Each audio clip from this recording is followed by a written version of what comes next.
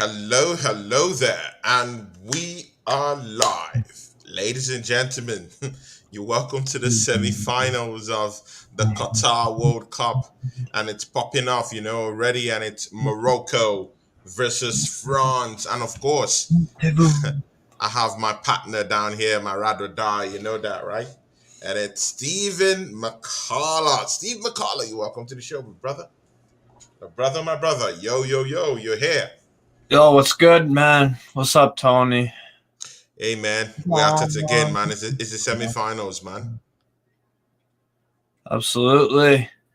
Yeah, and of course, Tommy C, Yeah. Osabia. See, yeah, the top gooners are already getting, guys. The top gooners are already coming in. The top shots are already coming in. I already had one top shot already.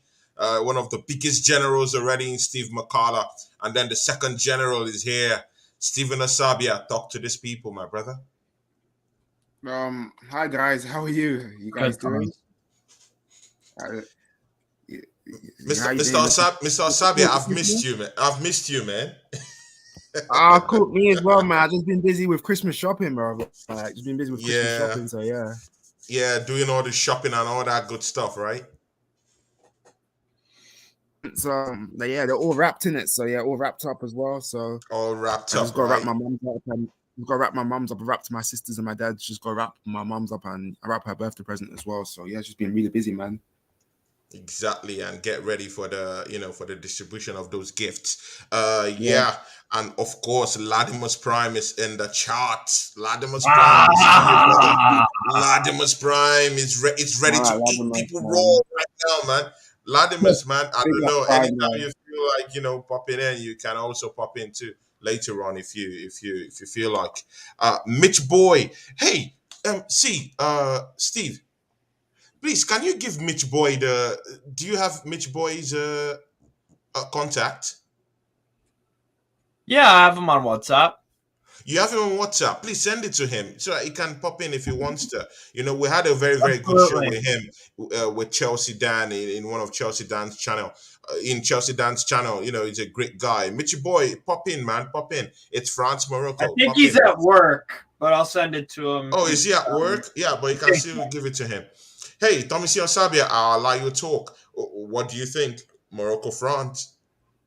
You know what? This is going to be both teams want to get to the final. Both teams have been playing well, but obviously Morocco, like I'm happy for them. I can tell the fans are amazing. They're happy to be there. Like I'm happy for them. Like because for me, I want an African team to win the World Cup because as a Nigerian myself, I want Morocco to win the World Cup. I want them to win it. Even though I want Argentina to win it, because you know what, I'm a Messi fan. No, I like Ronaldo, but I'm more of a Messi fan because Messi. Oh, was that why you were disputing that Ronaldo shouldn't come to Arsenal? So you're a Messi fanboy. No, it's not. No, it's not. No, it's not that. Like I've been watching Okay. Ronaldo since he came to Man United in 2003, but no, it's not about that. I'm just more of a Messi fan. Like Messi's my goal.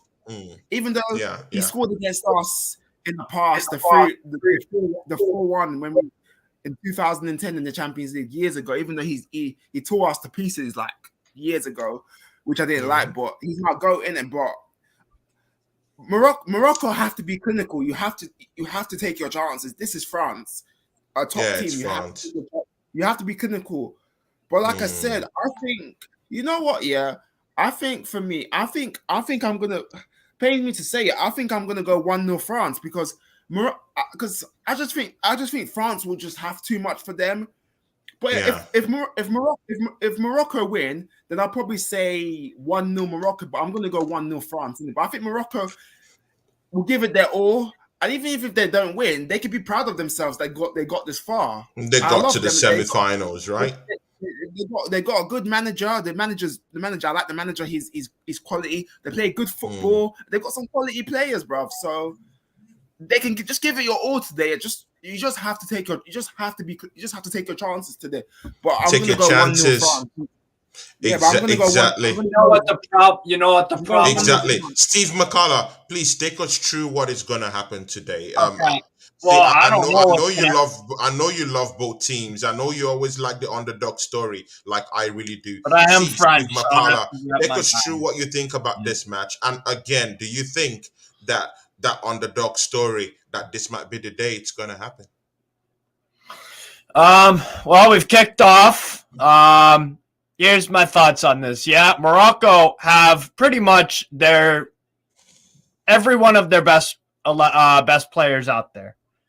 So, Naif Aghed managed to, be healthy enough to start. Same with Romain Saiss. Same with Mazraoui. This could be a good or a bad thing. It could be a good thing because maybe they are not fully fit, and Morocco are on the counterattack. Here's Boufal. Anyways, dribbles back a little bit, plays it safe over to Aghed. The thing is, this could work out one of two ways. Number one, France could exploit potentially not 100% fully fit players for Morocco, but at the same time, the adrenaline does crazy things to a man. And the adrenaline that Morocco have in this moment, as Amrabat on the ball, getting shell up by Griezmann. Jesus Christ. But anyways, so yeah, it could go one of two ways. Either Morocco will benefit from having all these guys available, or it could be unfortunate that they're just not fully fit and France exploit it. I am hoping for the latter, but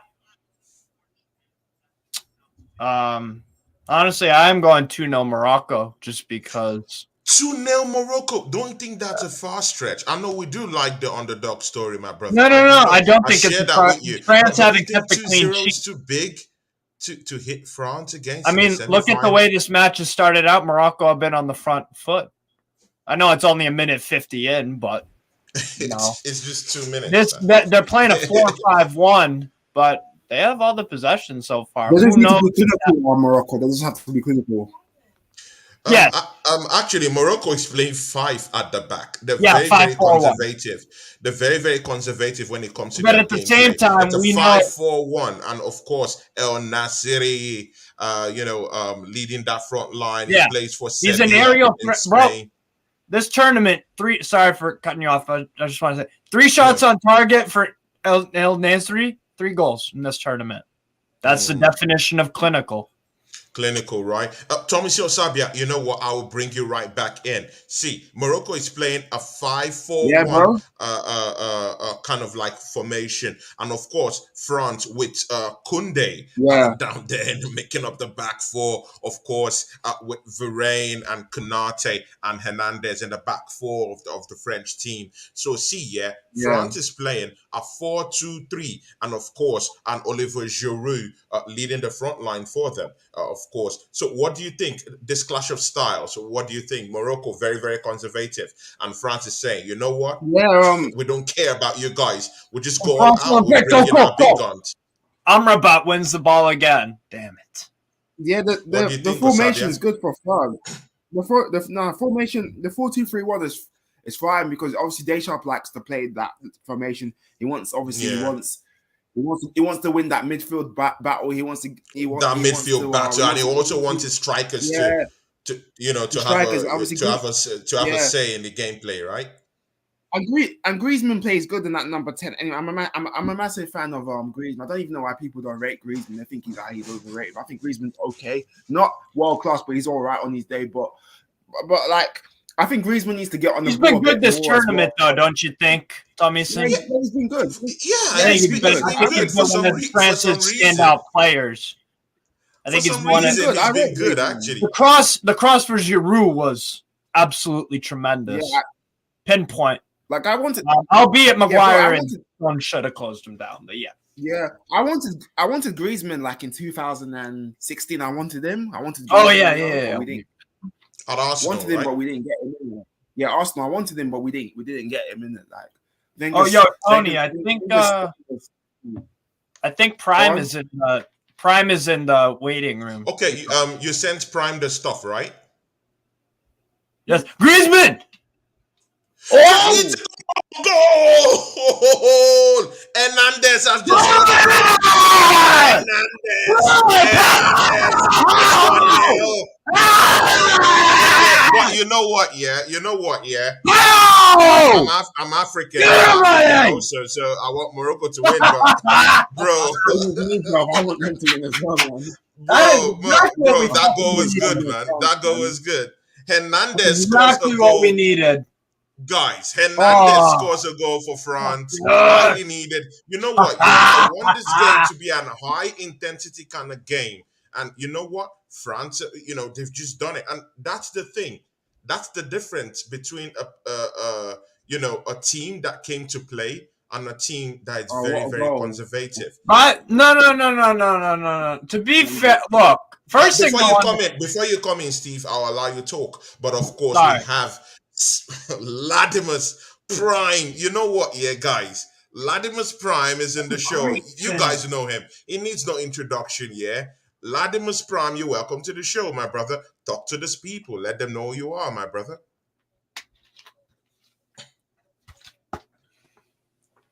Can you guys hear me? Yo. Yeah, we can hear you. What's good, brother? That England-France game, by the way, I was completely spot on. I call that game perfectly. I said 3-1 France. It was 2-1. But other than that, everything that happened in the game, I called this perfectly. I said France would be able to outscore England. All the possession. Oh my word! Sorry.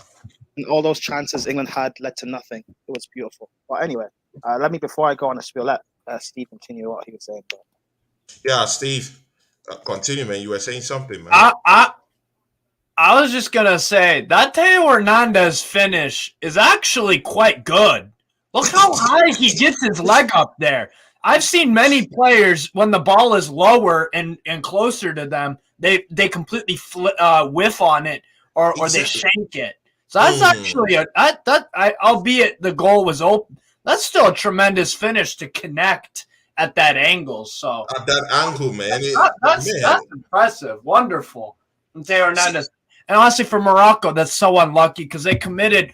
That was the one mistake they made. They committed so many bodies towards their left side of defense, and then it took an unlucky deflection, right place, right time, Theo.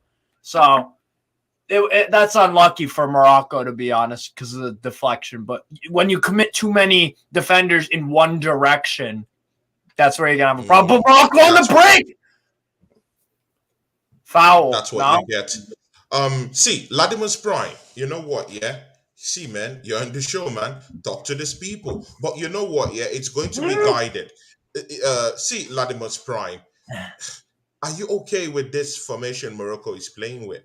Or do you think it's just a charade so that they could be able to, suck in loads of the French players and just go all out on the attack? Or are they just very, very conservative? And as you can see, France have just, put a goal into the net. What do you think? I mean, it doesn't matter. The game's over. Morocco aren't winning. Morocco sat up playing a back five, but the way France play, the way Deschamps likes to play, he likes France to be a bit more like defensive and invite teams onto them. You saw that, and I called it against England. That, like, again, the England game, Southgate set up exactly how you England fans wanted. He played attacking football, played up to a back four, and that was to a detriment. I knew England were going to lose just from the off and doing that. If Southgate played a five, sat back, and invited England on, France are a team that they don't know how to break down low blocks, especially now they don't have Pogba. They don't have that killer pass and breaking down a defensive minded team. And nice.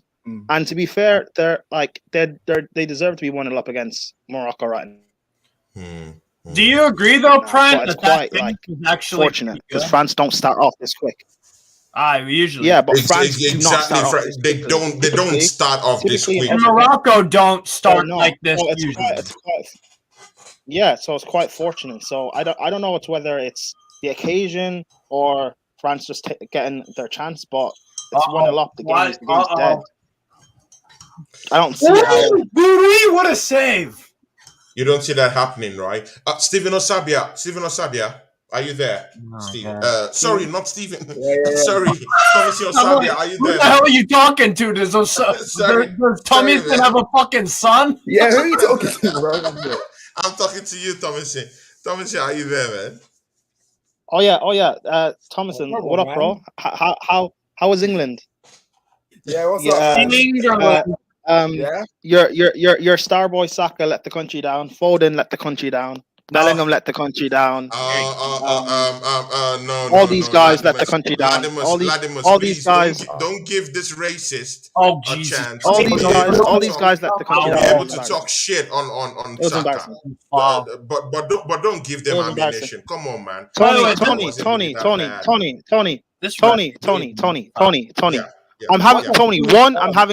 I'm not just talking. Hold your belt. And two, I'm bantering. So don't take it personal. Relax. Griezmann. Okay. I didn't take it personal. I was just saying because of what you said about Saka. Because I don't want this guy. Like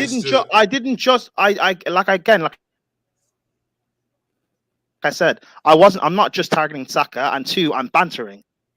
Okay. People can tell I'm bantering, so it's fine. Oh yeah, I knew you were. Again, I know he is. I know he is, but you know, when all these guys pick up all these type of things, they might run with it. But I don't care if anyone's brain dead enough to run with what I'm saying. I'll be honest, I don't really care. I'm still gonna have my fun and banter. Anyway, Saka did nothing. Foden was even worse. Foden's meant to be this generational talent, didn't turn up. Yeah. Yeah, he was a pause. At least Kane was probably one of England's best players. But it's what it is. He did not really Bellingham, come on, man. There's a reason. Kane had a chance to just close that game, and there's a reason why what happened, right? There's a reason why I don't rate Bellingham, and I wouldn't have started him against France. But this is what England fans wanted, by the way. So it's what it is. Southgate gave you guys what you wanted, and you couldn't even beat a poor French team. So Bellingham has been quite good throughout the tournament. Like it would be an aberration. Yeah, but it's a big game, big moment. To just drop him at the time. I would have. Yo, Varane. I would have. It's not about sentiment, bro. In tournament football, I'm not talking of sentiment. I'm talking about he has been a player that has been playing well in the World Cup. So yes, he has been against. He's played. No, I agree. He's played well against the likes of France and Wales. Did he play well against the US? No, I don't think so. So listen, I would have. Everyone for England played shite against them. Giroud. Yeah. Guys, you know what? Yeah. Hey, it's. Guys, I have Ryan Maguire in the house. Ryan Maguire. Guys, another England fan. Yay. Yeah, he's an England fan, of course. And of course, Yeah, I'm from England, support an England team. So, yeah, I support England, obviously. Who do you support, lad? Ryan, welcome, man. Yay. Oh, can I just say, by the way, Declan Rice went to Qatar with the England squad with an extra suitcase to bring home the World Cup trophy. That's so funny. Let's go. It is, bro. By the way, Unagi has been Morocco. Ladimus have taken it upon himself to actually slag England off, man. Slag England off. Can I say something else? Slag England off. And he lives in that country, man. Apparently, Southgate prepared for 2 years an Mbappe contingency plan. Ryan Maguire, do you agree didn't prepare for Giroud? Do you agree with Ladimus? You didn't prepare for Giroud. Hey, do you agree with Ladimus? Oh, fuck. I've only just joined, so I've not been able to keep up with the nonsense he's been talking. So I've not heard much of what he said. I mean, it's not nonsense. Ryan, I've been saying it's spot on, but like I said, I've only just joined, so I don't know what you've been spouting. It sounds like it might be a bit free kick Morocco. Okay, you can say that, but everything I've said is true. But it is what it is, man. Ryan, do you really think he took an extra suitcase to take the World Cup home? Do you not think we've got security that would do that? Well, Declan Rice did. He admitted it. He admitted it. He said it. pre-tournament. But security would take the World Cup home. What's he going to do? Put it in his hand? I think he is said he going to put it? I don't know, man. Hey, give it to the guys that put it under the plate. Don't argue with me. Talk to Declan Rice. Don't argue with me, bro. Clear the ball. Yeah, no, I'll argue when you're talking shit, mate. Hey, Ryan. Cool, don't argue with me. Ladimus, that's the way he banters. He's just don't banter, talk to man. me. Don't. Ryan, can I ask you a question? Go on, Hey, don't talk to me. I didn't let the country down. Don't talk to me. Right, are you Southgating or Southgate? Because for me, this guy needs to step down for me. Oh, he's taking us as far as he can. Wait, hold on. Thomas, who do you wait before you say that? Before you ask that, who replaces him? Who replaces him? I'll say Tuchel, Poch, okay, and Ancelotti for me. Ancelotti's linked with the Brazil job, so out of Brazil or England. Oh, really? He is? Damn. That's how about go on, bro. Tuchel is not going to England because if Ancelotti leaves, then Ramjad is right there, and Poch, he's not going to manage England. There's other I get that jobs. What about there's Enrique? We need someone to win us the World Cup and Euros. You know what? Hey, you know what? Actually, I would honestly, I don't think it'll happen. But you know what? And Brendan Rodgers will be good. Brendan Rodgers. You know who England? I agree with Brendan Rodgers actually. Yeah, he'll be good. Oh no, Morocco on it. I agree with Prime. Rodgers will be good. He'll be good, man. He'll be good. You know, if I were, I agree, Brendan Rodgers. Rodgers plays a good brand of football. He's won trophies. He's British. Yeah, I agree. The league with Celtic. He wins. Almost won Liverpool the league. So yeah, he'll be a good appointment. I just want to get someone that's gonna win us World Cups and Euros. And he's also British. Yeah. Ron Maguire, of course, I have to bring you in this conversation. The next England manager, what do you think? Who are in your books? Who do you think should take that job? To answer the question, I'm Southgate out, obviously. I don't like the brand. I don't like his brand of football. I don't like the way he sets up the team. Brendan Rodgers is a great shout to replace because the club level's not going great for him.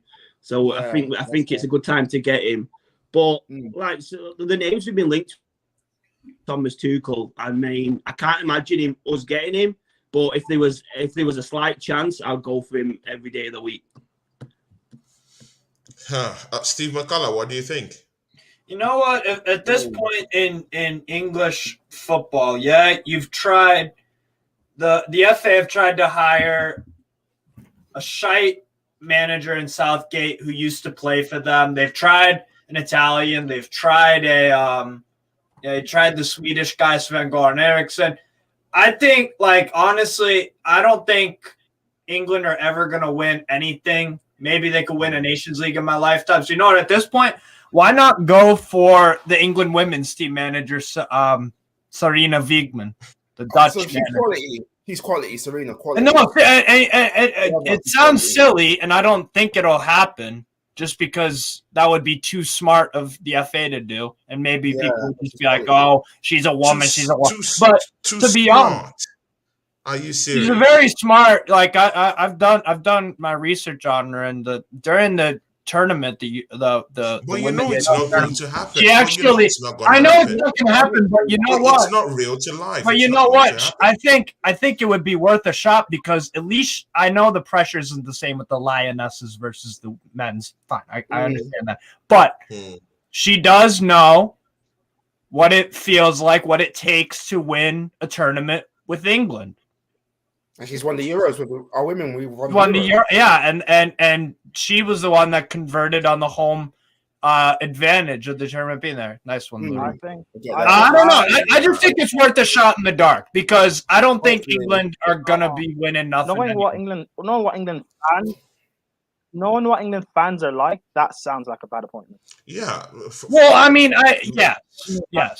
England fans won't. No, I'm not going to say bad per se. But England fans won't be willing to give her I think certain. They won't, and she will come under first criticism.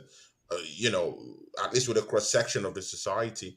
But to be honest, if we do look at the women's game, it is slowly growing a little bit upwards in terms of, people like, to be fair, they sold out the final at Wembley. Yeah, but and also for her, it's also not fair that her first job in men's football is the England job. The England true. job. Yeah, it doesn't just look right. He should just stay with the women's team. It's not fair on her to change. I don't know. I've seen England, in the tournaments just fail and fail and fail. I would just think, hey, why not give her a shot? Yeah, but of course.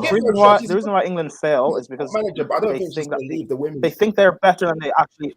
England think they're better than they actually are. I keep saying this. England are like Spurs. Arrogance. You think you deserve better when you really don't. I remember last summer Spurs fans thinking that they'd get the likes of Julian Alvarez and stuff like that. No, don't. You're not that. Except except like a Saka or Nice is injured, by the way. And hope that maybe they can do something. You're not going to get Tuchel. You're not getting Enrique. You're not getting Ancelotti. You're not getting those caliber. But wait, yeah. I'm hearing that Tuchel's hat is in the game. He's not going to. Let's be real. He's not going to England. Why? Because he's one of the top managers in the world, and there are so many better jobs available that would be available to him. If Ancelotti, but if Ancelotti is going to are you serious? This is for the English. The England job is not. The England job is not a soft. The England job is not a soft. The England job again. England are Spurs. The England job is not a soft after job. It is not sought after. Let's be real. Let's be honest. It's a poison chalice. No. You know why? It's a prestigious one. It is not. It is not. Poison chalice. Let's be real. It's not. Managing England is not like managing Bayern Brazil or not even Bayern. Oh, sorry. Oh, you're talking countries. Okay, yeah. Brazil, Real Madrid, Barca, maybe even Man United. Those are the elite prestige jobs. England is like managing Spurs. Spurs don't win anything anyway since 2008. Spurs, okay, wait, yeah. Tommy Singh on Sabia, do you agree with Latimer's? He just said that the English job is not as prestigious, of course, I get what as Real Madrid, Barcelona job. Do you think? Do you agree with that? I get what Prime's saying. That Tuchel, I love the guy. Like I wanted him at Arsenal after. Tommy Singh, is the England job? Is the England job a prestigious job? Not really. That's what I'm asking you. The reason Prime is saying it because I'm not saying defend Prime. Prime can defend himself. I'm asking you. Do you think the England job is a prestigious job? Do you think it's a big one that many coaches would want to jostle to do that job?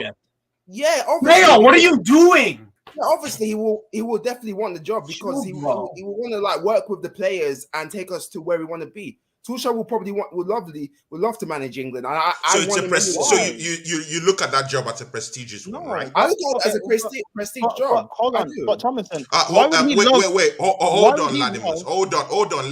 Let him finish. Why wouldn't he come to England? He's the manager. I would love. He's one of the managers. Okay, but that's you would love him. I know that, but why would he want to? Like you're saying, if jobs that are available, if Ancelotti will either go and manage Brazil come end of the season, or he's retiring. He's already said numerous times that he'd want to retire. Real Madrid job is available. Tuchel will go there, or Tuchel will go Bayern Munich because Nagelsmann is probably going to get sacked the way he's moving over there. Those are two prestige jobs. Those are two jobs that are superior to managing England. Yes. I get that because Tuchel has been linked with Bayern Munich because Nagelsmann he's all over the place. He's under pressure in it. So Bayern Munich is a big job, and Tuchel will want Bayern Munich anyway. So I get where you're coming from, Brian. Press. We haven't won the World Cup since 1966, 56 years. That's not good enough for me, man. I want to win that World Cup and Euros. It's not good enough. I know you got, but again, sorry, Steve McCullough. Steve McCullough, are you there with us? No, I'll let Prime finish. The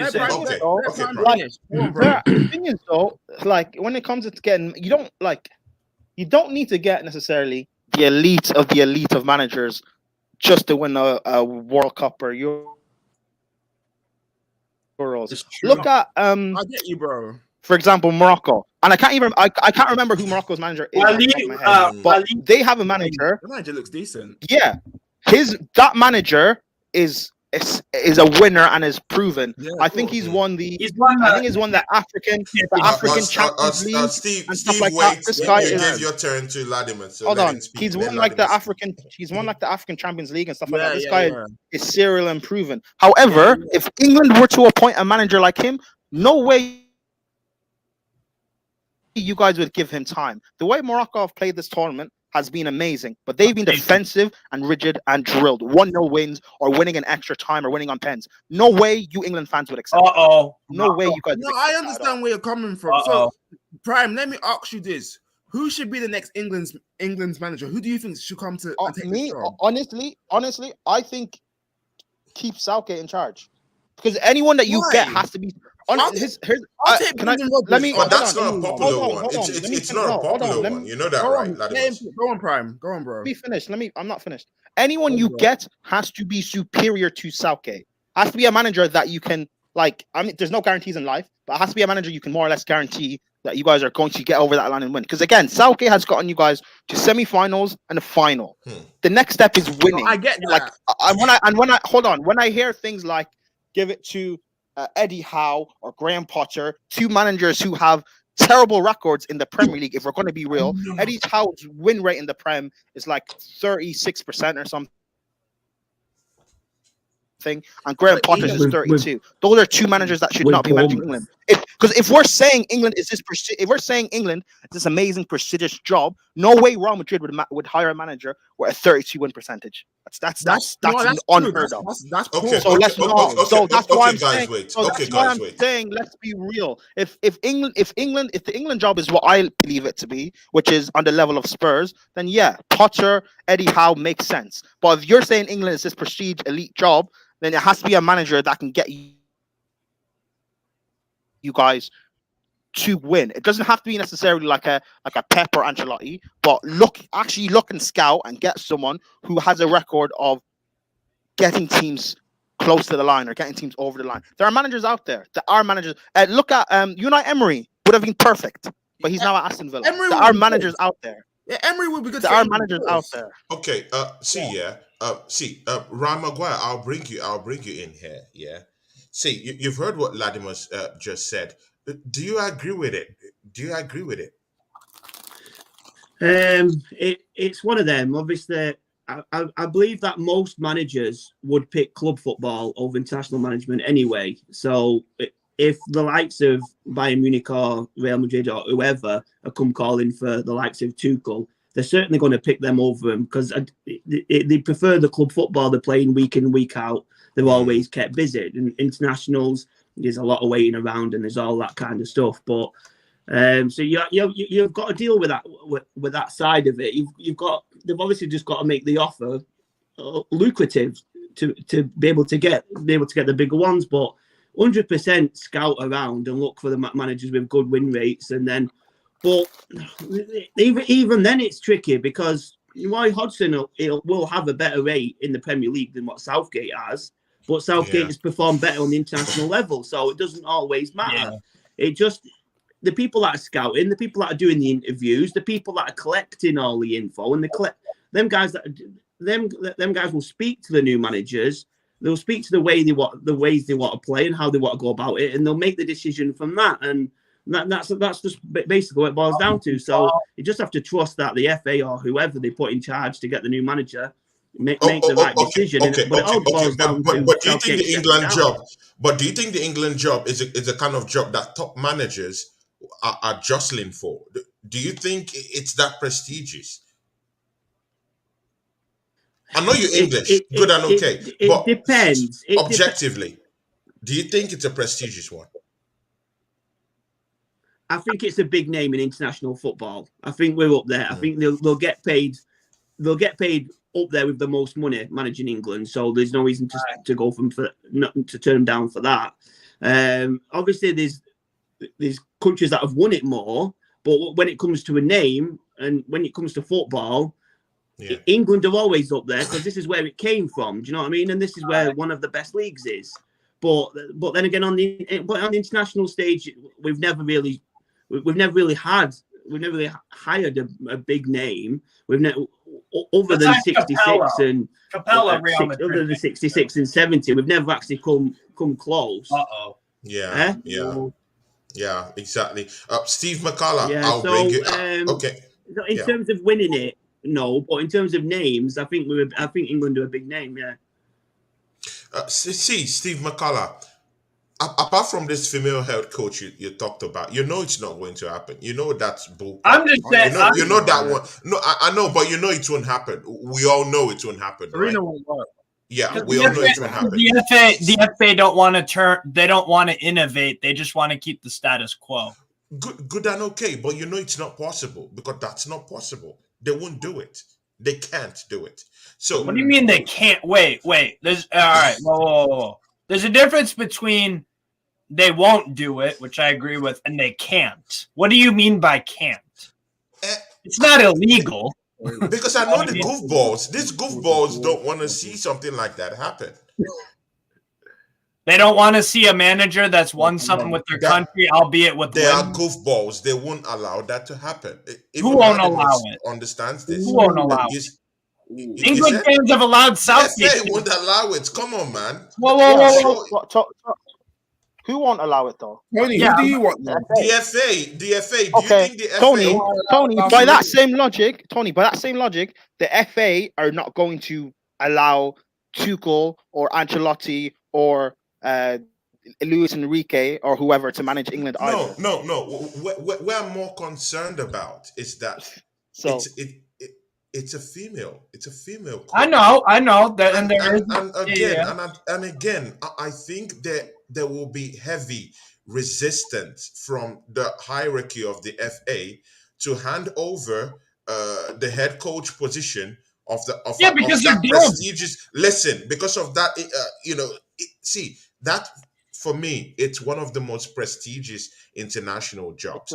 I don't think the FA is ready to let it up for a female head coach. To be very frank with you, I mean Hold on. Can someone give me a reason? Sorry, Steve. Can someone give me a reason why the England job is actually prestigious?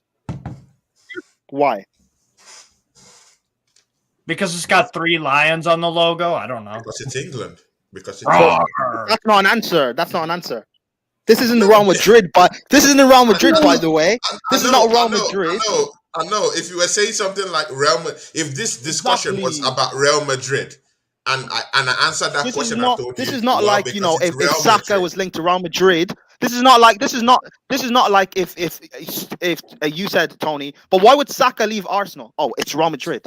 Like, that's a viable answer. England is not a viable answer. Why? Because it's England. That's internationally. Not an answer. No. Don't compare international football and club football. When you're looking at international football, fine. International football. Okay, fine. International football. Managers would want to manage Brazil because it's Brazil. Yep. Argentina. Brazil have a poll. Argentina have a poll. Germany. Spain. England don't have that poll. Yeah. Spain, yeah. England don't have that poll. Here's how I also you think managers want to manage managers want to manage Harry Maguire and Kane and Declan Rice. Yes, of course. That's the poll. Yeah. I forgot. Okay, Ram Maguire, you wanted to say something. Come in. Yeah, obviously you can ask but I just want why don't England have that poll? I mean, they can manage England, they can live in London, do you know what I mean? They can get paid great amounts of money. I'd rather live in London than in Argentina. I'll tell you that. I think honestly, you can get paid great money anywhere. I don't even think we're Brazil, Spain, Germany. You can get paid more US, in England. The US would pay me. The US would pay me great money. Ladimus, wait. Please, when someone is talking, let it be USA just one person, please. I beg you guys. Yeah, Ladimus. Yeah, please, come on. The US would pay me great money as well. As would Brazil, as would Spain, as would Germany. So what's the point there? Yeah. Yeah, they pay you good money, but they won't pay you as much as England would, USA and yes, they would. USA Yes, they would. Yes, they would. Yes, they would. No, they wouldn't. No, Go Latimus, Google I it. don't think so. Go Google who gets paid more. Latimus, I don't think so. For one, the England job is one of the most. For one, I know. Prettiest. I mean, one of the most sexiest in terms of not England job. It's a poison chalice, if anything. Again, yeah, but if you are a top manager, you are a top manager. If you are a top manager, you earn more money, right? Oh wow, okay, so, but Southgate earns a lot of money, and you guys don't think he's good enough? No. See, what's the point there? Gotcha there. No. But clearly the money. But the money. But why should the money be a factor?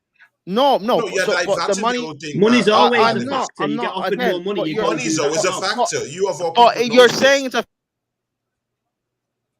factor. How much of a factor is it when I can manage Brazil? I can manage Germany. I can manage Spain, Argentina. Without actual elite nations. Gratification. I can manage without financial gratification. But financial gratification. Without the promises. Bro, if I win the World, if I win the World Cup or the Euros or Copa America within 2-4 years, I'm gonna get paid more money. Yep, because the winner. Your winner. Yeah, they're good shouts, but Brazil have just gone out at the same stage as England. It doesn't look that much better. They've just gone out at the same stage. Yeah, because they've got a bad because they've got a worse manager than Southgate. Chiche, aye. They've got a worse manager than Southgate. Yeah. They've got a worse manager than Southgate. And he left. Yeah. So Brazil gonna hire? Oh my God! Did you guys just? Oh my God! Did you guys just see what France? Man! Oh my God! Oh Jesus Christ, man! Man, this game is explosive, actually, man. Again, no one's giving me reasons why England is still attractive. It's true. It's true. It's all just lip service. France almost got the second, man. It's a poison chalice. And you know what? It's funny because when this is club level, by the way, and people say, "Oh well," for example, Man City have the money, or Chelsea have the money. People's response is, "Well, Chelsea don't have history. Man United have history. Arsenal have history. They'd want to go to these big clubs. But when it's international level, England have the money to pay anyone, but England don't have the history to match Brazil or Germany. So, like, what are we doing here? Let's be consistent. I just think with England, you're gonna waste another golden generation. I think, regardless of who the manager is.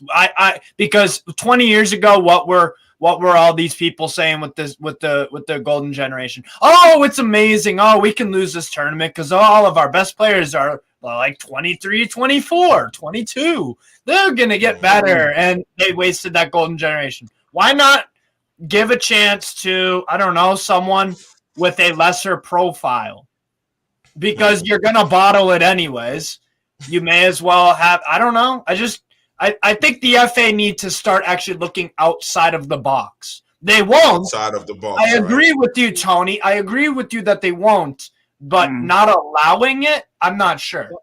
I'm not sure. Outside of the box. Like, would be hiring a woman, the women's manager who was successful. No, Steve. But you know that would be laughable in some quarters, hold on, right? Steve. You know that would be laughable, right? No, hold on, Steve.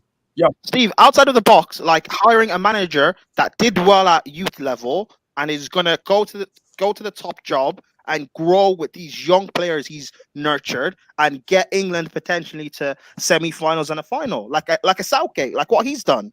Outside of the box thinking, that's amazing. They've done that, and yet people still complain. So wait, so do you think my idea of hiring what's her fucking name? What? You mean Serena? Personally, I think if you're going to hire a female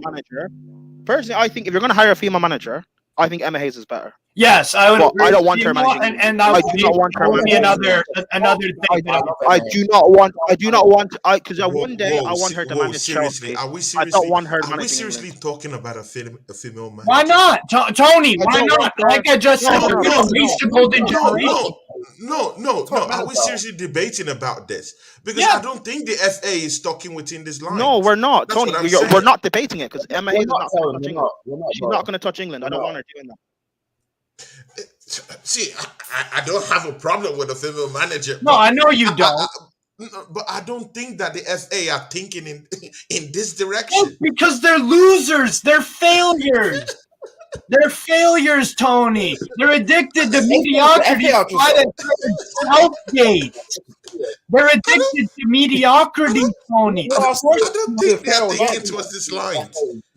If you go tell them they hire this female, they will just mark you off. They'll just call you a mark. Steve, no, wait, hold on, Steve. You say they're addicted to mediocrity, but I mean, I disagree. Again, we have to. This is Spurs.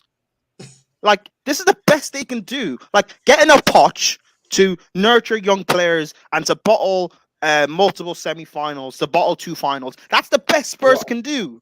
Sometimes we just need to realize and be like. Sometimes we just need to realize and be like, you're not Chelsea. You're not Arsenal. You're not. Yeah. Brazil. You're not Germany. This is the best you can do, and it's okay. It is okay. They're going to hire. I'm telling you right now, Southgate walks, Gerrard is going to walk in the door. I guarantee it. And you know what, Steve? They bring in Gerrard. England will not sniff a semi-final again. But you know the FA would do that more likely over the women's manager. Or England will not. England won't sniff. Guys, wait. Gerrard that couldn't cut it. That couldn't cut it in club football. Yeah, well, guess what? Southgate didn't cut it either. Open the floodgates for him to come in to that English for that English job. Tell me the difference. Are we thinking straight here? Tell me the difference right now. Tell me the difference right now, Tony, between Southgate and Gerrard, manager-wise. Tell me the difference. Steve, don't do that. Southgate's superior. Don't do that. The FA would do that. Steve. Southgate is superior. Don't do that. Don't do that. I'm just saying. I think the FA would do something stupid like that. That's all I'm saying. They would. They totally would, because Gerrard's a big name. Steve, you think Gerrard can get 4 points from Wales and US? Oh, I'm not saying I would do it. Fuck no. I'm not saying no. I'm not saying Gerrard should be the England manager. I think that would be a horrible idea, but I could see the FA doing something stupid like that because they're incompetent. The FA would hire. Yeah, they would hire Tony. That's all I'm saying. I'm not saying they should hire Gerrard. Fuck. And you know what? Steve. England fans, that is what you deserve. You think you can do better than Southgate? When you get Gerrard or Lampard, I hope you guys suffer, man. Be beautiful. It's true though. No, but wait. It will be a big collapse. Did you guys think that? Did you guys think that I was suggesting Gerrard to take over England? No. That wasn't what he was saying. Actually, no. I know, Steve. I know what you meant. I was just saying that would be a good idea. But, hey. I thought I misspoke or something, or I wasn't conveying my words. Steve. See, okay, yeah. Hey, Steve. Yeah. Go, Tommy. Go. Yeah. If they hire Gerrard, yeah, we won't even make it out of the group with him. Let's be real with this. It's true, but the FA would do it because it's a big name. And you know what, Thomason? Yeah. England fans that complain about Southgate. If we get Gerrard, we are finished. Thomason, hey, and you know what? When you guys get Gerrard and you cannot break down an Iceland low block, don't say I didn't warn you guys, man. Don't say I didn't warn you. Oh, almost. If we get Gerrard, don't say I didn't warn you guys, man. When you guys are struggling, to qualify, when you guys haven't qualified for a tournament, don't. I'm not holding back, man. No, I won't be nice. It's true. I don't think Gerrard has the minerals. But I don't think he has the minerals. And that's why when we entered this conversation, I asked if you sack Southgate, who comes in? Because if your options are Gerrard and Lampard, keep Southgate. Yeah. Oh my God. Yeah. Oh my fucking God. At least you're getting to finals and semi-finals. By the way, guys, about this, what have you guys made of this game so far? By the way, I'm freaking out. To this game, I'm freaking out, bro. Morocco are not out of this game by any They're means, not even though by they any means possible. See, guys, look at this. It's the 44th minute of this game, France versus Morocco. France is leading by 1-0. Yeah, see, guys, check this out. Ball possession: Morocco 55%, France 45%. Goal attempt: Morocco 4, France 10. Goal attempt, 1 shot on goal for France, and 2 shot on goal for Morocco. 6 shots off goal for France, and of course for Morocco just 2. So you see what? Yeah, Morocco have had the ball. They're actually controlling lots of the ball possession. Yeah, but they're not making anything out of it. But I disagree. Well, define what making out of it. They just hit the post off a bicycle kick. No, they've not scored a goal. They've not scored a goal. Oh yeah. That's what I mean. I'm just saying, bro. As a fan of France, I'm freaking out, bro, because they look more likely than us to score. They do, I think. The next goal in the game. If Morocco score the next goal in the game, I won't be surprised. Because we're going into our shell, and yes, if it works, great. But if Morocco get the equalizer, we're in trouble. Oh my God! What about what happened? That was a bicycle kick. Oh no! Yeah, I saw that. You guys must be kidding me. Are you serious? Did you guys see that chance? Yeah, I saw that bicycle kick, bro. I saw it. But Steve, this is how Deschamps plays. Oh yeah, I know. And then you sit back, you invite teams on you, and you try and break on. Yeah, great effort. I think you guys are fine. Wait, I'm still nervous though because we got Lloris in goal. I know he's basically the French. He's the French Pickford because he doesn't make mistakes for France that often. You can imagine, right? But Latimus, how come Morocco is playing with a back 5 and they're having all these chances? Because it doesn't really. I thought it was more conservative. Why do people assume a back 5 is defensive? You could play, you could play a defensive 4-2-4 and play an offensive 5-4-1 like Morocco were doing. It's true because they're all over the ball. Like, man, it's crazy. They are overwhelming France in certain areas. Like, to be honest, midfield, Onahi has been tremendous. Amrabat as well. Hakimi is very much involved. Like I said, man, I'm sweating a bit because Morocco, especially if they get. Oh, sorry, Prime. Go on. No, sorry. You finish. I'll go after. I was just gonna say, my biggest concern if a ball gets into El Nasri, he's 3 for 3 in terms of score. 3 shots on goal, 3 goals. So if we can keep El Nasri quiet, I'll feel a bit better. But I'm telling you, if he gets one chance, a half chance, I'm nervous. So that's man. Go on, Prime. Okay. And plus, people need to factor. The goal was quite early, but Deschamps is playing exactly how he wants France to play. You guys sit back and invite Morocco onto you. Just sit back. Yeah. The early goal doesn't really mean much. The game plan is still the same. Yeah. So it's working. You know, it's not like, hey, he did it against England. Hey, and it worked. So why not? Morocco have had three corner kicks in 2 minutes. Man, that's what I'm saying. Mad. It's completely crazy, man. It's a if this tactic, hey, listen, Tony, if this tactic can work against the elite nation in England, why can't it work against Morocco? Right? That's true, though, man. That's true. Latimus has a bone to pick with that England hierarchy. But you know what? Yeah, we'll just advance. We'll just a little bit advanced from that. Yeah. We'll come back to this game. Are England even a better time? Are England even a better nation than Nigeria? Let's under Grant Roar. Latimus, I see what you're doing. Latimus, I see what you're doing. But please, one nation only has one nation only has 1 trophy. The other nation has 3. I'm only saying trophies. You know, True. if that's, I mean, if Arsenal's a bigger club than Chelsea based on history and trophies, the same logic has to apply. Nigeria's bigger than I'm just logic. Logic, right? It's true. Zambia has the same amount of international trophies as England. 1. Let's use the same logic, man. Let's use the same logic. Gambia. Let's have that conversation. Ryan has fainted in the conversation.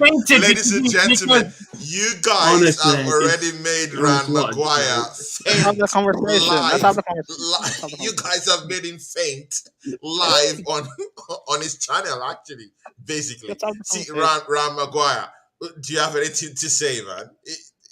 Do you have anything to say? England's trophy is the World Cup, and there's only about 8. I think is it 8 or 9 nations that have won it. Let's see: Uruguay, England, France, Germany, Spain.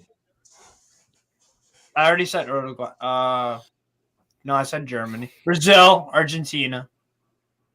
Yeah, I mean, who's the other? We still have Nigeria have more international trophies than you guys, so like bigger nations. Okay, good and okay, Ladimus.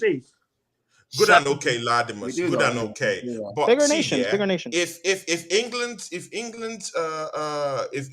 trophy that they've won is a World Cup, doesn't it make it a more bigger country?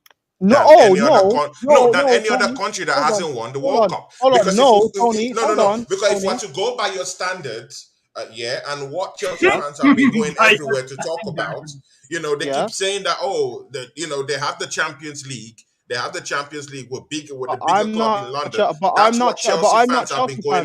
I'm not saying you. I'm saying that's what Chelsea fans. I don't speak for my whole fan base. I know. Just listen. I do not speak for my whole fan base. And if you listen to me, you would understand what I said. I did not say you. I said Chelsea fans have been going everywhere saying that they're a bigger speak club for my fan base. And I don't speak for my fan base. Then just listen to me. I understand that. Good. I know you don't. I've heard what you said. I don't speak. I've heard what you said. I don't speak for my fan base. I've not completed what I'm saying. So see, in that light, now that that Chelsea Football Club have a Champions League and Arsenal doesn't, and they keep saying that, okay, good, we're in that conversation that we're a bigger club than you because we have the Champions League. Why can't it be in that light be the same for England? Again, I don't speak for my fan base, so what you just said has nothing to do with me. It's irrelevant. Like I've said, England or Nigeria, bigger nation than England. More trophies, man. No, why is it? Why is it? I'm Nigerian. I should be happy about that. Three Nigeria hasn't won the World Cup. We didn't even qualify for the World Cup. Three trophies to one. The only trophy England won was in 1966. Hey, it is what it is. It is what it is, man. It is what it is. It is what it is. Okay, Steve, do you think Nigeria, in that light, do you think that Nigeria is a more bigger country than England in terms of course, international football? If we are looking at straight up trophies, it's more impressive. I'm more impressed by winners. Let's be real. So even if a country has won the World Cup, you don't think it's equates to what? But it's won. Would I rather have? But it's a World Cup. I'd rather have four. If I had won the Champions League, I'll give anything to win all this Champions League. Wait, so Tony, hold on. So are you then saying, by your logic, a Champions League is superior to your FA Cups? Like, no, that's dumb. It is dumb. That's dumb. I don't know, man. Hold on. Let me finish. When Chelsea fans say that, they say that in banter. But if you're having an actual conversation, that is dumb to say. Because the reason why Arsenal is bigger than Chelsea is because of all the trophies won, right? Sure. Same logic. Same logic. Let's be consistent. Nigeria have 3, England have 1.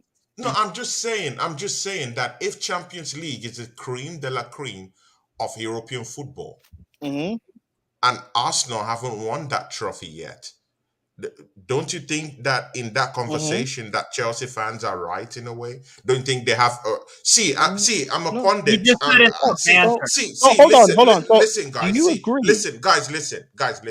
I'm a pundit. I'm meant to be objective. I don't have to be subjective when I'm here. You're a football fan. Arsenal. Yeah, I'm a football fan. So I'm clearly objective. So it doesn't have to be Arsenal or anything. Let's be very, very objective here. So yeah, Ladimus, carry on. You were saying something. What do you mean being a pundit? You're Well, if you're a pundit, then you should know as a pundit that England, the World Cup they won was in 1966. Yeah. Decades ago. What is it the song England fans like to sing? Yeah. Is it 60 years of hurt? At least with Chelsea, if Chelsea fans want to say our Champions League makes us bigger than Arsenal, at least our Champions Leagues were won within the last decade. When did Nigeria last win a trophy, by the way? Does anyone know? 2013 in this last decade.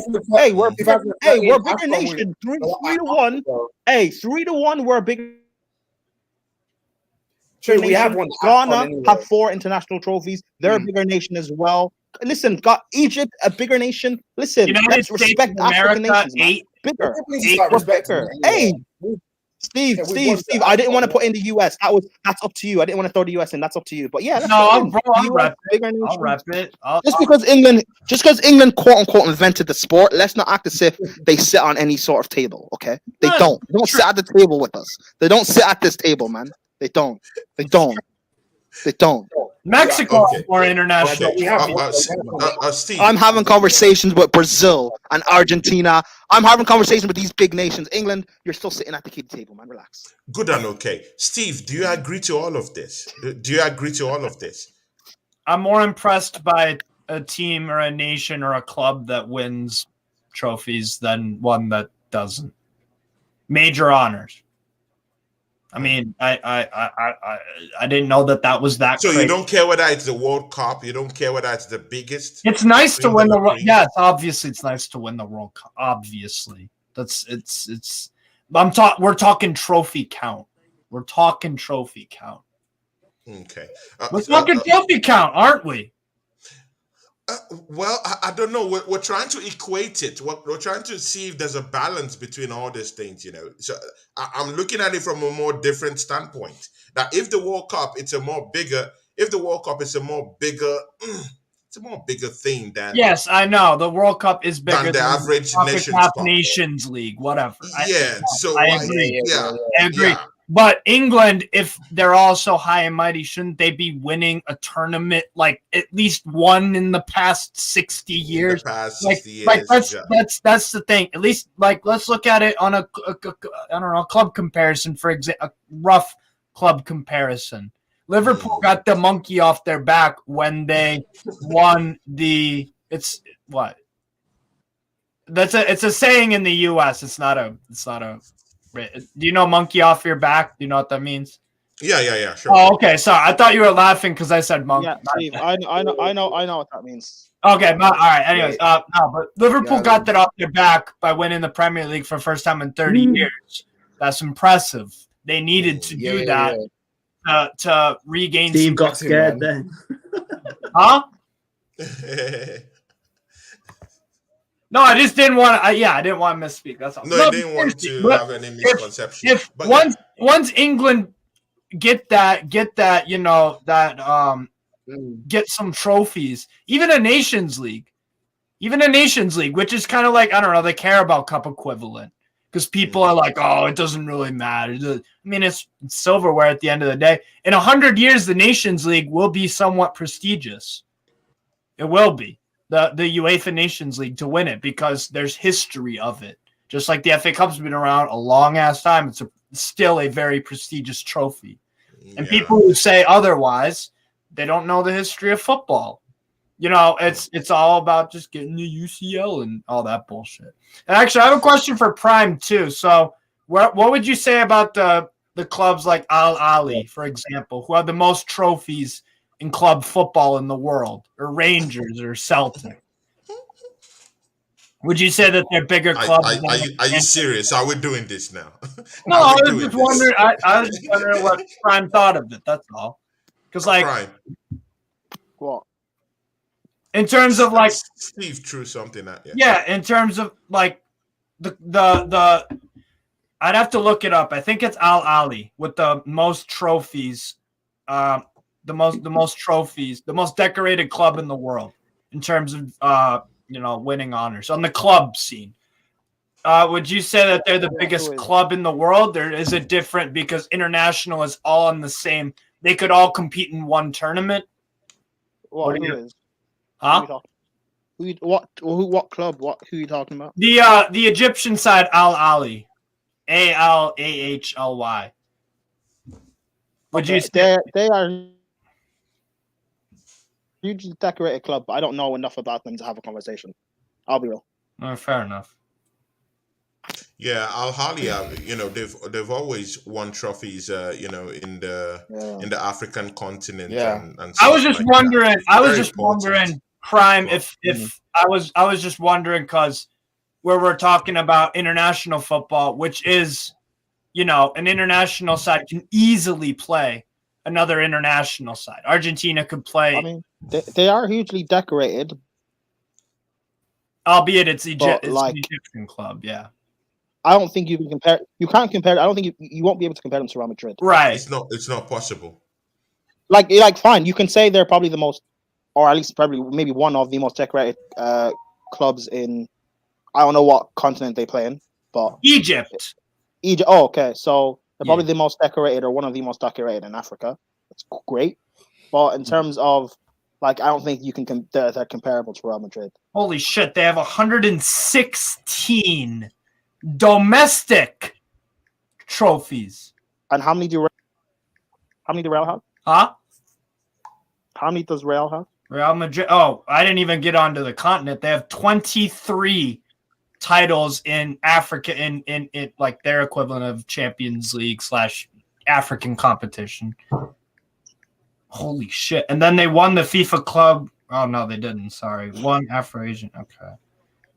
Jesus Christ. Yeah, you want to know Real Madrid? Guys, Ryan had to, I think his internet is messing up where he is, so yeah, had to bounce. So yeah, big up to you, Ryan Maguire, and of course, from next week, we'll resume our usual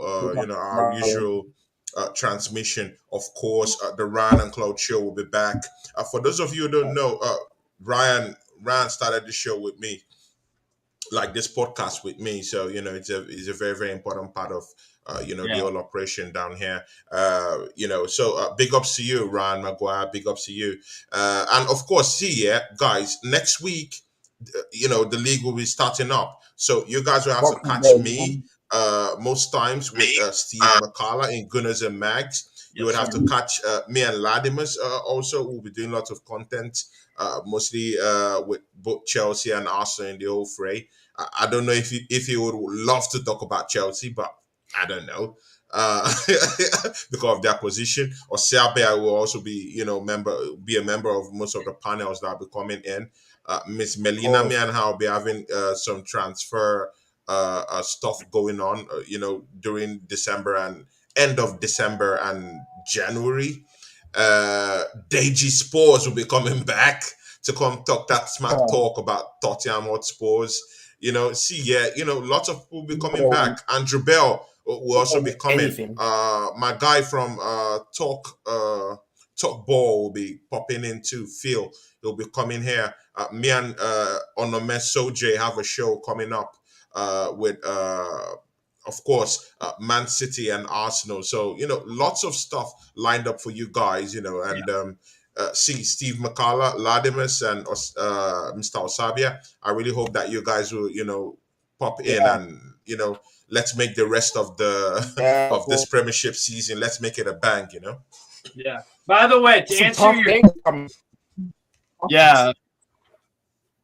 Yeah, for sure, Tommy. No, real quick though, Tom, I don't know if you want to say something, but to answer your question, Prime, about Real Madrid's trophies, they've won 92 major honors throughout their entire existence, and I was correct.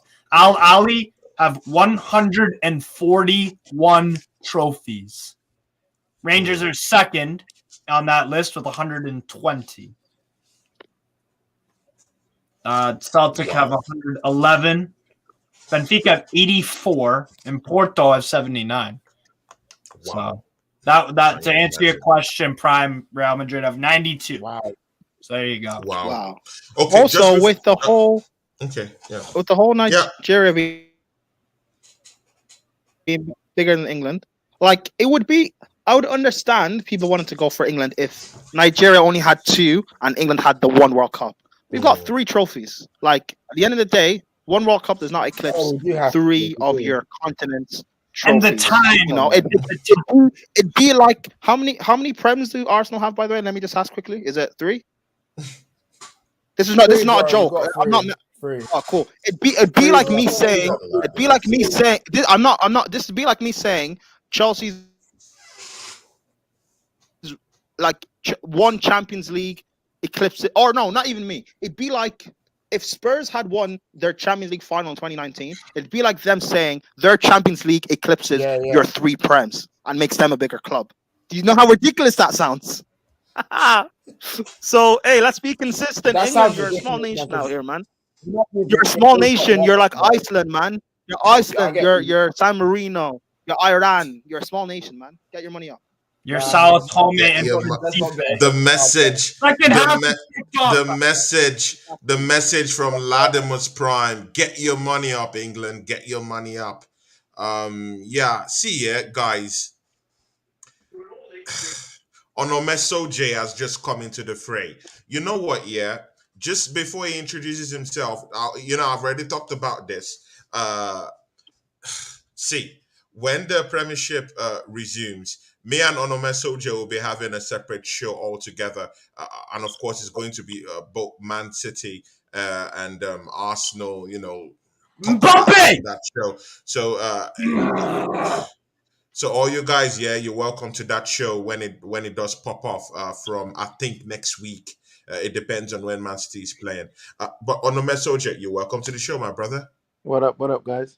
Yeah, I'm with Ladimus, of course. Ladimus, the man, the myth, the legend. Ladimus Prime is here with us, and of course Steve McCalla, the guy from Newcastle United, is down here with us, and of course my brother Tommy Osabia is down here with us. On a message, talk to these people, man. Tell them you're here. What's happening, guys? I'm here, man. Hey, man. You good? How are you, man? I'm good, man. Just happy for Alvarez, man. The quiet guy. Out of all this, oh my God! Now we're here with the smack talk about Alvarez. Oh my God! You can't Alvarez is amazing. I'm not even talking. I was just gonna say, out of all the stars we have at City, it's not a smack talk. I was just saying, out of all the stars we have at City, the humble assassin is in the finals of the World Cup. I know. I'm a huge fan of Alvarez. Oh my God, I love him. That striker depth Man City have is fucking ridiculous. But wait, guys, why is it that when it comes to Man City, the way guys turn touchy and so feely, touchy, it hurts me, man. What? Serious? Look at Steve McCalla. He's talking about Alvarez, and you're feeling touchy and he's a good striker. Like, bro, I ain't saying shit. He's not. Come on, Tony. Tommy Osabia, he's a quality striker. When it comes to Man City, why do all you guys start feeling touchy and why would I talk so highly of it? Can't you guys just be like Ladimus that just took that information and it was like, okay. Wait, why can't you guys just be like him? Wait, all right, Tony. Why can't we give? Tony, you're always someone that talks a lot about give credit where it's due, where's the respect? Why can't we give Man City and Alvarez their respect? They're the best in the last decade. They're the best team in the Premier League. They're one of the best teams in Prem history. Alvarez is a brilliant young striker that's taking the World Cup by storm. Why can't we give him the praise? Killer. Come on, man. Let's not talk about. Well, he's a better. He's not a killer. No one said. Man. Did anyone say the word killer? No. But Onome came and it was highlighting him as this guy, but he's not a killer. But we gave, but no one said killer. Yeah, I know. So that's why we have to tone. That's why we have to tone this rhetoric down a little bit. Let's calm down. We're gonna tone down the Let's tone it down a little bit. Hold on. But Steve. But when I say that about Arsenal. Stop getting carried away. Stop saying you guys will win the league. No, because you say that no, because there's actually proof Guys, in the pudding. wrong. There's Why? proof in the pudding, which is the Premier League table, that Arsenal is doing quite well. There's also proof, and there's also proof in the pudding that Alvarez is a good. How many goals has he scored this season? Good. How many goals has he scored? Good. Proof in the pudding. Now let's go into that. Okay, How many goals has he scored this season to make him such a killer in your face? No, but again, Tony. No one used the word. How many goals has he scored? Tony, hold on. Ladimus, how many goals has Alvarez scored? No one has used the word killer. So stop using that word. Then Tony, if he's not a killer, let's tone down the rhetoric. Let's tone it down. Tony, why do you keep using the word killer when no one else has? Why do you keep doing that? No, because I want us to be guided. But Tony, do you know what that's like? No, but hold on. Because I want us to be guided in what we're discussing. So let's not talk about this guy as if he's a killer. He's a good striker. Let's call it what it is. It's a good striker. No one said he's a killer. Good. No one said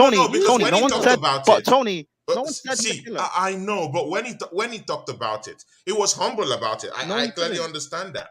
But the way Steve just, chimed into it. Steve. And the way Thomason went there. Hold on.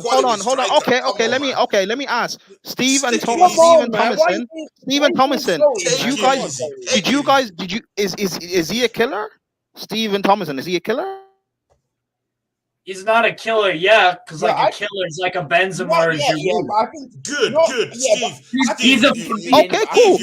So why are you Tony, and also you being like this is very hypocritical because the way you've hyped up a lot of like the likes of Martinelli and Jesus, and they're not killers either. Far from it. But don't do that. Yes, you have. Come on, I did not hype. No, but again, Give me receipt where I hyped all these guys. Can I give me the receipt where I hyped them as killers. I'm not finished speaking. Again, this is not me. This is not me going at Martinelli and Jesus. They're brilliant players. But I'm only saying, in the same way, Alvarez is also very good. No one said he's a killer. Just stop being reactionary because it's Man City and you don't like for some reason you don't like man. Them. Yeah, we're stop being against Man City. No, see, Man City, man. See, I'm going. I'm going head to head with Man City for the league title. So you are not. I don't see. They're not going head to head with Man City. Tony, I don't. Guys, I just came on the show. Can I get a little audience? You guys have been talking for an hour plus. Can I get a little audience? Okay. I'm sorry, Honor, man. Sorry about that. Everybody went nuts. All I was saying is, right, the guy is so humble. We have loads of stars at City, right? Yeah. And nobody thought that, he wasn't even a starter at the beginning of the World Cup, right? He's so humble, and nobody really thought that he would be doing what he's doing in the World Cup right now, right? I've been singing this guy from the minute I knew that they were signing him, right? I saw his work rate and how he was actually sweating before he actually comes on the pitch. And I knew that, you know what? When a player works hard like that and is humble, he's shooting up all the way to the top. Now, the reason why Steve chimed in and said, I love the guy is because of his humility. That's why, right? When you talk about certain players and you talk about a Zaha, for example, you're not going to get the same reaction from Steve or from a lot of people to say, oh, I love that guy. He's a very good player, Zaha. But you're not going to get that reaction. So there's players that you get and you see the humility in them, right? Take, for example, Amiran. I love Amiran. Oh, yeah. Amiran works so hard. Yeah. He puts a smile on your face as a neutral. This is what I'm saying to you. When Jack Grealish made that comment against Amiran, I'm like, listen, Amiran is a hard-working player. And he has been his whole... So I love Amiran. Do I support Newcastle? No. But I love players like that. So when I say Alvarez, right, don't go nuts because guess what? Messi is in that team and stuff. And Alvarez is shining where a star is. He's actually still finding his feet to shine. He's put Lautaro Martinez on the bench from the second game. He scored 4 goals in the World Cup. He scored 7 for Man City this season already. He's come all the way from Argentina. Alvarez, by the way, has not had a break for 2 years. Because of his change of seasons, He's actually been playing football constant for 2 years. He's not had a summer break yet. So please, I'm just trying to recognize him, right? And that's all I was trying to do. I'm not. I know. It's just that I've seen many Man City fans, talking smack on Twitter. All I'm saying is, I'm just giving credits to talking crap, stars. on Twitter. And bro, I feel the same way about Saka. Saka, I really like. Tony, do you know how many Arsenal fans talk crap about Arsenal players? Like, it is what it is. It happens. Yeah. I know. It's just I've just seen a barrage of comments. About Alvarez, and the way they're bigging him up, it's like this guy have won like up to 5 trophies in Man City already. And Tony, Tony, wait, let me finish. Don't just jump me. Let me finish. By that same logic, the way Arsenal fans speak about Saka and Martinelli as if they're bona fide legends and generational talent. Hold on, it's the same let me logic, finish, Ladimus. True. Hold on, Ladimus. Let me finish. I've not finished. Let me finish my point. And this guy hasn't won trophies for Man City. So see, the whole talk about him. I'm not talking of this particular talk you just said on Omer, because you were quite humble about everything. I'm just saying, don't put unnecessary pressure on this guy, because it's this type of bigging up that makes all these players. Do you think he listens to the bigging up? He's so like humble. the hunger is no more there when they come back to play. So you have to be humble about the whole thing. Go about it in a more humble way. I like the way you took it. Good and okay. But I'm talking of those guys on Twitter. They're not like that. They're calling him Steve. They're saying all sort of things. No one's Steve. I'm actually on Twitter. No one has hyped Jesus to call him the. Oh, are you speaking for those of? Are you speaking for people on Twitter? Or he's a killer. Because no one has. No one has. Are you now talking for those on Twitter? Because if you say you're talking for those on Twitter, I can bring you an excerpt of all those things. Can I finish? However, I see on a daily basis, hourly basis, Saka and Martinelli get compared to world-class wingers, get called generational, the best in their position. So if you want to be consistent, be consistent. Like, call out Arsenal fans when they overhype your players as well. But it's true. There's nothing. I didn't know that there would be so much. Don't have a go at Alvarez. It's because Tony doesn't like Man City. The reason why there's backlash is because Tony doesn't like the fact that doesn't like the fact that people think Man City will win the league. That's why. I'll tell you why I think the problem is with Tony, right? You're taking this title challenge in literal it's us versus you. Yeah, he is. That. We've won 4 league titles in the last 5 years. If you guys take this one, it's not a problem for us. We're not going to win every league title, because guess what? If we win every league title, they're going to call this league a Scottish league or German league. It's true. And you see what? Yeah, it's that pride that kills me with Manchester. With Manchester. Tony, I think the only pride death I've seen is from you, my friend, with this album. Oh, what pride? What pride have I? I've not won a title. What pride have I? What's my pride? Tony, what's my pride? I just said I love Alvarez. I think he's a tremendous player with some potential. Why don't you give Alvarez credit? Why don't you give him credit? I'm even protecting the young dude rather than even doing anything wrong. You know why? I'm just saying, don't overhype him. Do you guys know why? Allow the guy to play. That's why I just said Julian Alvarez has tremendous potential, and his current ability is quite impressive as well. Hey, I see his quality as well. You never said he's like world class. Steve, I see his quality. Yeah, I never said world class. Guys, I said those guys on Twitter. That's what I said. I don't hype up my players. Do you know why Tony's angry at Alvarez? What's that, Anonymous? Do you know why Tony's angry at Alvarez situation? Because we signed him for 15 million. Yeah, exactly. He's a bargain. Can't do that. Mbappe, go. His scouting system of getting such a talent. Oh, fucking damn it! Oh, it's offside. It's like, I don't hype up my players. I say they're quality. I don't say they're world class because I don't want to get ahead of myself. You know what I mean? I don't hype up my players. I say they're quality. That's it. I don't hype up Saliba. I'm not saying, he's Van Dijk's level. Right? I don't say that shit. I say he's quality. That's it. He's doing a good job for you right now. You know? He's not a bad footballer. I don't hype him up. I say he's quality. I love Saliba. I'm not going to say he's world class because I'm not going to say that. Yeah, I really like Alvarez. I watched. All I said was just like, can we just take a minute for Alvarez because he's so humble and he's gone to he the World Cup. stepped up in a World Cup semifinal. He stepped up in a World Cup semifinal. That's good. That's pretty good and okay, cool. good and okay, but don't put unnecessary pressure. I'm not putting any unnecessary. That's all I'm saying. I didn't say you guys said that.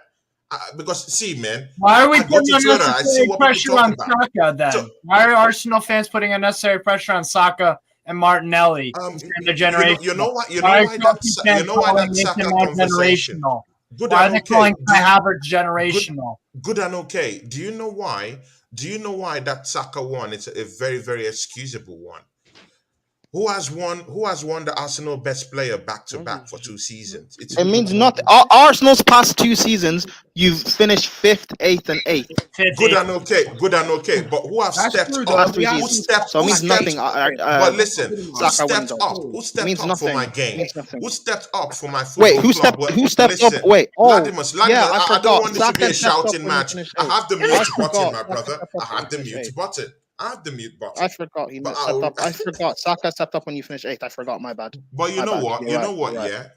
Yeah. Right. Because you know what? Yeah. This is the problem. You don't allow people to finish, and then you come out with what you just said now. I've not even finished my statement, and you came out with what you said now, Latimus. Which is wrong. It's very wrong. That's why I was saying, wait. Tony, you interrupt people. Tony, you interrupt people. I don't have the interrupting thing because we're all doing it right now. Except Tommy. Tommyson's the only. Let's be real. Tommyson's the only guy that's just chilling in the back. We all interrupt each other. It is what exactly. It is what it is. We're men talking about men. I don't. Steve, I don't, and I take exception to that. I don't. That's fine. But you know what? Just it's fine. Just cool. So finish your point? Let's go one by one. I said, and just listen. I said that Saka has stepped up for Arsenal, scoring goals for us. See, Arsenal have qualified for the Europa League this season. Qualified. Whoa. Whose goals? Listen. Are we not playing in the Europa League this season? I want you to repeat what you just said. Arsenal have then just listen instead of interrupting. Just listen. Instead of wanting to argue, just listen. Okay. For once. Now, Arsenal qualified for the Europa League. Or are we not playing in the Europa League? Or did we just appear down there? Okay. Someone scored goals. Someone stepped up last season when there was no Gabriel Jesus. Who stepped up? It's Saka, and we're now in the Europa League. And if we can win that Europa League, we can also get into the UCL. Straight up, if we win that trophy. So what are you saying? Yeah. Saka has proved time without number. Mind you, he has also won an FA Cup. He has won at least maybe two FA Cups or so. So he's a proven winner. Won FA Cup. Just one. He's only won one. No, are you sure? One. Just the one, bro. Just the one. In 2020, just won FA Cup. Yep, it's one. Sorry, it's one. Yeah. Sorry, it's one. Yeah. So now he has won. Good. He's won an FA Cup. Good and okay. So he's a proven winner already. He has won the FA Cup. Good and okay. He has won the Charity Shield. Good and okay. So he's a winner too, right? But Alvarez hasn't won anything yet. So unnecessary pressure would be good for Alvarez. That's what I'm saying. No. Onome, do you see where I'm going to? I'm just telling you where I'm going to. Listen, Alvarez hasn't won anything. Bro, people. Wait, let me finish. Whatever anyone compares Saka to is earned that right because he's played in the Premier. Listen. He's played in the Premiership. He's scored goals more than a season. He's been proven. He's been proven to do that particular type of thing well.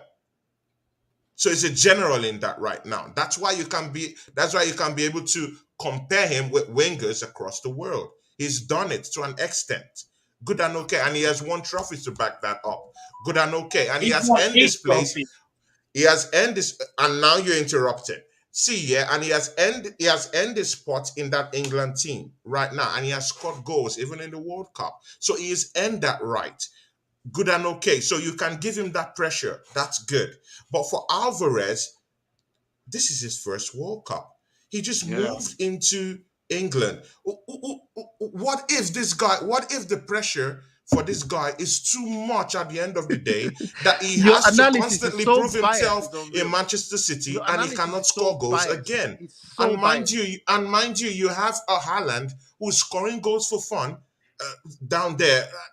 Who told you that even Alvarez might get up to 15 goals this season? It might not happen. Your analysis is so biased. It's ridiculous. I bro. said it might not happen. Your So you analysis have to is be so careful biased. in the way Your you analysis put is so biased, bro. good and okay. Your But I'm just saying you have to be careful in the way. You have to be Careful very, about very what? careful Nobody said in the anything way The you about Man put City that. pressure fan, on what? Alvarez. Him. That's all Nobody I'm said saying. anything Sorry, about him. sir. You're May I trying to give ask? him credit for what The he's Man doing City right fan, now. sir. Sorry. The Man City fan. May I ask? Sorry. What is? May I ask what's your Go name, on, mate. please? Onome, Sorry. May I just Onome. ask what your name is, please? Onoma. Okay, cool. Onome. Onome. Okay, cool. I mean, Tony doesn't know, but like, I'm assuming you would. You do know Julian Alvarez has more trophies than Saka does. Of course, I know. And when he played for River Plate, he won. You guys hear me? He won a Yeah, hell of for a lot of River Plate, trophies. But Exactly. this is what I'm trying to say, right? This is what I'm trying to say. Yeah. His analysis is so biased, it's unreal. Nobody's comparing those two players. All I said was I'm trying to give our listen. Sorry. Please, I want to come in because See, you you just just put lied him off. There you on go. me, and I don't like that. I Prove don't my like that. point. No, because he just lied on me right now. See, Onome, I did not say you said that. I did not say you said that. The whole conversation turned when Latimer said something different. So you need to listen to the context I'm saying things. Why? What did I say? Why was it that I said? You've just been saying this particular player has won trophies, has established himself, good and okay. Alvarez hasn't done any of that. So you're comparing both of them. That's what you just said. Did you listen to that argument? My point. No, but Tony, you clearly didn't. The reason why I brought up Saka and Martinelli is because both of them. Nobody's comparing hold both of them. The reason why I brought up Saka and Martinelli is because Tony's an Arsenal fan, and Saka and Martinelli get praised up to be generational talents. They get overhyped by the Arsenal fan base. And I was just saying, I wanted to make it clear before Onome, you said that I'm biased with the whole thing. Because you brought the argument of Saka, then I had to compare it together. Tony, you're interrupting. You know, it's not a comparison because you're interrupting me. They're being called generational talents when they're not. They're being vastly overhyped. Mbappe, for example, just like you're accusing Alvarez of being, which he's not. That's my point. My point was, if you want to call out Alvarez or the Alvarez defenders or whatever, then why don't you call out your own Arsenal fans for overhyping your own players? That's my point. True. If it comes to that position, I will. Hold on. Saka winning Arsenal's Player of the Season when they finished 8th does not warrant him being called generational. Dwight Gale won Newcastle Player of the Season, I'm pretty sure, when we got out of the championship. That mean he's generational? Exactly. Just like an example for Chelsea, Mason Mount winning our Player of the Year twice on the bounce does not warrant Chelsea fans calling him generational either. Like, be consistent. I call out my fan base when they overhype our players and be delusional. So I then have the right to call out other fan bases as well. You don't call out your own fan base, so you don't have a right to say anything about Alvarez. Okay, good. See, on the message, because I need us to clarify some things here. When you look at Saka now, Saka, yeah. When you look at him, do you think he's a player that has accomplished things in the league than Alvarez right now? That's for Onome, please. I don't like talking about Bukayo Saka because I know him personally, so I wouldn't speak about him. Okay, that's one thing. Okay, I wouldn't speak about him, so I'm not going to. Also, it's stupid to compare a winger that's played in the Premier League. Ladimus, please. Wait, no. That's from. It's for Onome. Let Onome finish, please. I wouldn't compare. Yeah, Onome finish, I wouldn't compare. I wouldn't talk about him. I wouldn't comment directly on him because I know, like I said, I know him personally and stuff. And that's a a personal relationship. So he knows what I think about him personally and stuff like that. So I wouldn't come on there to talk about him or compare him. If you notice, I barely mention his name in any comments that I make. Yeah, sure. Yeah, sure. But clearly, you should definitely respect what he's done in the league, right? My point was, all I was saying is, right. I was just saying I'm not talking about everybody else's team. I'm talking about Man City's team, right? Almost all our players went to the World Cup, right? We have stars upon stars that's gone to the World Cup. And all I was saying is I wanted to give a shout out and a recognition to the quiet one, to the humble, quiet one that nobody kind of, he's not that fashionable striker. He's not your, do you know what I mean? It's not your flamboyant or whatnot. He just gets his head down and he just works. I wanted to give a shout out to him for actually making it to the World Cup finals. A lot of teams went to this World Cup. We had 3 stars in the Portugal team: Bernardo Silva, Diaz, and Cancelo. Do you understand? Combined. Do you understand? So we had loads of stars, loads of players in the World Cup. All I wanted to do was just shine a light to Julian Alvarez for what he's actually doing in the World Cup and what he's actually done for us this season. I've always been singing his praises and stuff to say that this guy is something else, right? The way he works and how hard he works, I admire that about him. Do you know what I mean? When I played football, I knew about hard work as much as these stars work as hard as now, I would have made it further than I did. You understand? Because some players rely so much on their talent and they don't have the hard work. Now, there's 2 different types of talent. There's the Mbappe talents where, doesn't really need to work hard because guess what? He's going to make a difference. There's the Neymar talent where it doesn't really need to work hard. You saw what he did the other night. He's going to make a difference. But there's the players that are also talented, the Bernardo Silvas of this world, that add the hard work to it and stuff and show the examples to the younger ones to say, you know what? Hard work will get you there. There's the normal talent, the Almirons of this world that, Jack Grealish will come and talk about and stuff. And he gets on with his business and he's running like a greyhound dog. Right, you literally see him eating up the ground and he's getting his rewards. When you work hard like that, your rewards will come. Do you know what I mean? Yeah. If you watch the goal that Alvarez scored against Argentina the other night, it reminded me of the goal he scored against, I think it was Nottingham. Yeah. And he ran from a corner kick. He ran from a corner kick, and he went all the way to the end there, and the ball fell to him, and he scored. And I'm like, wow. Look at where these guys running from to get to his position as a striker. Look at where he ran from the Argentina game. Yes, there was luck. Yes, but you make your own luck when you're working outside of that. I just wanted to shine a light on him to say, this guy is fire. In terms of how many goals he scored for us this season, he scored 7 goals for us this season. If we didn't have a freak like Haaland, who would score 23 goals, we at City would look at 7 goals and go, wow, that's amazing. Yeah. Do you know what I mean? That's amazing for a striker on his debut season to score 7 goals. Guess what? We're talking about replacing the goals that Jesus had for us and the goals that Sterling had for us and stuff. Yes, those are great numbers, but Alvarez has already replaced Jesus' goals for us. Ready? Do you know what I mean? Good and okay, but you cannot say it's the finished product. That's what I'm saying. You know what, bro? Okay, I'm going to take a piss. See, no one said he's the finished product. Yeah. I know you did not say that, but I'm just saying. Nobody's a finished product. Yeah, I know. So I'm just saying that he's not. Benzema is 35 and still improving. I still do think that he needs more time to develop his game in Man City to be a more better player, to at least even start scoring like Haaland. No, nobody scores like Haaland. No, listen, Onome. I did not say he should. That's why you need to listen to my vocabulary. I said he needs to grow. And there will be a time because he's such a good player, that he would develop into even being even a more better player than Haaland is. But he needs again, just listen. I said this guy can develop to be a killer. But just give him time. Because I've seen lots of players that they've put lots of pressure on as a young player and they don't achieve their potential. Like Saka and Martinelli.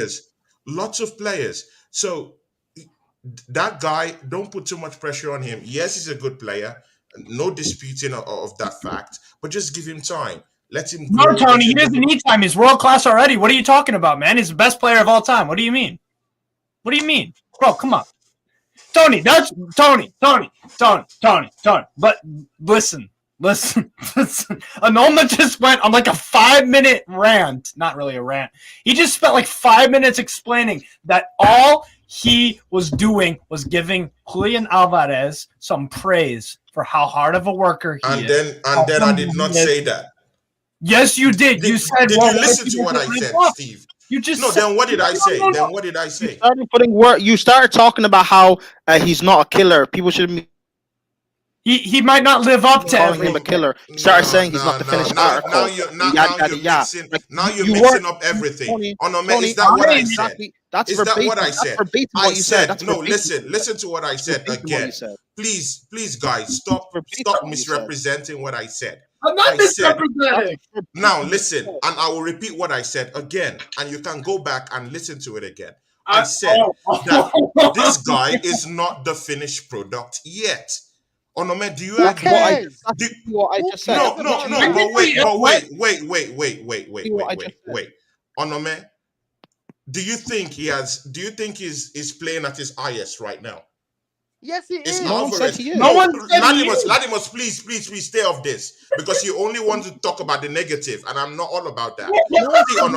Listen, Onome.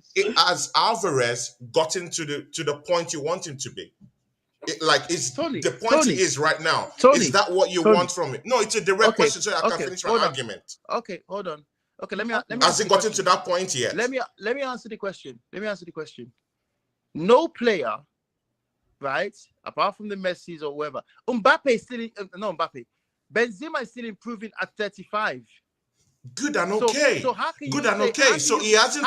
Good, you've answered that. So listen, good, you've answered that. So he hasn't achieved or got to his peak yet in terms of achieving what he's capable of doing.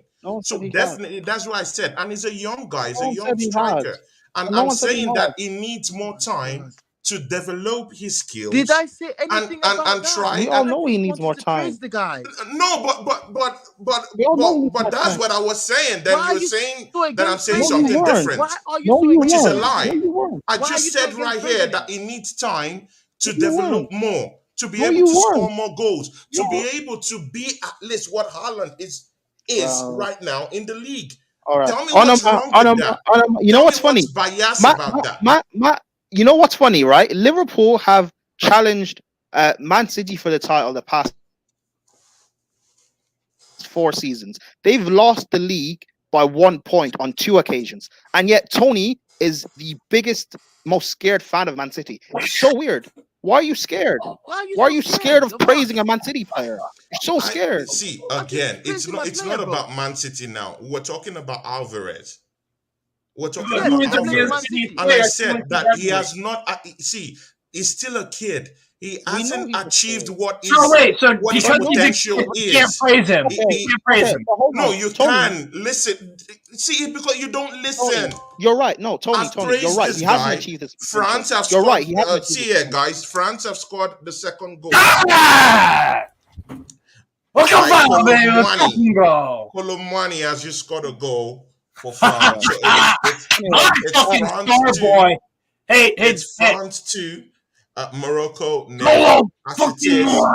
It's the 79th minute, and it just looks like France will get that ticket to the finals of this championship, man. Tony, you want to see a striker that's a finished article? Rando Colomwani. Wait, Tony, you're right. Alvarez is.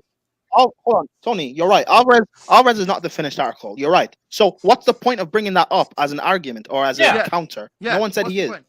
No one said he is. Now, okay, good. So now you've agreed that that's what I said, right? But it's. But I said you said that, and then you argued that you didn't. See. Now listen. I would say it again. But I said that you said that, and then you argued again. that you didn't. For the fourth time again, I would say it again. You don't He need to hasn't. listen. Listen. Keep repeating yourself because you're all this going around in circles that you're doing is wrong because this has nothing to do with what Onama originally said when he came in. There's nothing going around in circles. You are going around in circles. I said he hasn't achieved his potential yet. It's promising. He hasn't achieved his potential yet. It's good to praise him. Listen to this now before you start arguing again. That's redundant. You're the one arguing. Now listen.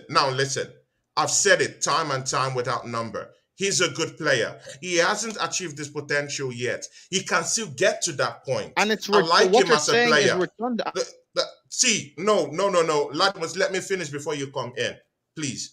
I've said it and I'll say it again. I like Alvarez. I've not told you guys I don't like him. I like Alvarez very well. I spoke well about this guy in my other streams. Like yes, I have. But I'm just saying. No, it's just the way that I've seen many people talk about him as if he's like a Thierry. We aren't those people on Twitter. Listen, not you. Are you listening to me? Why are you mentioning Thierry Henry? Why are you doing this? Why are you mentioning Thierry Henry? Oh my God. Why are you doing this? You just mentioned Thierry Henry. Can I please? Guys, wait. Let me have the floor for 1 minute, please. Just give me 1 minute. Give me 1 minute, please. Just 1 minute. Tony, I'm gonna go through 5 players. Yeah. Please tell me if they've achieved their full potential. Has Martinelli, just a yes or no question. Has Martinelli achieved his full potential? No. Okay. Saliba? Not yet. Gabriel Jesus?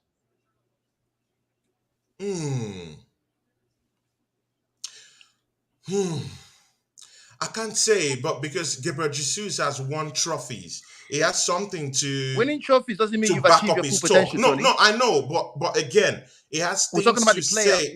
I know, but he has things to look back on to say, hey, I've been there, I've done that. No. We're winning all those trophies. We're not talking about achievements. I'm not asking about achievements. I'm asking you his full potential as a footballer. Has he achieved his full potential yet? You don't know about that. You don't know about that. Okay, what if it's a 14? Steve, let me say before you run up with another narrative again. So let me answer his question. Now, he could maybe his potential is being a 14-goal striker. You don't know. Okay, maybe that's his own potential. You don't know. So you don't know these things. Okay, so my question. So I don't know for Gabriel Jesus per se. Okay, so my question is, yeah, does it matter the achieving the full potential, yes or no, or yet or whatever? Does it matter? Because I'll tell you this now. Go and ask the oldest player. They will tell you they can still improve, and they're still improving. Benzema. That's what the players will tell you. The Benzema we see now is getting even better and better as he got older, and he's 35 years old. So your point about Alvarez hasn't achieved his full potential or blah blah, that's irrelevant to what we're saying right now. Okay, good. Okay, good and okay. So with this argument now, you're now saying so good and okay. You're putting Alvarez to the biggest of strikers in the world. No, we're not. Okay. No. Good and okay. He has a big potential. He's good. I want to move out from this talk. So it's the biggest striker. Good and okay. I understand that. It's a killer. Good. Listen, so are you happy with that now? No. Is that unbiased to you right now? Steve, let me tell you what Tony's problem is. What are you guys talking about, man? It's a better striker. What are you talking? He's jealous that we got him for 15 I'm not jealous. I'm just saying it's a bigger striker. Good. Because that's what you want to hear, right? I give it to you. System cannot work as well as Man City scouting system. 15 million this guy cost us. Anima, it's cool. Anima, it's cool because he has achieved his potential. It's cool. Anima, it's cool. Let's just agree with Tony because Tony compared Alvarez to Henry. So let's just agree with Tony and move on. Yeah, he compared Alvarez to Henry. Yeah. He did. You guys heard it, by the way. I did not compare. I said now go back to what I said because this is the lies, Ladimus, I respect you as a person, but I don't expect you to come to my show and lie on me. I don't like that. No, I don't like that. That's why I will not accept. You mentioned Henry's name. That's what I will not accept. I said, listen to me again. I said that people on Twitter, I did not say me. Okay, cool. Cool. That's fine. People By the on way, Twitter. cool. So please, Cool. please don't come. See, I don't like taking Cool. You things out mentioned of Henry's context. name. Please That's don't. fine. Don't lie That's on me on my fine. own show. I You don't mentioned like it, Henry's man. name. You mentioned Henry's name. That's fine. Yes, I was saying that's what people on Twitter were saying. Okay. All right. I don't like it, It is man. what it is. Let's move on. Let's move on from this. I mean, let's move on from this. Because when you bring narrative like that, it's negative. I didn't bring any narrative. Yeah, then why saying that I compared him to Thierry Henry? I said that even people on Twitter are even comparing him to Thierry Henry. That's why I said listen to the conversation. Let it no one's finish. compared him to Henry. No one's compared him to Henry on Twitter. But okay, I'll look it up right now on Twitter. And Steve, by the way, if it's not a big account or no account, it doesn't matter. It's irrelevant. If it's a faceless bot, it's irrelevant. What have I started here? All I wanted to do was just praise my. You haven't started anything. No, Tony's you didn't start anything. Tony's Good and okay. You didn't start anything. But I was just trying to say that you should not put unnecessary pressure on the dude. I'm not putting pressure. I'm praising what he's done. Good. We've all good and okay, and he's a good striker. I like him. I have no problem with him.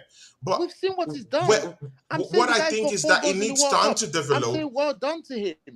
Good and okay, and well done to him. I have no problem with him. I'm just saying he needs more time to develop. But if you think he's already at his peak, then good for you, my brother. It's all love. We it like does him nothing as for me. It's Man City. Good and okay. I like it too for you guys. It's good. Haaland has come to City. And even Haaland is improving. So nobody's saying he's at his full potential. We're not comparing potential or where he's at. I was just trying to praise him because guess what? Pretty much the whole of Man City's squad are in the World Cup and starting. We've got 5 in England. We've got 3 in Portugal. Haaland is almost like a finished product. Haaland is almost like a finished product. He has achieved his potential. He has listen. He scored. That's the problem. He's done it time. Okay, he's done it time and time and time again. He scored lots of goals for Dortmund. He's a big striker, and now he comes into Manchester City and slots right in because he is a quality striker and he's is a killer. Not a finished product. There's still good and okay, good because you develop as a player. Good and okay, but you cannot compare him to Alvarez. Are you now comparing him to Alvarez? We're talking about Haaland. Nobody's mentioning. No. Are you comparing Haaland to Alvarez now? We're talking about Haaland. Nobody's mentioning. No. Are you comparing Haaland to Alvarez? Are you saying that Alvarez has gotten to that point where Haaland is? It's not a comparison. We're talking about Haaland. Oh no, man! I'm asking you a direct question. With what you've said about Alvarez, is it the same thing with Haaland right now in your books? What do you mean? What did I say? Is he on par with Haaland? No, it's not on par with Haaland. Potential.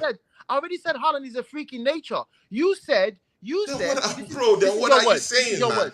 This is your word. Then what are you saying? Hold on, because I just called Haaland an established player, and then you're having a problem with it.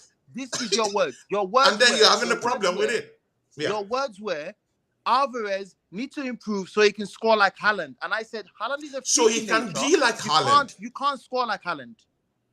Why can't he score like Haaland? Go and sign a player that can score like Haaland. Why don't you go and sign a player that can score like Haaland in your team? Good.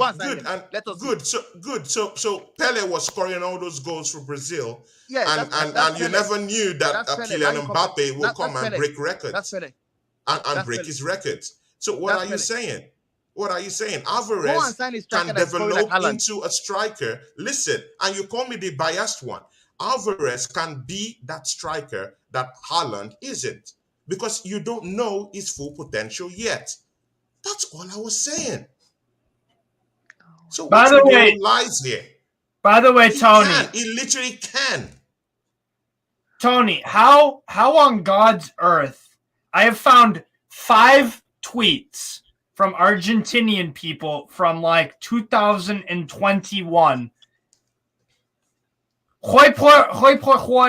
Julian Alvarez es 10 veces más de lo que fue Thierry Henry.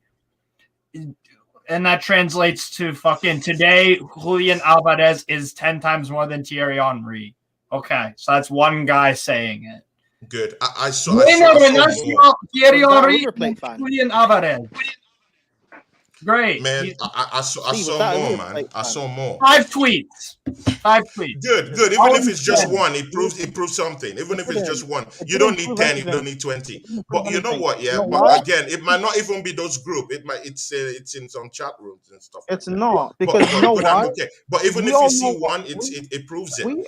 It doesn't prove your point. We all know what social media is like. If someone said Julian Alvarez is like Thierry Henry, that would have gone viral, and yes, we'd all know about it.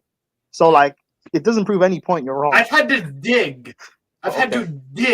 So wait. So Steve just told you that he saw something. He saw that comparison. 5 tweets. Yes, even if it's one. See, it doesn't have to be 5. Steve, can I just say? Steve, can I say? One, it just needs one. And Steve, Steve, remember what I said to you that look at the follower account. If it's not a big account, if it's one of those. No, must it be a big account? Faceless Avidons, it doesn't count. No. What followers do they have? No, when I was making that argument, in any sort of way. When I was making that argument, did I say a big account said? I said it. No, but I said it. But I said it. I did. Yeah, I did not say a big account. Okay, Tony, cool. It doesn't. So that's.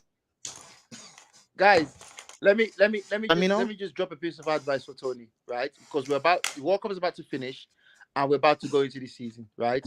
Tony, own your stuff right now. Don't be scared, right? Don't start being scared that Man City is coming for you. Just relax, enjoy yourself. No, it's not that Man City's coming for him. It's that Julian Alvarez. We'll get it next year. Just relax. If I mention our striker, doesn't that mean you start shaking in your boots and going, "Oh my god." Just relax and enjoy the ride. But what was the shake there, bro? No, what was the shake there? It's just that I don't like people twisting stuff on me or lying or twisting stuff. All I said was Alvarez. I just wanted to shed some light. This is literally the first thing I said on the show. I just wanted to praise Alvarez and just say good. And I understood that, but other guys like Steve was running with a different narrative. Latimer was just twisting something different. Spinning the whole thing, and I didn't want that to be the narrative of the whole stuff. You attacked me after I said that. You said all this praise about Alvarez, Like, what? Yo, dude, I did not even attack. See, and you're wrong again. I did not attack you. I was saying that, and even actually, it was even banter. Actually, I was even laughing about it. To me. No, but I was laughing about it. No, but I was laughing about it when. Go home and rewatch this stuff again. I was laughing when I was saying, "Oh, but you guys are like touchy, feely," and everyone was laughing because Steve about it. So now and again,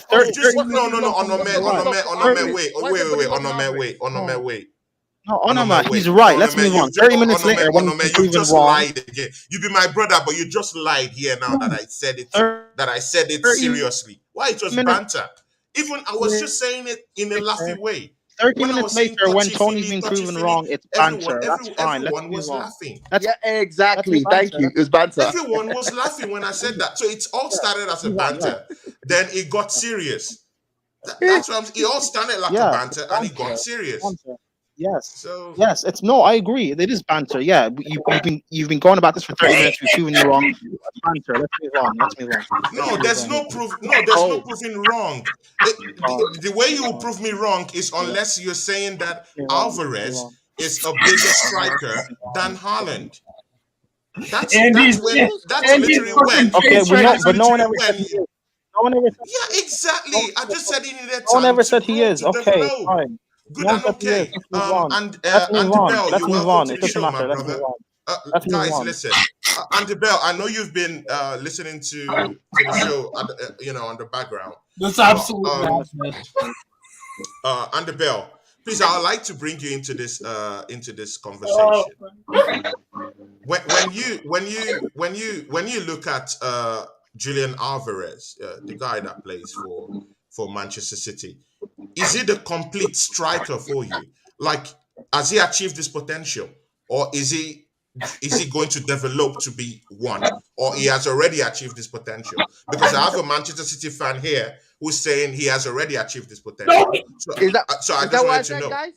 Is that what I said, guys? Right. No one said that. No, you said it. You said it. So, you see now you want to talk. You want to talk now. So you see it's unfair when you just say stuff and you see because you're saying something I never said. You're putting words in my mouth. You're saying that I said, as a Man City fan, Can we just take this and laugh? Can we just laugh at this first? No, I'm not going to give you the time to react to that. Andrew Bell, what do you think? I think I never actually heard the gentleman say that the words that you've just said. I'll be honest, I must have missed that part. However, you might have suggested that was a banter. No, that actually, Andrew Bell, that was a banter because I want you to feel what I've been feeling. One thing I will say is about Alvarez. If you look at his age and you look at the trajectory of his career, to say that is he potentially going to be a type of striker that you could play in any system? Yes. Yeah. Because I agree. If you look at his goal, yes, it was a little bit fortunate, a couple of ricochets, but the power and the pace that he went through with players, the defenders shot themselves. They didn't know what to do. They backed off, which is why he got a bit of space. And he's a good finisher. He reads the game well. His movement's good. He's good in the air. He hits it with both feet. Could he be a complete striker? Possibly. But to say at the moment that he's ahead of Haaland, I think is stretching the truth a little bit.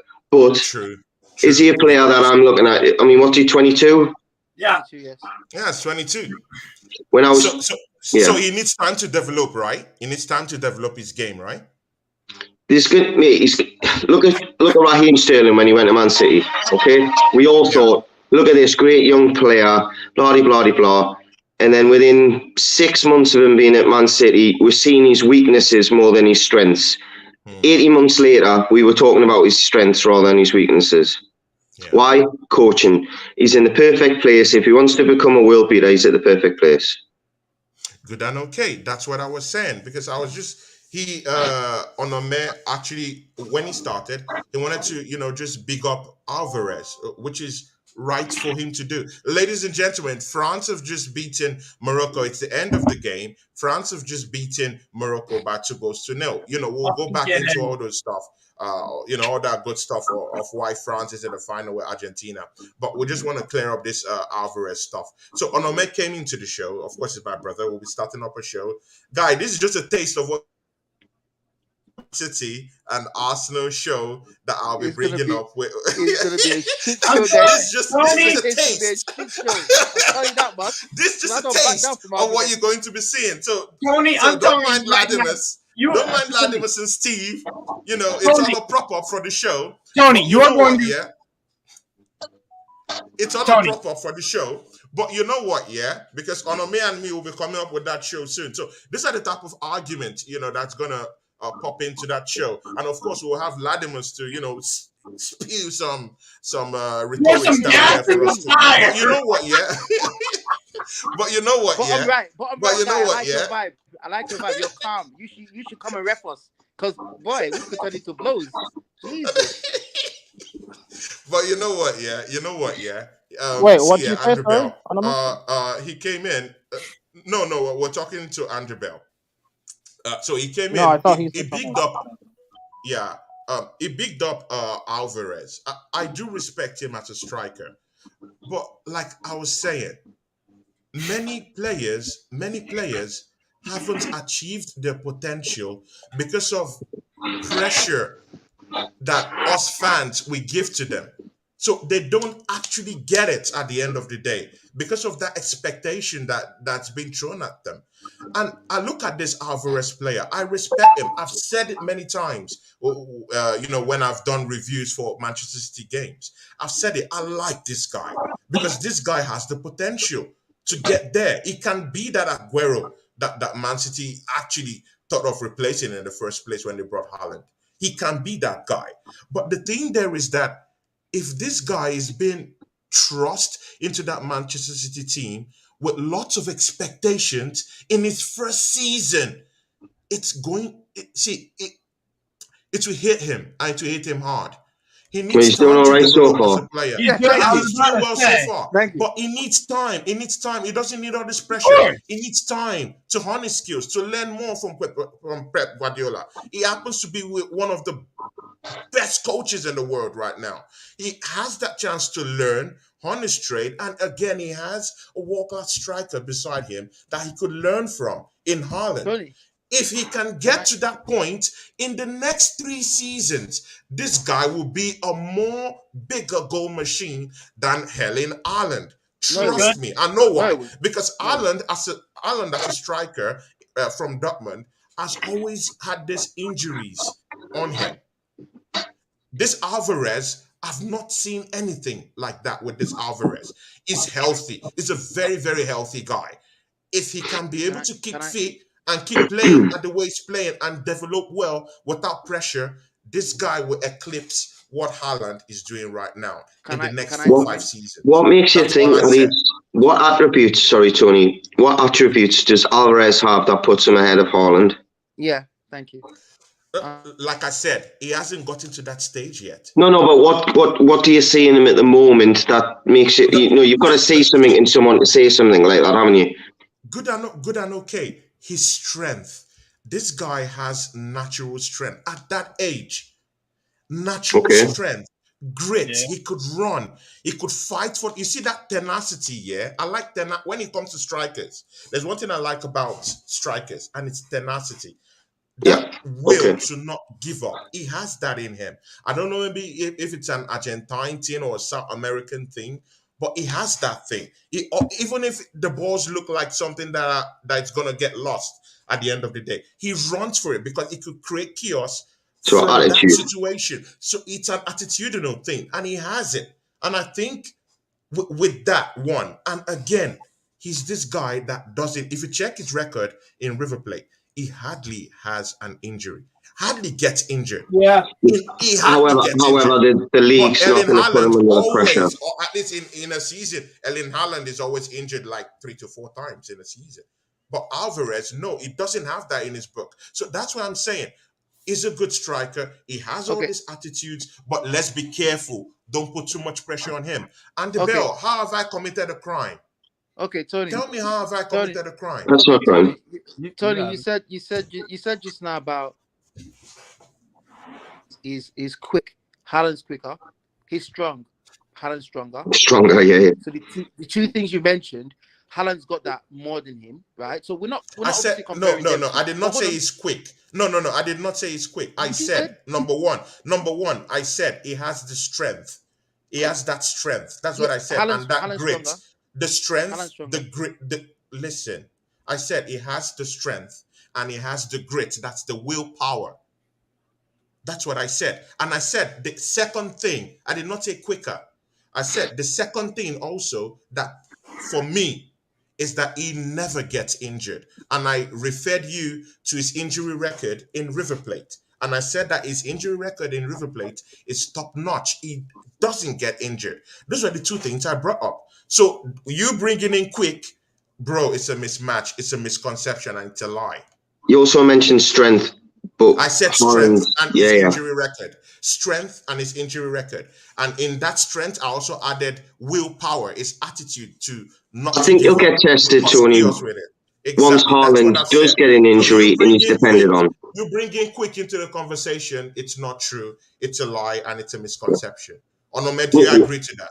We'll see whether he's ready when Haaland's got it. Like you say, Haaland gets injuries. If Haaland picks up an injury that's going to be 2 months or more in a busy period of the season, and Alvarez is dependent on, that's when you're going to see whether his body's capable of the Premier League week in, week out.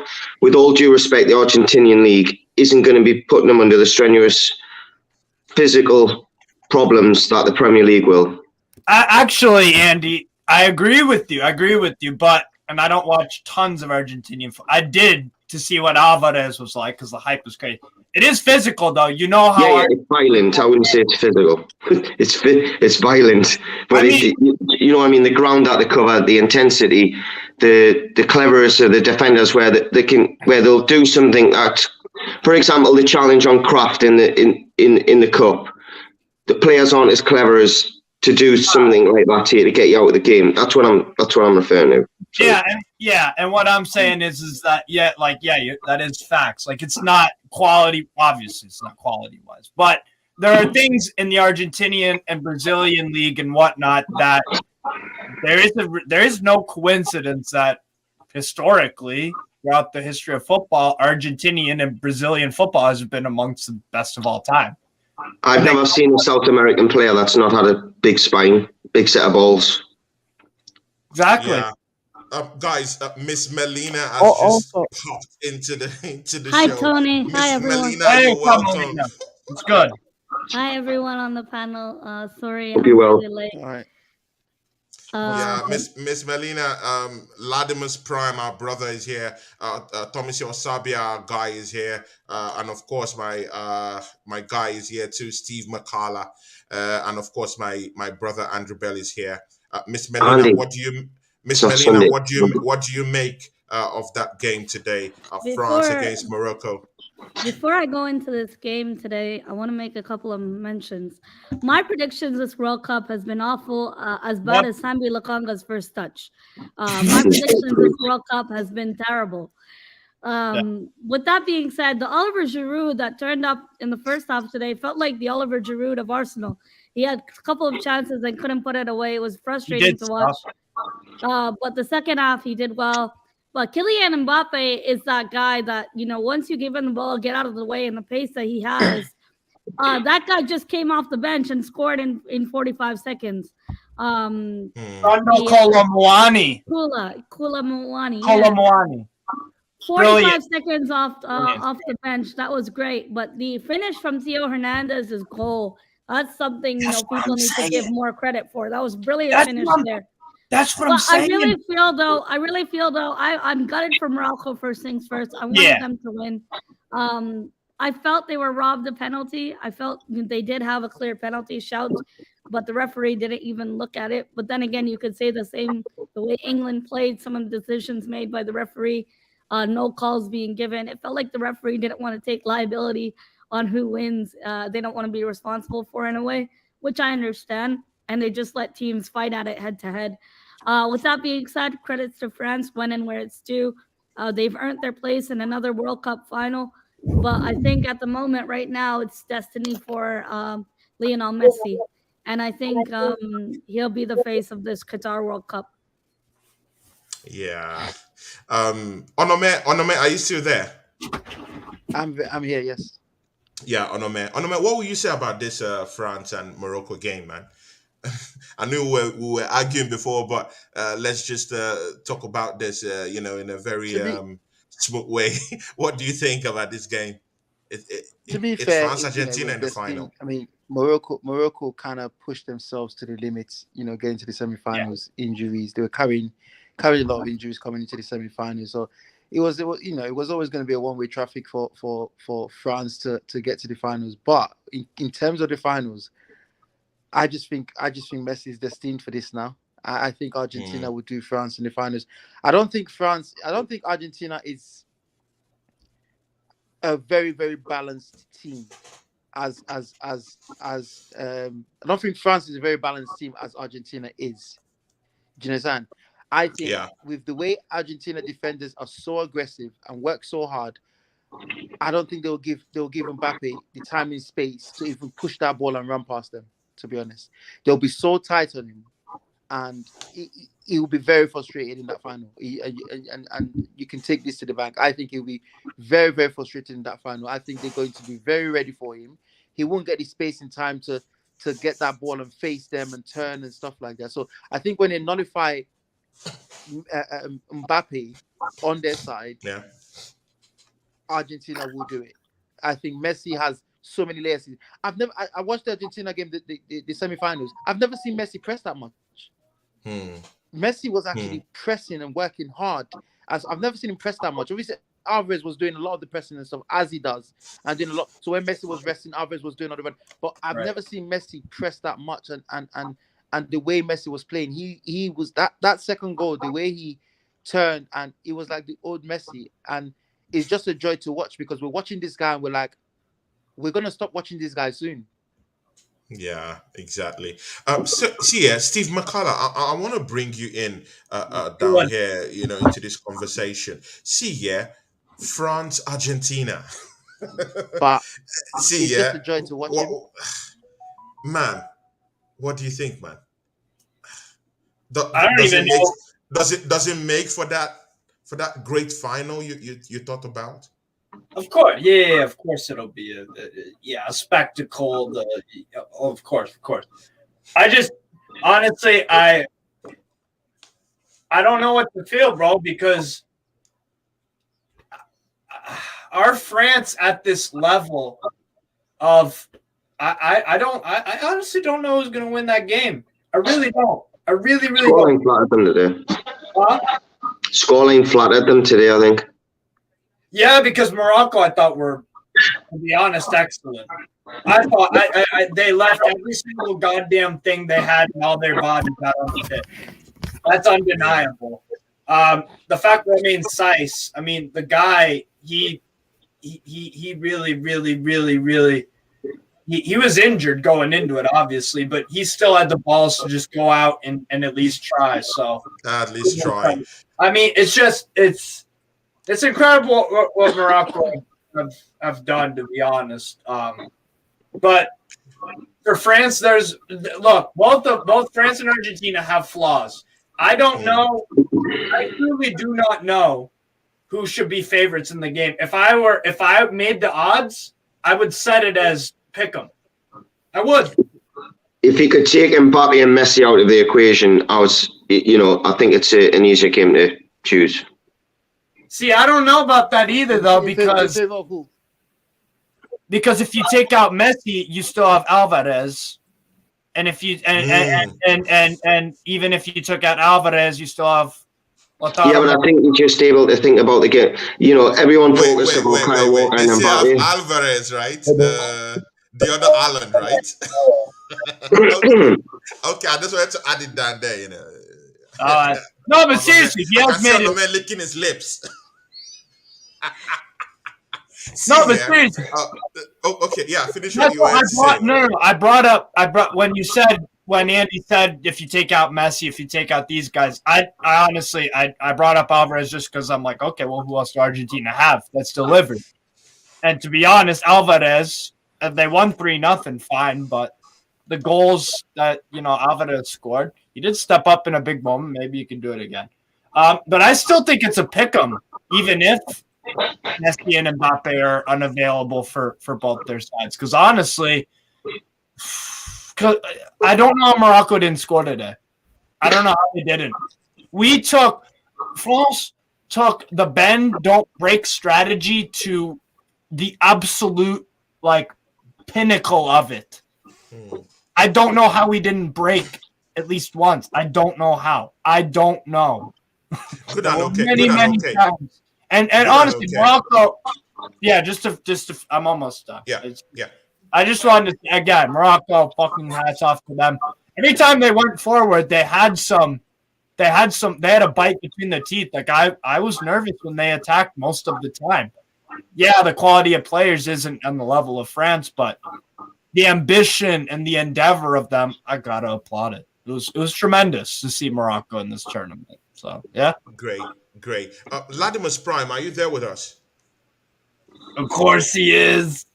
Latimus. Hello? Yeah, Latimus, you're there with us, right? Hello? Yeah.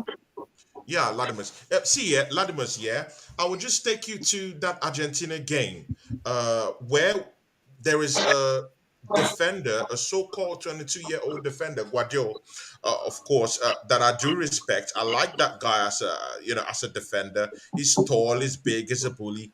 I was checking out your Instagram and I saw your remarks, on that about that game. Does what Argentina did to that defender in Guardiola, in that semi-final match? Do you think it drops the value of Guardiola as a player? No. Not at all. Yeah. Everyone has a bad game. Mbappe's had two games. You don't base a player based off of the game. Mbappe's been anonymous. Ladimus, that question is for you.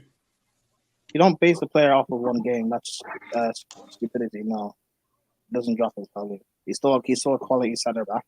that was up against Messi, who is arguably the greatest player, or at least one of the greatest players of all time. So I don't see why that. I don't see why that's a negative. That would have happened to just about any other young center back on the planet. If that, you know, so if that happened to Saliba, would you still want him at Chelsea Football Club? Would you take him in your club? Of course I should. Of course I should. Why shouldn't I? What, like one moment or one bad game? Or no, I don't even think he actually played bad. To be fair, one moment up against arguably the best players of all time doesn't mean have a bad game, right? It's just found an attribute that Messi's better at. Quick movement. Hold on. If that was Saliba, like we'd be saying Saliba's not good enough. Like that's dumb. Like it's a moment that happens.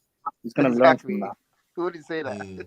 No, it's not. You see, after now, on the very side, I said that, Tony tries to spoil your parade. Would you take him after that happened to him? Yeah, I know. That's what I know. Tony. I know. That's what I know. Kicked him out of the tournament. Tony, you've got them triggered. Miss Melina. I know. That's what Tony. I tried to actually, Miss Melina. I have a show because you know what? Me, Ladimus. Actually, Ladimus. Even before the show, I've told Ladimus, he'll be coming down here to talk about Chelsea most of the time. Of course, the Premiership will be starting. So I've told him to, that me and him will be working, most times on the Premiership. And of course, I told Onome too. So I needed today, to come with a bit of stick, so that the viewers would understand what is going to come up, in those shows. That's not triggering. It's just ask sensible questions. That's not triggering. So I just wanted something that would create, a little bit of a first. Or that's how you create chaos in the show. That's not how you create chaos. Okay, good and okay, but the thing just it just went sideways today, but it's good and okay. So you guys, anyone who's still watching us, who will watch this later, get ready for those shows. They're gonna be coming when the Premiership restarts. Ladimus Pram, before I move to the other people around here, see, how do you look at that final, Argentina and France? What's your take on it? Who are you asking? Ladimus Prime. Oh, sorry, I misheard you. I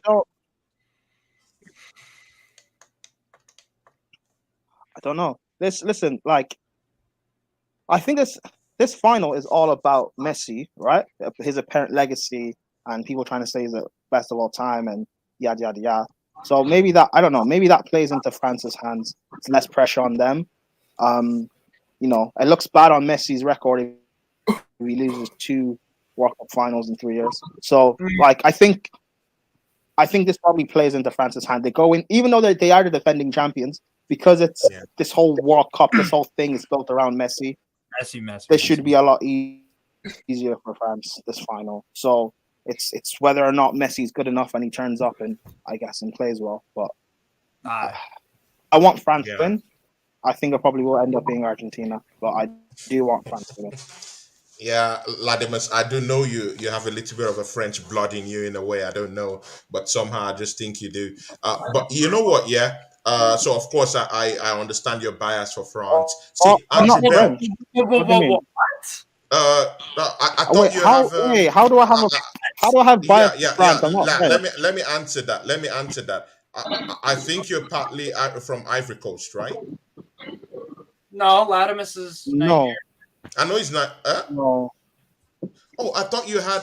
No, I have no. Ladimus is Nigerian. I know he's Nigerian, but I thought he also had something to do with Ivory Coast. No, I've never said that. To do with bias towards France. Oh, okay. Tony. Ladimus, I saw that flag. I saw an Ivory Coast flag on your Instagram. When? That's an Irish flag, by the way. Is it an Irish? I'm sorry, man. Good morning to you, Tony. I'm sorry, man. Latimer's You're similar. I'll give you that one if you're colorblind. Andrew Bell. What do you Sorry, think? mate, you got us on that one. It's similar. I'll give you that one if you're colorblind. Oh, I'm telling you, man. Argentina versus Tony, France. what are we gonna do with you, man? I'm telling you, man. This guy's the one to kill If he wasn't so lovable, you'd have to laugh at him, wouldn't you? Yeah. Hey, don't worry. It is what it is. Arsenal were top of He's a funny guy. the league, so it is what it is, man. You can't say anything. Arsenal. I can't believe he just built up Guardiola, whatever his name is, and just said, "Would you still take him at Arsenal after what just happened to him? Would you take him? His mental health, everything about him right now. His beard, his beard was, when he finished the game, they showed him in the change room, and his beard, half of his beard was gone. His hair was cut to the side. Would you still take him at Chelsea?" Andrew Bell, can you see what they're doing to me? I'll be honest, Tony. I can't disagree. This Onome guy, he's going to get it. This Onome guy is gonna get it. Fancy letting the greatest player of all time get past you on half a yard on you. I mean, fancy that. Imagine that. When the Premiership resumes, this guy is gonna get it. Can you imagine Messi doing that to you, a 22-year-old that just started football from year high? He's probably looking at that. He's probably looking at that and thinking, Messi's getting half a yard on him. What is he going to do when he meets the mighty Miguel Almiron on the right wing? I mean, what's he going to do, bro? You know what, Tony, let me change my answer. You know what? You're right, Tony. I don't want him. He's bad. I don't want him. You're right. But again, I did not mean the question from he's that. like a Croatian. You're right. He's a Croatian. Listen, come on. If Messi can dunk on him, do you think he's gonna handle Almiron? No, I don't want. Exactly. I mean, he's probably crying. He's probably crying today with the thought of it. Guys, it's good. It's good. Oh, good, Onome. You know what? Yeah, Onome. It's good you brought that sentiment out again. Do you know why? Because after that game, after that particular game with Argentina, and of course Serbia, Croatia. When that happened, on Twitter they slagged off this guy. They totally slagged off this guy. They said, "Is this the monster you guys have been talking about?" And that's what I'm saying about young players. You need to take it easy with these young players. And then it came face to face with the GOAT himself, and that happened to him. People legitimately have started talking trash about this player. So that's why I asked Latimus, would you take him? Because everyone has started saying, he's not good enough. Tony. So, yeah. All right, Tony, can I ask a question? People weren't talking trash, they were having banter, that's for one. Yeah. And two, it could be. Yeah, it could be. Should we take it easy on young players, or should we say young players are going to be better than Haaland? Which is it? Do we not hype them up, or do we say they can be better than Haaland? Basically, no. That's a good question, Steve. Why are you laughing, man? That's a great. I legitimately think that's a great question, because I just think that it wasn't a real question. By the way, it's not a real question. It's not a real question, by the way. Good. I know, but I'll turn it into a real question. Do you know why? Because I really do think that we fans should have a balance of how we look at players or how we rate them. Tony. There should be that balance. Both of them are 22. Yeah, welcome to 2022. You're going to try to find balance. You may as well. Trying to find balance out of 2022 is like trying to have a fucking baby and a 600-pound fat bitch on a seesaw. You know what the best thing is? The guy's 20-year-old in a World Cup getting done by the greatest of all time. Yes, the commonly known best defender in the world, Van Dijk, was at Celtic getting done against Aberdeen. There you are. Hey, it happens, man. Hey, it happens, but it's just that on Twitter they came out swinging, No, they do, because that's social media. It's just Tony. Also, I didn't see any slant. I didn't see anything towards Vardiol on Twitter. I'm gonna look. You didn't see the memes. No, let me look it up. No, let me say something. Let me say something. The only thing I saw, the only thing I saw is what I posted on my Instagram. The price tag is going to be knocked down. That's the only thing I saw. Yeah, I saw that one with you, but of course, let me say something the guy down on Twitter as well. It also depends, right? How you analyze football, right? If you analyze football on just one action, because I was on your show, Tony, before the England versus France game, right? And you know, there was, I don't know who mentioned the names, but some people were saying, "Oh, Mbappe is gonna destroy Kyle Walker," and blah blah blah. I'm like, football doesn't work like that. Right? Yeah. It's a game, right? If you see highlights of a player in a match, for example, they probably get maybe 7 minutes where they're like actually on the ball, 10 minutes, maybe when they're actually on the ball and stuff. So for that 10 minutes, right? Mbappe probably comes against Kyle Walker maybe twice in a 1v1. There was only one time that it was actually 1v1.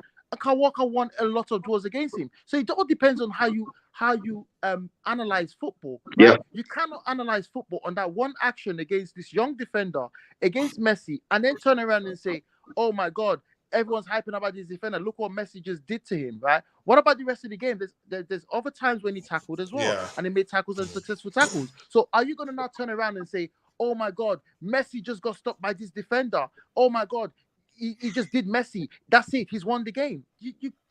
When some people he blocked about 3 shots yesterday. Yeah, it really upsets me when some people analyze football, because I'm like, that's not how you analyze football. If you actually play the game, that's not how the game works. The game doesn't work like that. It's the entire game you got to judge. It's the entire season you got to judge. You can't judge a league, for example, and say halfway there, the league is over. It's not that. That's not how football works. There's lots of factors that come into it. Who knew that Gabriel Jesus is going to pick up such a serious injury in the World Cup? He barely played in the World Cup. I knew. I knew he was going to get injured by the way. I knew, but never mind. I knew he was going to get injured. He came on a few times. Laddie must have started. Tony knows. But Tony knows. I knew he was going to get injured, but it's fine. When Liverpool was chasing Man City, right? When Liverpool was chasing Man City all these years, right? There was 2 seasons where it was totally biased on one side. Van Dijk was injured, and everyone was like, "Oh, Van Dijk's injured. We're going to win the league," right? Then it came to the other season. I think Kevin De Bruyne and Laporte was injured, and Liverpool won the league that season, right? But there was one season where everybody was fit, and we went punch for punch, and the best team won, right? Do you know what I mean? So I'm not a fan of Gabriel Jesus is injured, I'm going to celebrate. I want to see us go from punch for punch. We've won 4 league titles in the last 5 years, Tony. The league title is turning into the Pep Guardiola Cup, just like the Carling Cup was. Andrew Bell, are you listening to this? Do you know what it is, mate? I'm going to totally agree with him, because if on the basis of what you said earlier, then Kevin De Bruyne has finished because he had 2 terrible games. Do you know what I mean? On the basis of what Tony said, because Messi did him once, then do you really want him? Well, Kevin De Bruyne, I remember Kevin De Bruyne giving the ball away about 20 times in this tournament. So, Andrew, World Cup record. I'm a pundit. I could ask World Cup record. I'm not. I didn't know that. Stand. Yeah, I'm not saying that this is my stand. Yeah, I'm not saying that this is my stand. I have to ask questions. So I get that. I get that, but surely you thought about that question before you asked it. It's not my thought process. I like Guardiola. I'll take him at Arsenal. I want him. I actually want a player that will come in after what was done side by really? side with Saliba. yeah, I'll take him.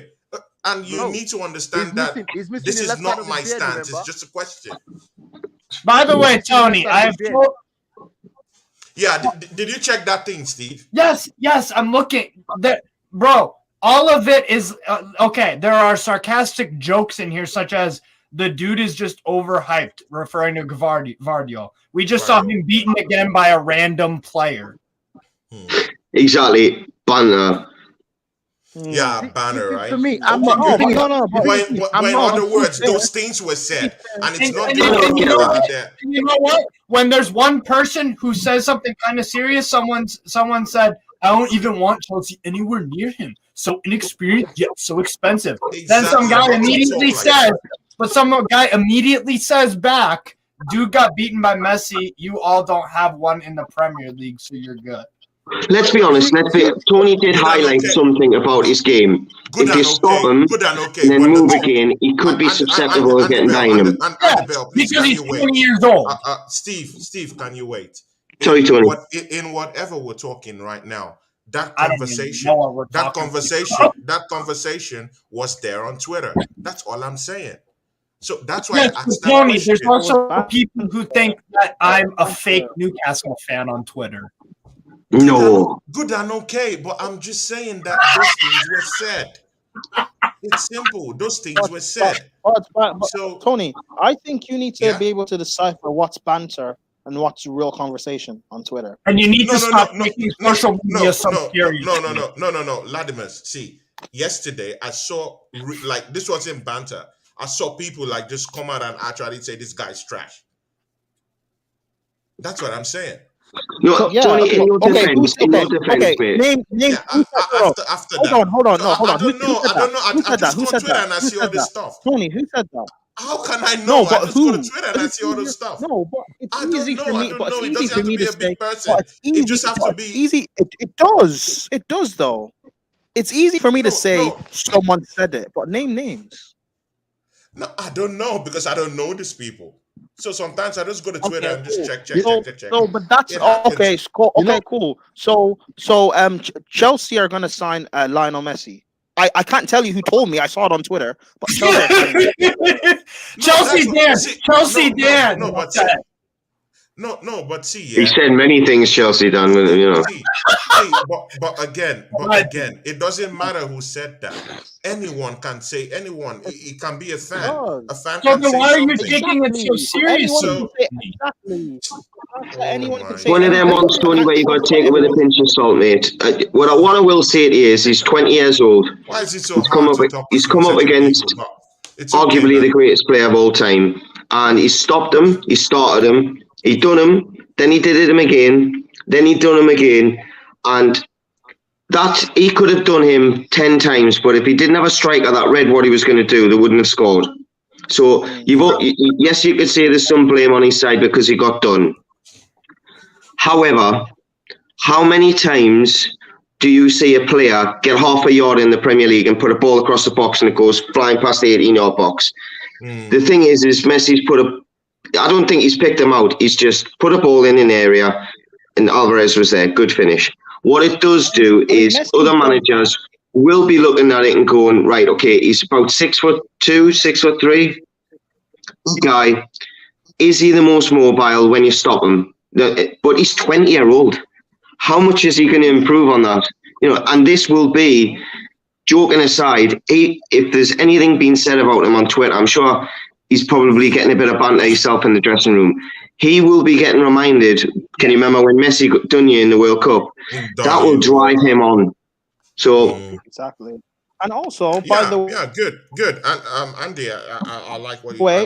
Let's not pretend Messi didn't completely sit down Jerome Boateng when he was one of the best center backs on the planet. I've seen Messi do up Rio Ferdinand, one of the best center backs of all time. Let's not pretend Messi hasn't embarrassed Sergio Ramos. Let's not pretend this hasn't happened. It has. I'm sure if Saliba was going to play the World Cup final on Sunday, Messi would embarrass Saliba as well. Are we going to say Saliba's not good enough? Let's not do this. We don't know that one yet, brother. He's pulled more pants down than a gynecologist. Let's be honest. But Latimer, it hasn't happened. It hasn't happened. Okay, you didn't hear what I said. I don't think that Tony, you didn't hear what I said. Okay, Tony, you didn't hear what I said. It's fine, whatever. My point being, I heard what you said, but I heard what you said, but I'm just replaying. See, I heard what you said, but I'm just saying that I don't think it will be done by him. Cool. You're okay. Cool. You don't understand my point. You're focused on the wrong thing. My point being, let's not act Vardiol's bad just because Messi went past him.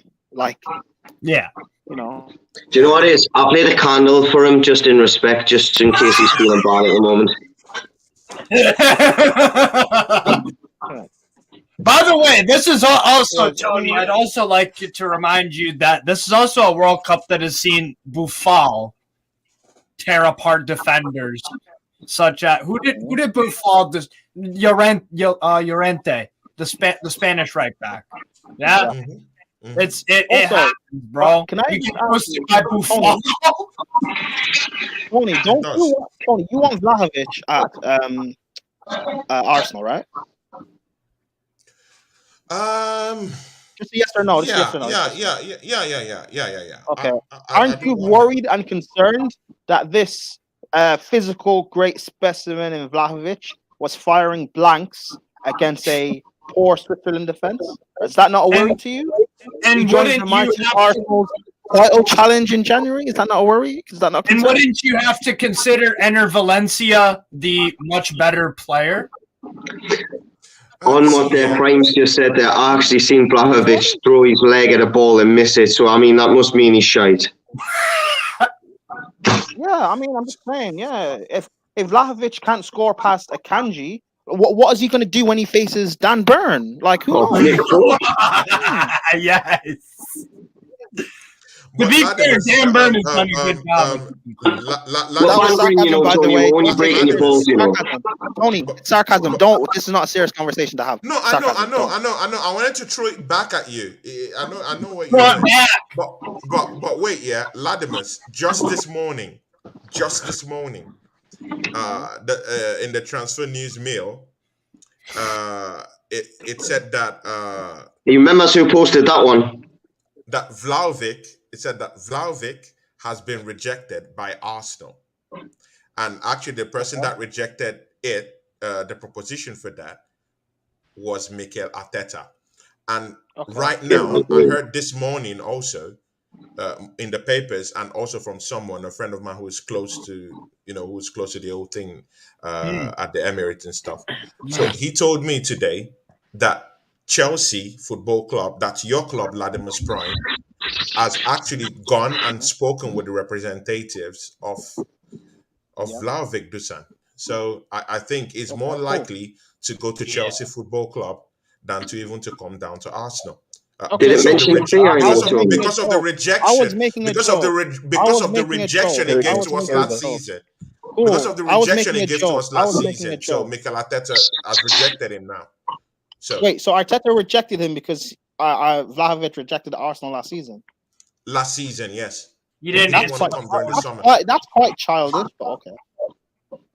I don't know. That's what he does seem quite petulant, Arteta. I'll be honest. When I watched that documentary, he does seem quite. But the more I watch that, the more I like them. Yeah, I like him.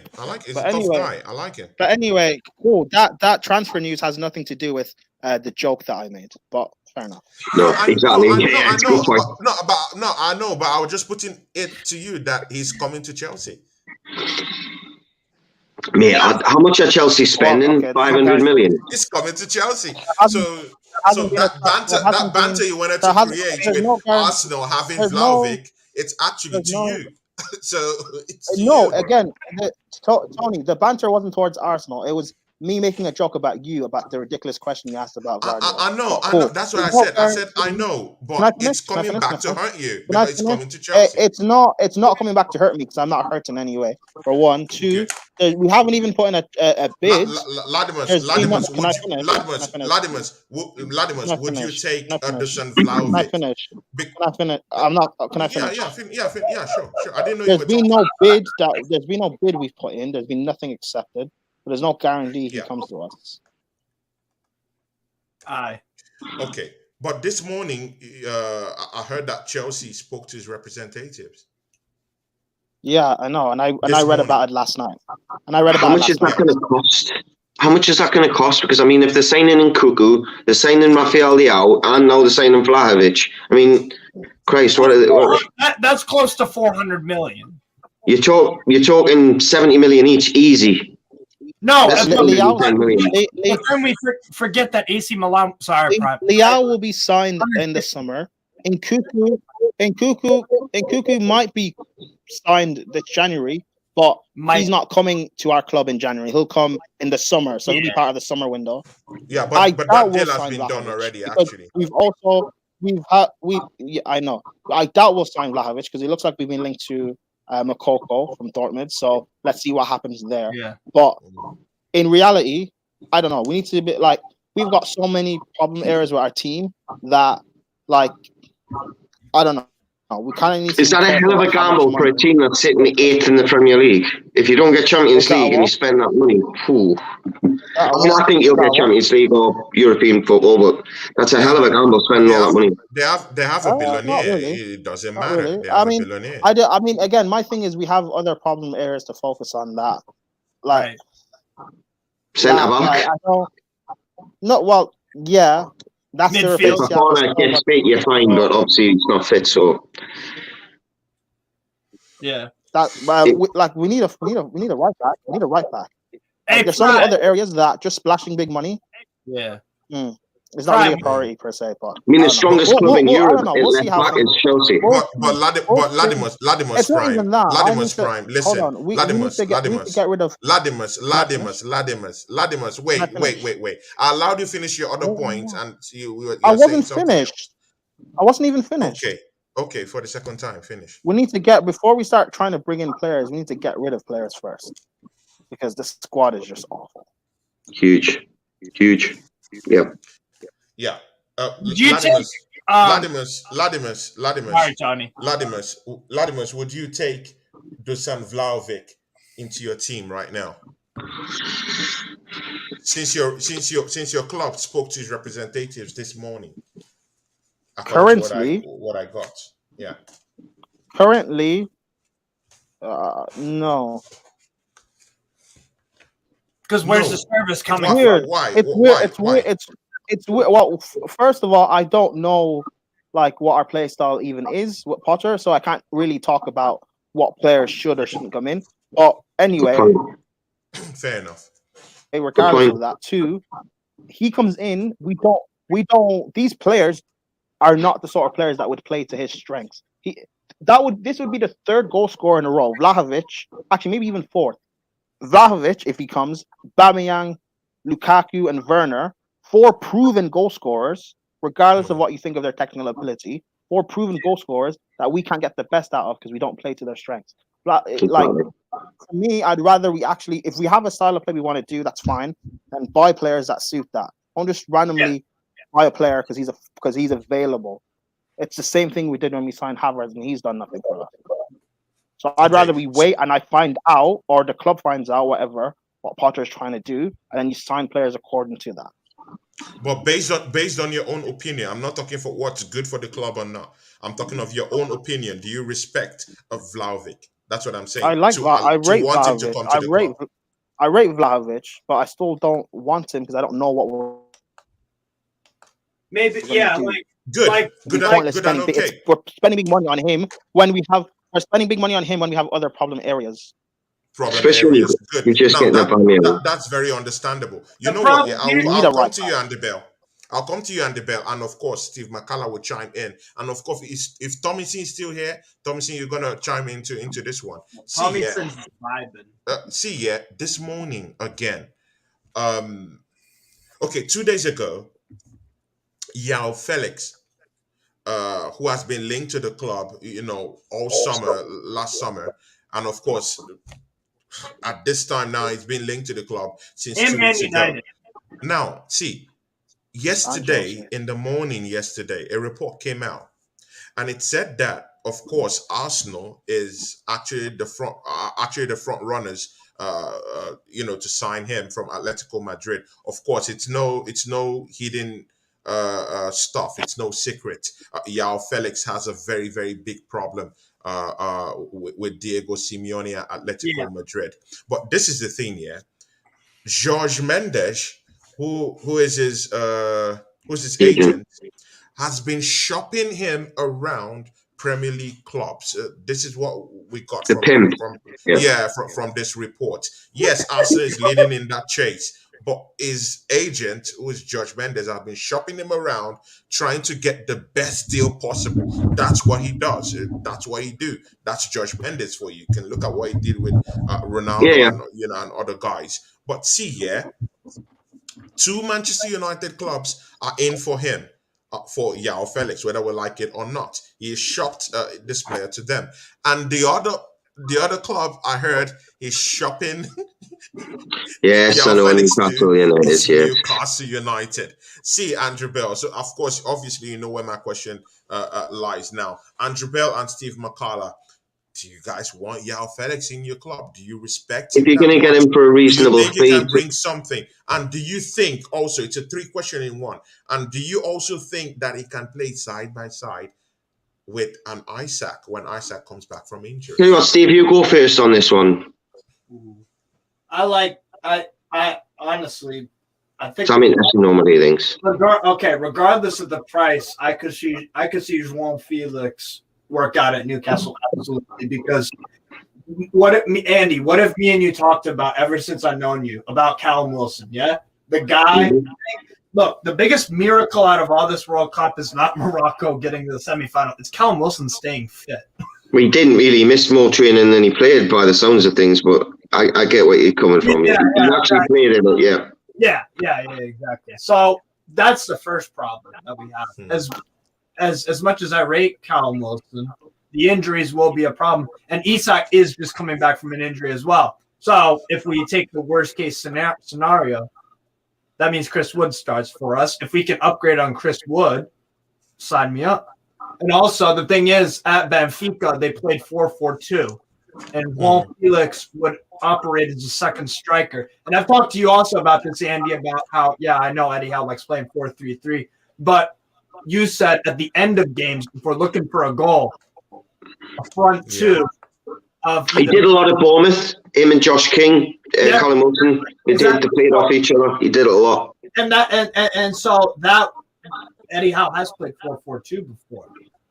My doubts about that one, Steve, is sorry to jump in on you there, mate. Sorry. My doubts on that one is how much did Atletico actually pay for him? 113 million euros, which is what, let's say 105 million quid, argument's sakes. Are they going to let him go? Yes, okay, they're getting a few seasons out of him usage, so they'll say, right, okay, 60, 70 million would be decent money. If you pay 60, 70 million for Felix, at this moment in time, I think you're paying 20 million too much. And I get he's playing a different role for Atletico Madrid. He's doing it, and he does a good job of the defensive role. And I think that's what Eddie, if we are legitimately looking at him, I think that's why we'd be looking at him, because he does dig in, he does track back, he's got a lot of energy. I just don't see a man in him. If that makes sense. He's got talent, but I just think makes sense. Him and Isaac up top could work, but he'd need to grow up for me. He'd need to grow up. But to be fair, Andy, what also may be something we could consider as well is we talked about Alain Saint-Maximin, how he's might be falling out of favor with Eddie Howe. So, would I take him over ESM? Yes. That's the other way we can look at this too. I did too. Yeah, exactly. Well, for me, the thing is that, like you said, Andy, Juan Felix will give you what Eddie Howe demands of players, all 11 of them, commit defensively and offensively as well. When you're attacking, you've got the freedom to do what you want. I will give you the freedom in the final third. Felix, I've watched him in the final third, but. Devastating. Finisher, creative, and like I said, Juan Felix has played in a 4-4-2 at Benfica under Jorge Jesus when he was there all those years ago. The problem with Juan Felix is that there's never been any stability. The way Benfica played suited him. The way that Diego Simeone sets up Atletico Madrid, he does the defensive work, but why would you pay 113 million for someone defensive, but the attacking, it's not. You know what I'm saying? So, especially when you made his name for attacking things rather than exactly. And the thing is that if we want to be a serious club, that's the kind of thing we would do. The ambitious, and you know what? To be like I said, man, it would give us tactical flexibility, formation wise. We could play right across the front three. Yes, he could play, and that's the thing. Like I think you said last time, or you take Firmino in, for example, because he could probably 3 and the 10. So an 8 even. and Joao Felix is still young. So sure, and if Eddie Howe can turn around Joe Linton, remember how horrible he was, man? I mean, come on. Tell you what, Brazil are actually regretting not taking him to the World, because where they were weak was centre midfield. Was centre midfield there, exactly. So for me, Joao Felix, yes, I would take him 100%. 100%, I would take him. I don't really care about the price necessarily. If we're paying. I think the problem is I'm thinking of it. I'm thinking 2 seconds, Tony. 2 seconds, Tony. Tony, I'll be 2 seconds. I think the problem is I'm thinking of it on future capability to be able to compete in the market. If you go and throw silly money at one Felix, and then there's opportunities to get players, you're not going to be able to do it because of the money you've spent. And you've got to remember the amount of money that he went to Atletico Madrid for. It doesn't make business sense for them to let him go for less than 70 million. But at the same time, they're in a similar situation to Juventus, because remember, they finished bottom. Yeah. Group. Guys, wait. Andy Bell, do you, because I feel the way you're talking about this Joao Felix guy, I think you don't respect him as a player. No. It's not a case I don't respect his abilities. I just don't know whether he has. Why are you laughing, Steve? Wait. When you're laughing like that, you're trying to make something. No, Steve. You're trying to bring something that there's nothing in there. Like, why are you laughing now? Because I didn't get the impression that he disrespected Joao Felix. No.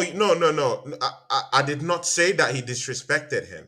I said, no, he says I don't respect. He didn't say I disrespected him. There's a difference. Bro, yeah. Steve, man, you did this when Ladimos was talking the other No, side. he said I don't respect him. There's a difference. Anyway. But let's move on for them, Tony. I can see why. I allowed that slide because I can see why you asked that question, Tony. But see, it's an observation, if this striker, Andrew Bell, if this striker was someone that was big, strong, and scores lots of goals, I think quick in an instant, you won't be thinking of all the whole factors you're looking at. I'm not looking at these physical. I'm not looking at these physical capabilities. Do you respect Joao Felix? Do you? As a player, yes. My problem with him is, and this is no side of his physical capabilities or anything like that. Going back to what I said yesterday on another stream was, since he's been a young lad, he's been the boy, the man. When you come to Newcastle, and now people say, well, Newcastle aren't as big a club as Atletico Madrid, blah, blah, blah. No, but Atletico Madrid don't connect to players like Newcastle fans either. And if Newcastle fans connect to a player, there's certain things that we expect from you. Yes, i.e., you get kicked in the shin, you get back up. Yep. You get elbowed in the back of the face, in the back of the head, someone leaning on you, you get back up, you chase the ball. And I question whether he has that in. But the good thing that he has got on his side is he's young, it can be learned. The problem I've got is the fee that you're going to have to pay for him. I just don't see £70 million being worth it. I question whether he could lead the line for Newcastle United. I don't think he's got the right character. But could he be a player that plays a bit part for the first year or so? Yes. But you're not going to play a bit part if you come for 70 million quid. That's the problem. That's the problem. Yeah, with signing players with that huge amount of money. But Steve, you can't put him on the bench. But Steve, it does seem you do like Joao Felix. It seems so. But it just like Andrew Bell, do you think you have Andy, it's not Sunday. Andy, please, Tone. My name's Andy, mate. Come on, it's not Sunday. Andy, I'm sorry, man. It's all right, man. Honestly, I know it's out of respect that you say it, but honestly, I'm a Geordie. You don't need to respect us, honestly. Yeah, it's okay, no problem, man. Steve. See, I do know you do like Joao Felix as a player. I know you like him, but do you think there's any need for you to bring him down to Newcastle? I mean, is there a need for this guy in Newcastle? yes, there is need because, like I said, the whole Callum Wilson problem. The whole Callum Wilson problem is a problem if we want to get Champions League. And like we talked about with if we want to capitalize on an amazing position that we have currently, strike while the iron's hot. That's what I'm talking about with Andy too. Because in 2011-12, we fucked up during the January window. That was when we sold them up to Chelsea, right? Are you on about this season we finished 5th? Yeah, we missed an opportunity. We could have the likes of Griezmann, Modric, all sorts, but we didn't. So maybe the club will look on past shortcomings and bring in a player like this.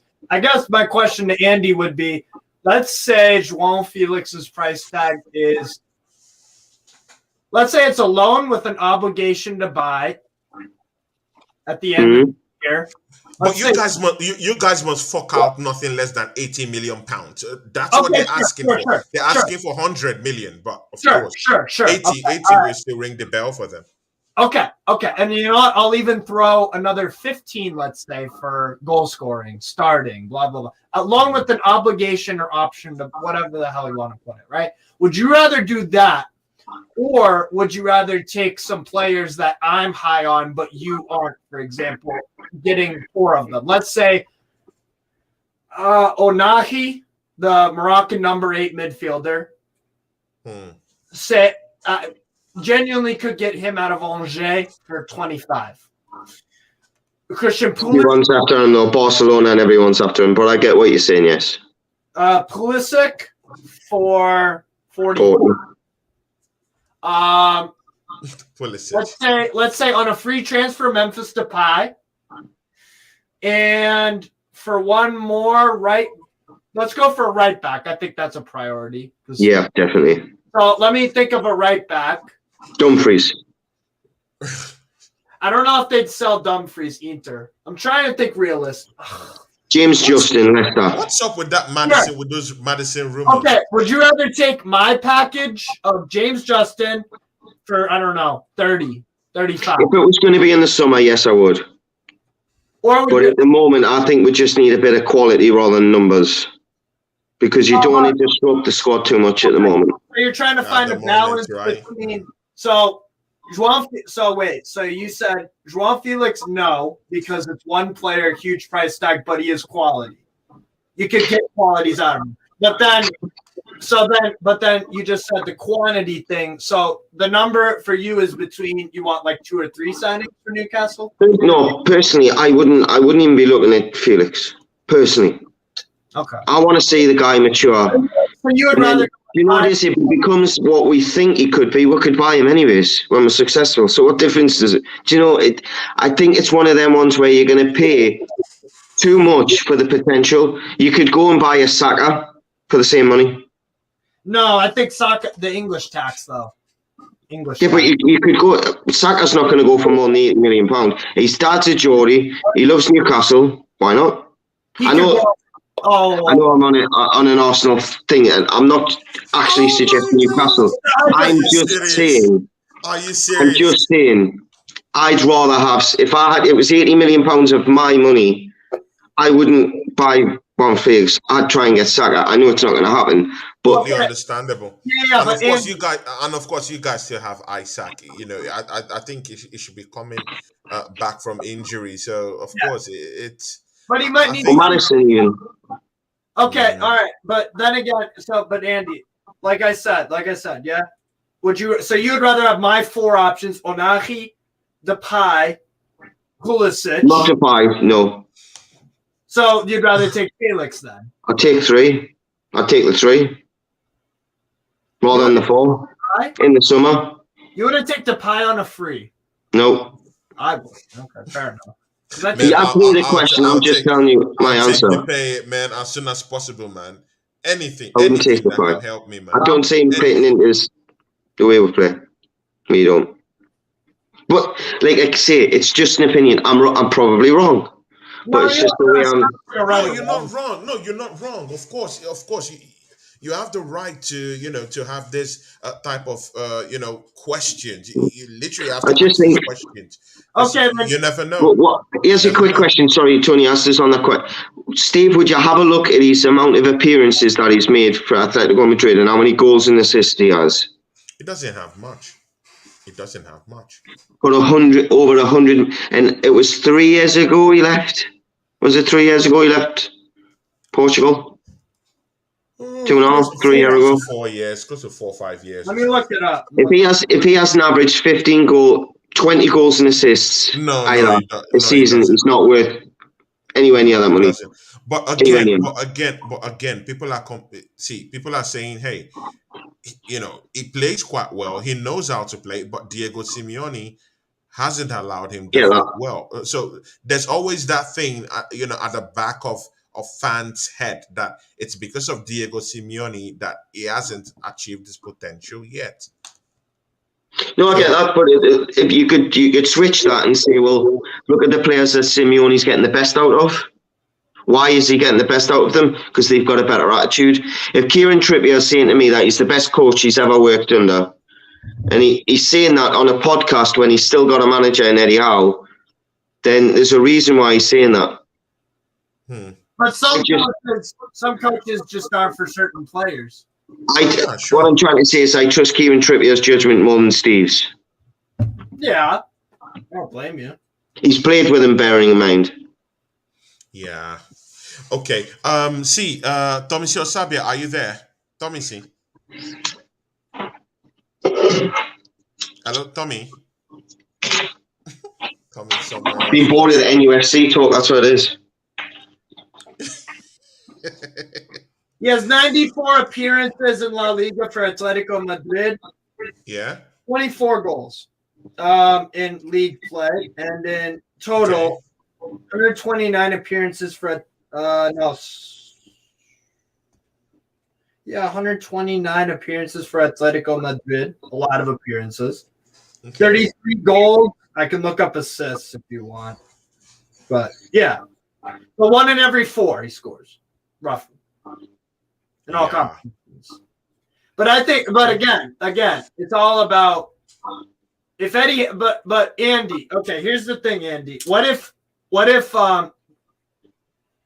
Eddie Howe wanted João Felix, would you back him? I'm assuming you would, but I'm just wondering. Sorry, Steve, I was checking the dog. How many goals and assists? Yeah. Yeah. Hold on.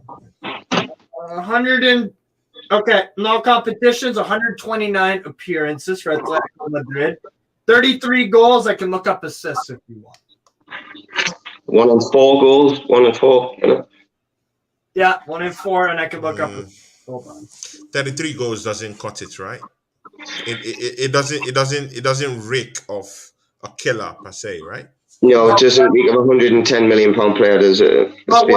But it's, bro, you know what? Honestly, it reminds me of Poland with Lewandowski, just a bit better. Like, Felix was not the type of kid that he could just pick up the ball from the halfway line and dribble past a bunch of people. He does it sometimes, but that's not successful. At Benfica, like I said, played 4-4-2 as a second striker. Yeah. But his role would be essentially, when you actually watch him, as an. How old is he? Felix is 23. So he's coming into the period of the career now where he needs to kick on. Yeah, and so I think the stars could align. I trust Eddie. Look, if the stars could align.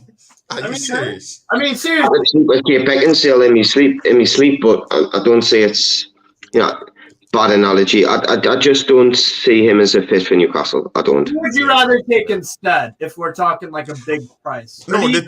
Steve, don't you understand? The thing that he's not prolific enough to create that chaos in Andy's mind. Yeah, in my mind, it doesn't mean that he has 100 people. Even for me, it's not just that. He's not that player. The only reason why I want him there is just because of I have a void that's there, and I just need any good name that can be able to just come, even an average name, but provided you can score goals, just come in there and just plug in those holes until Gabriel Jesus comes back. So I don't know. Is it my number one choice? No, I don't think so. But I don't think I think Belotti would do. I think Belotti would do Arsenal a short-term job. Andrea Belotti. I think you do them a job for 2 seasons, and then they can go and buy whoever they want. Italian players don't like England. They never settle in England. They, for some reason, they hate England. Scamacca's doing Zola did alright. Gianfranco Zola. Okay, name. I get what you're saying. Italian players don't normally. I need 5. Di Canio. Yeah. Yeah, but did you see Di Canio? Okay, no. Yeah, you can't even get up to 4. So that's the relationship with Italian players. They don't like the Premiership. And I don't blame them because they don't agree with the English culture, you know. So I think it has to do more with the weather and yeah, well, I know. With English language. So I don't know. I think it's very hard for them to speak English to communicate better. I'm trying to think of a good Italian Newcastle have, and I'm struggling. Santon. Exactly. Santon. Santon was decent. Had loads of talent. It was just decent, and he left the league. Actually, it wasn't prolific like great. Yeah, and supposed to be had a heart the size of a pea. So, and I heard that off an ex-Newcastle United footballer. I'm not going to name him because it's unfair on him, but I heard that from the horse's mouth. Player that played with him. So yeah, exactly. Can you imagine? So yeah, guys. Andy, who would you rather go for then? But wait, do you guys need a striker? Wait, that's the first question. Yes, we need a striker, I think. How? But how do you need a striker? Because I still do think that your striking position. Cal Wilson's injury prone, Tony. Unfortunately. But that's why you have an Isaac there, right? Yeah, but Ollie Watkins. You would take Ollie Watkins. I'd take Ollie Watkins as a backup, yes. Isaac's going to start in time. Isaac's going to be the main man. Actually, I see why. I kind of see why you go Ollie Watkins. He'll play on the left. He'll play on the right. He'll play up top. Wait. Do you rate Ollie Watkins? 2 of you? He's all right. Short term, yes, I would. Yes, he's got England caps, mate. He's got England caps. Vladimir's welcome back. For how much? Andy, you were saying something. He's getting. I'd like to see his record. He's got double figures in the Premier League twice. Am I right? Chelsea Dan, I will call you immediately after the show, man. Chelsea Dan, man. I've been very, very busy on the chat, is he? Man. It's been hell. Yeah, Andy. Yeah, I think Ollie Watkins. He scored. Sorry, mate. You said my name. Sorry. Andy, you were the one talking, man. Oh, sorry. I thought I was interrupting the lad below you. Sorry. Apologies. No, you were the one talking. I just think he's still young. He shows a striker's instinct. He works hard. He's got pace. He's tricky. You can play him in 4 positions if you need to. You can play him with a striker, off a striker, on the left, on the right, even in the hole, possibly if you wanted to. He's young. He's 26. He's ambitious. Sorry? 26. I'd rather just sign. Still young. I wish I was 26 again, mate. But I mean, if you look at he scored for. I'm pretty sure he scored for England. I might be wrong there, but he's got England caps, so clearly there is some talent, and it's not going to break the bank to the point where we need to strengthen wingers before we start thinking about strikers. We need a left back, in my eyes. If we're going to get the next level, I love Dan Burn, but he's not an attacking left back, and there's a reason why ASM is dependent on the left side when he's in the side, because, and his reason so deep when he's receiving the ball, because Dan Burn doesn't get forward very often. Hence why we've kept so many clean sheets. But you need a player that's going to offer you width on the left side, and Dan Burn doesn't do that, unfortunately. So there you are. We need to spend money there. We need a backup midfielder for John Joe Shelby. We need another centre half because Lascelles is leaky. Let's be honest. Would you take Anthony Robinson, USA left back? Because it was only we weren't linked with him. Oh my God, Robinson! I knew he was going to ask that question. Are you serious? I knew. No, but only. Are you serious now? I knew you were going to ask that question. No, I would have if we hadn't been taken over. But now that the fact we've been taken over and we're sitting at the big table in transfers, no, I wouldn't. Steve wants to push his American players or not? He's gonna, isn't he? No, don't blame him. He's a good World Cup. You know what left back I think Newcastle could sign? In my opinion, I think he's one of the best left backs around in terms of how underrated he is. Alejandro Ronaldo at Benfica. All right. Oh God. Yes. Me Steve said yes. Yeah. Yes. He's very good. When I look at it in the Premier League, when I look at it in the Premier League, I don't think there's many better left backs than him. I'll be real. What? That better than Grimaldo?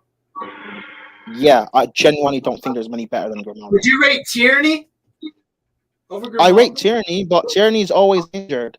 There's no point having someone like Tierney. Yeah. I look at Grimaldo. I would put him above Tierney. I'd put him above Chilwell. I'd put him above Luke Shaw. I'd put him above Luke Shaw. Robertson, no, I wouldn't. And not above Cancelo. So I'd say Grimaldo comes in. He's probably one of the top 3, top 4 left backs in the Prem. If he comes in. I've got a left back that I love, which is Mendes from PSG. He's the ideal thing for me. But I'll be honest, there's a group of 3 or 4 players below him, and he's one of them. I think that's a great shout. Grimaldo is phenomenal.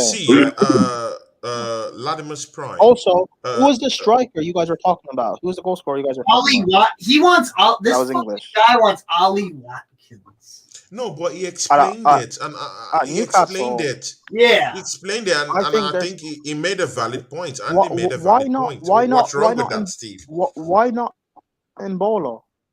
Yes, Mbolo or Marcus Thuram. Thuram, yeah. I recommended. I remember last week when Tony was trying to speak about like Arsenal should splash the cash on Vlahovic or this striker, that guy, whatever. I was like, try get Mbolo. Mbolo suits how Arsenal plays. I think he also suits how Newcastle play as well. He's also quite young, so you'd grow with you. But what yardsticks are you judging his performance? Are you judging his performance from his club side, or are you judging his performance based on the World Cup? All around. There are two different things. I'm not just judging him from the World Cup. I don't judge players based on international tournaments solely. His still quite young, so he would grow with Newcastle. And if he ends up not being good enough in 3-4 years, he's like a young club, man. He'll develop, right? Yeah. Yeah. It's good that develop is also part of your. It's good that he can develop. Is also part of your. It's part of your vocabulary. And it's also no coincidence that Mbolo and Marcus Thuram. Oh, sorry. Go on, Prem. Okay. No. I think Mbolo would be a good signing for Newcastle. Same. Thuram as well. Yes. I agree. There's players out there. Absolutely. Latimer's prime. Of course, if you guys follow me on Instagram, you would see a not transfer report, but something that happened to Chelsea Football Club. Of course, just this week it was confirmed. I think was it this week? I think on Monday, either Monday or Sunday, it was confirmed that your forward, Armando Broja, is going to be out throughout the season with an ACL injury. What are your thoughts on that, Latimer's prime? Well, that's why we're looking for a striker. Seems like we're gonna get Moukoko from Dortmund. I haven't watched him, so I don't know what he's like, but he's supposed to be good and have potential. So fair enough. And that seems to be the model that we're trying to go down. I don't see us again. I said this before. I don't see us splashing money on Vlahovic in January. I don't either. Yeah, I don't know. It'll be interesting. It's a shame because I really do like Broja. I really do like him. But again, the limited time he's played this season, we haven't played to his strengths. The profile of striker he is, we don't create enough for him to be able to score. And it's the same thing we've had. Lukaku, Werner, Aubameyang, even. These guys rely on service because they're not going to do much else. And you don't give them service, they look bad. Or they look worse than they actually are. Than they actually are, right? I think that's the problem Chelsea need to solve, is why are they not able to give the striker service? Southampton needed him. I know why, but if I speak on certain players, I'm apparently not a real Chelsea fan.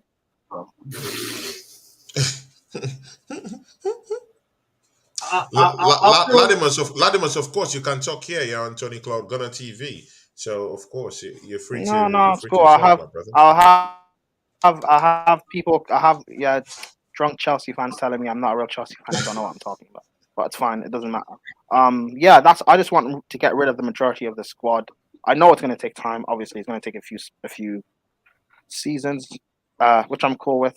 But that's part of why I'm giving Potter time to get rid of this deadwood, and so he can build his own squad, and I can really see what he's trying to do. Because as of right now, I don't have a clue of. Okay, the second striker. Latimus, the second striker we're talking about with Andy and of course Steve McCullough was João Felix. I asked them if they literally want him in their club. Steve McCullough had a soft spot for him, but Andy Bell came out. And the bell came out smoking and swinging, and he said, "Hey man, what Andy blazing." And he said, "No, man, what Andy said was what Andy said is very much we don't need him." Fair point. What Andy said is very much a fair point. I had that thought about a year ago, right? I had that thought process as well about Felix. That he's so he's so bad. Why isn't he working at Atletico Madrid, etc., etc. But when I look back on it now. When you look at his attributes and his talent, he is quality. Hasn't worked at Atletico Madrid. There are reasons for it as to why. I just because there's rumors I think last week or something him coming to Chelsea, and I said this before. In terms of Chelsea anyway, we're not in any position as a team to bring in a player like him because he's not going to help us. He'll be. Yeah. Well, he's sort of like I think exception to that. I'm sorry, Latimus. I need to come in there because there's something has been said there, and it's very important. I need to come in there. See, why do you think that he cannot? Because with what you have right now, it's not helping you guys. Why do you think that Tony? I was going to add. He's not going to do anything for you guys. What? Okay, Tony. One, you can't complain about people interrupting you when you're interrupting other people. And two, I literally begged because you brought up a very important thing, and I needed to ask that question to you. Two, you did not need to ask any question. I was going to explain why. No, Latimus, you cannot tell me how I should handle my show. If I'm in your show, I go through your own rules. Now it's my show, my rules. So now I asked you that question. Latimus, can you give me an answer? It's simple. I was going to explain why in the next breath. Didn't need to interrupt, but okay. Good. The reason why I say he's not going to help because we have too many problems wrong with our squad. João Felix is a sort of player where he's an X factor. He's like the cherry on top of the icing on top of the cake. We barely have ingredients to make a cake. There's no point bringing him in. He's like a custom paint job on a Ferrari, but we don't even have an engine. We don't have wheels. We don't have doors. We don't have anything. So what's the point of me spending this big money when we don't have a midfield? Our best creative player in Reece James doesn't stay fit. We don't have a backup to him. Our defense looks shaky, and our creative forwards don't create any chances. How is Felix going to score goals? And then in a year's time, we'll be sitting here on podcast saying that why is Felix so bad? Why is he a flop? He was never good at Atletico Madrid anyway. Chelsea shouldn't have spent money to buy him. Sense. All Chelsea do is waste money. It's another shift. You guys will be complaining. Chelsea are going to spend 100 mil again on another forward. You just bought Felix. He didn't work out. It's just about using your brain and being logical. I like Felix, and I would like him at Chelsea, but it's just going to ruin his career because we're not ready yet.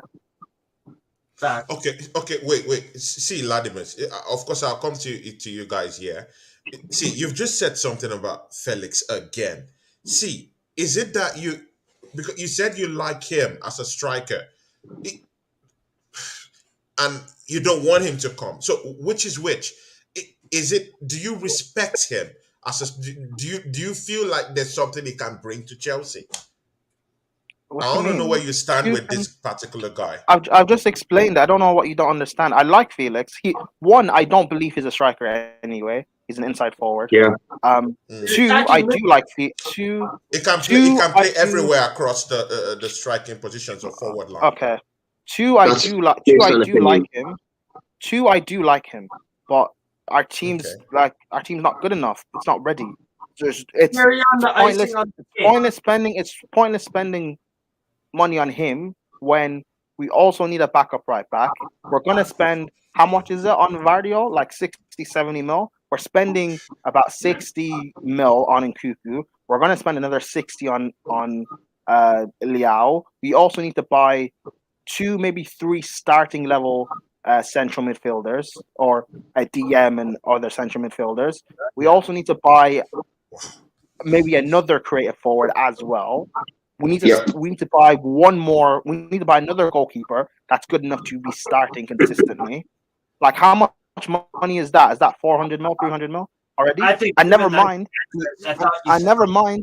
Never mind. We also need quality backups as well, because all the players I just mentioned, it's barely good enough to have a starting 11. So it doesn't make sense buying Felix. Not right now. Maybe in the future. The lucky thing that Chelsea have got is they've got a huge squad and they will be able to recoup some money. Yeah, I agree with that, but we also need to spend money to build this. Like, all the players I've just mentioned, all those players are going to be starting. Never mind now, we also need a squad, because if Reece James gets injured again, there's no backup to him. If Liao is out injured, there's no backup to him. If Felix gets an injury, he doesn't have, like, we need a squad. That's how I think it's quite. Want to achieve things. I think it's quite premature in Chelsea being linked with all these players, because as much as I rate Graham Potter, he doesn't know his best 11 yet. He doesn't. When you've got your best 11 and you see them in a game 3 or 4 times, you do realise where your weak link is or where you want to improve. His team's never. You cannot predict what his team's going to be or what system he's going to play even. And also, that's the thing. The big thing about this right now, we don't know what his system is. So Potter's system might not even need a player like Felix. So it'd be pointless spending money on him. And that's the other thing about Nkuku. I like him, but we try to get him like a week or 2 before the summer window even ended. So I don't even know if this is a player that would even fit Potter's system or who he truly wants. So I just don't want to sign a player because they're available and big and fancy, but they don't suit what we're trying to do. We've done that so many times. But again, doesn't this lie with the coach himself? If the coach doesn't like a player like Nkunku, can't you just say to the club, "Hey, I don't like this guy. I don't think I can work with this guy. Let's forget about this transfer and let's bring in my own guys." I don't know. Like, Nkuku's here, maybe he wants him, who knows? My point being, I don't know what our style of play is going to be. I can't have an opinion on someone like Felix as of yet. I like him, but I'm not going to say I want him just for the sake of it. Good and okay, but Steve McCullough, do you still agree that a coach has the power? A coach who has everything in the club, like they've given him the power to bring in players and to bring in the talents that he wants to improve the team. Don't you think it lies on the coach to tell the board, "Hey, this player that's coming in, I don't like him. I want another player." Are those not the hallmarks of a strong coach that knows what he wants? Of course, yeah. Like what Potter is facing right now. Can't he say, "Hey, I don't want an Nkunku. I want someone like Yao Felix." Yeah, but like what? Yeah, wait, but what's this base? Wait, is there a report out there that Potter doesn't want Nkuku? What's the question? No. I'm just saying, because many people are saying, okay, his style of play. They don't know if Nkunku's style of play will, suit what Potter is doing at Chelsea Football Club. So I'm saying right now, it doesn't it lie with him? Chelsea are the great unknown. Chelsea are the great unknown. That's all I can really say about it, and I think Prime would agree. Chelsea have a flim-flam squad full of players from multiple different managers. It's just a blah. All quality, but Andy, I'd even dispute that with the quality because I think they have a bloated squad and the quality. Yeah, it's too bloated, so you can't keep everybody happy. Therefore, the dressing room's not. But again, as a coach, you have a say on who is going to play, who is going to come into the club, and who you don't want, and who you want out of the club. Problem is, though, you've got a director of football above you making them decisions. That's the problem, Tony. Yeah. And also, you also making all these assumptions. Like Potter hasn't had a transfer window yet, so at least give him we don't time. know his style. He needs a window. He needs a window. Yeah. He just got in the door. Here's what I know about Chelsea, and I've talked about this with Prime multiple times, and with Andy too, and we've all talked about this, right?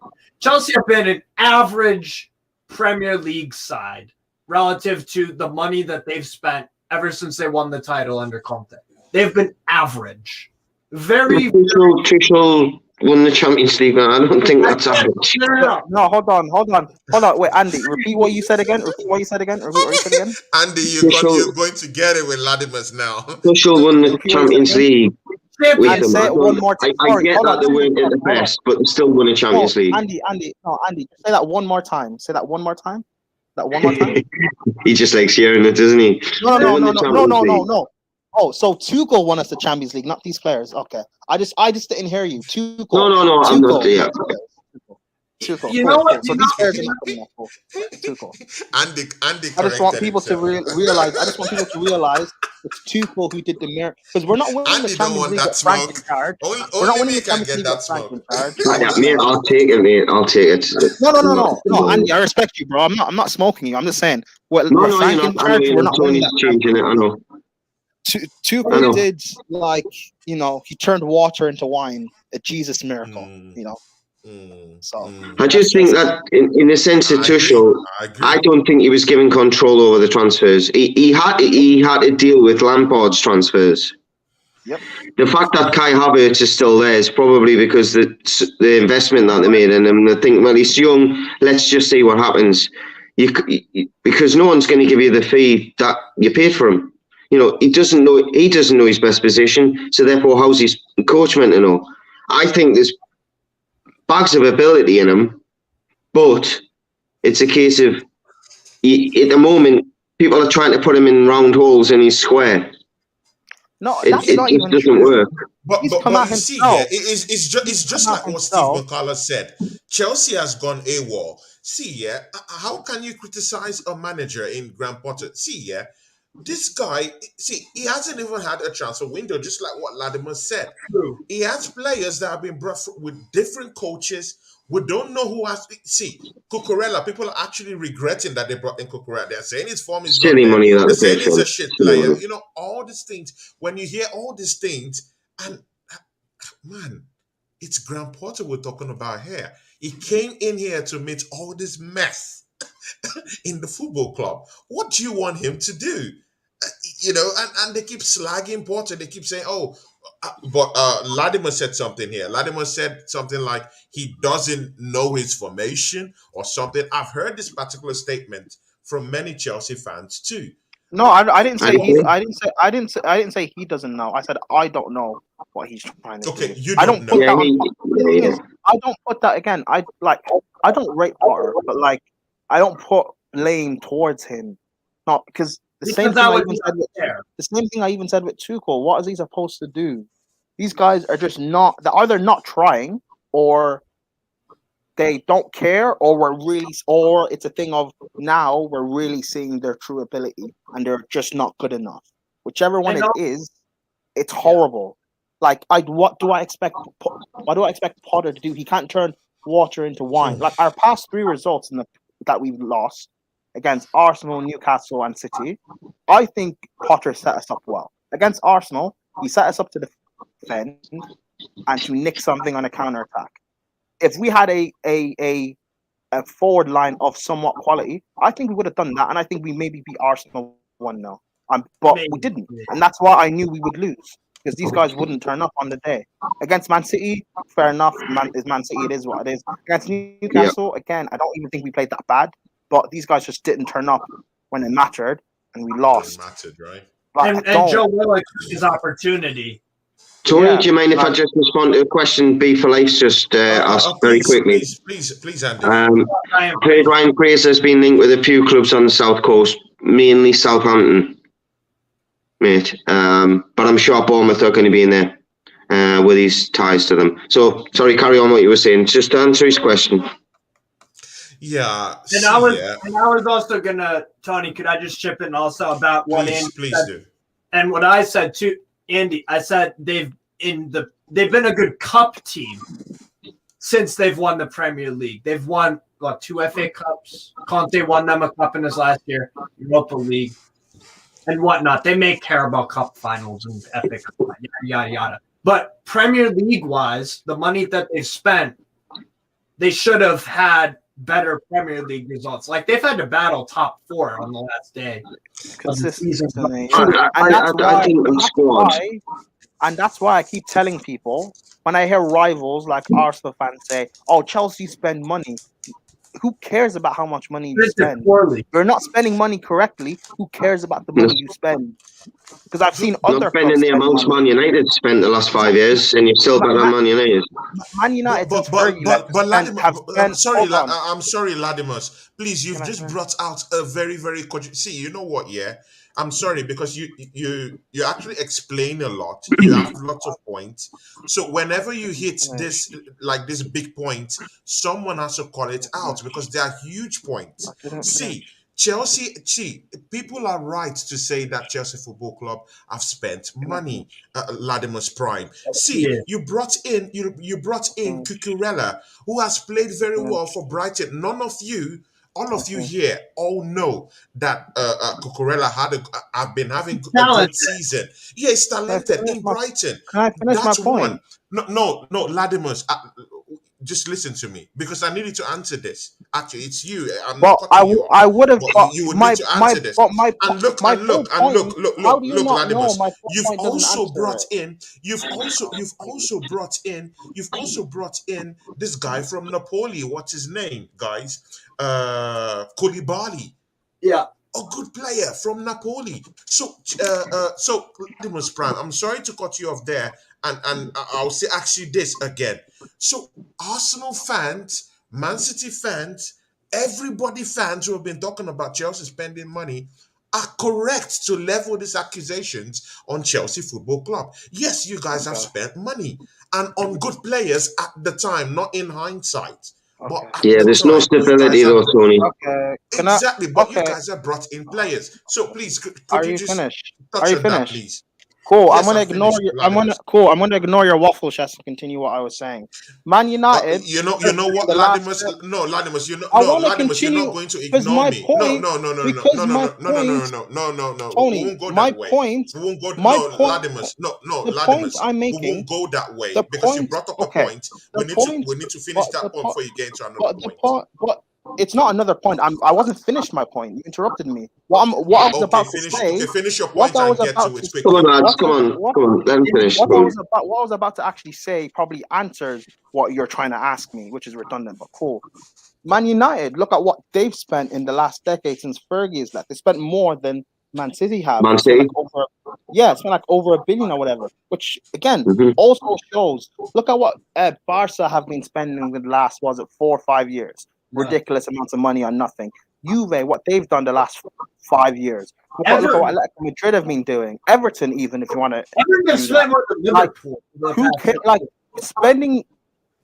Yes, in theory, you would think spending a lot of money would yield success, but it doesn't really. If you're spending it poorly, if you're spending a combined 80 mil on Danny Drinkwater and Bakayoko because you quote need a midfielder, if you're spending 60 mil on Morata because you quote need a striker. If you're spending 100 mil on Lukaku because you quote need a striker, if you're spending how much did we spend? 40 mil on a center back because you just randomly need a center back, or 60 mil on a left wing back because you need a left wing back, or it was 80 mil or whatever it was, 85 on goalkeeper, or if you're spending just ridiculous money on players that don't suit your play style, then it's just money being wasted. It's money being burnt in the fire or thrown down the drain.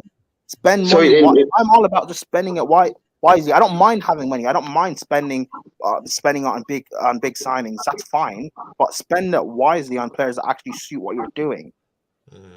To back up your point, Prime, my argument is, and I'm sure Steve will probably agree, the Newcastle owners have taken over and they've looked at this. They've looked at how Man City have spent huge amounts of money. They've looked at Man United spent huge amounts of money.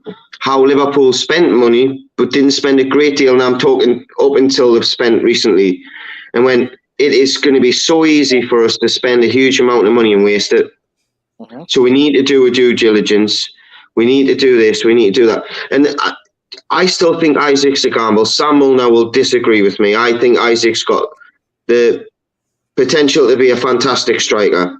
But when you spend £63 million on a young lad, you don't know what's going to happen. You know, they could get an injury or anything. And unfortunately, in Chelsea's cases, I think sometimes the best thing that happened to them was the transfer embargo.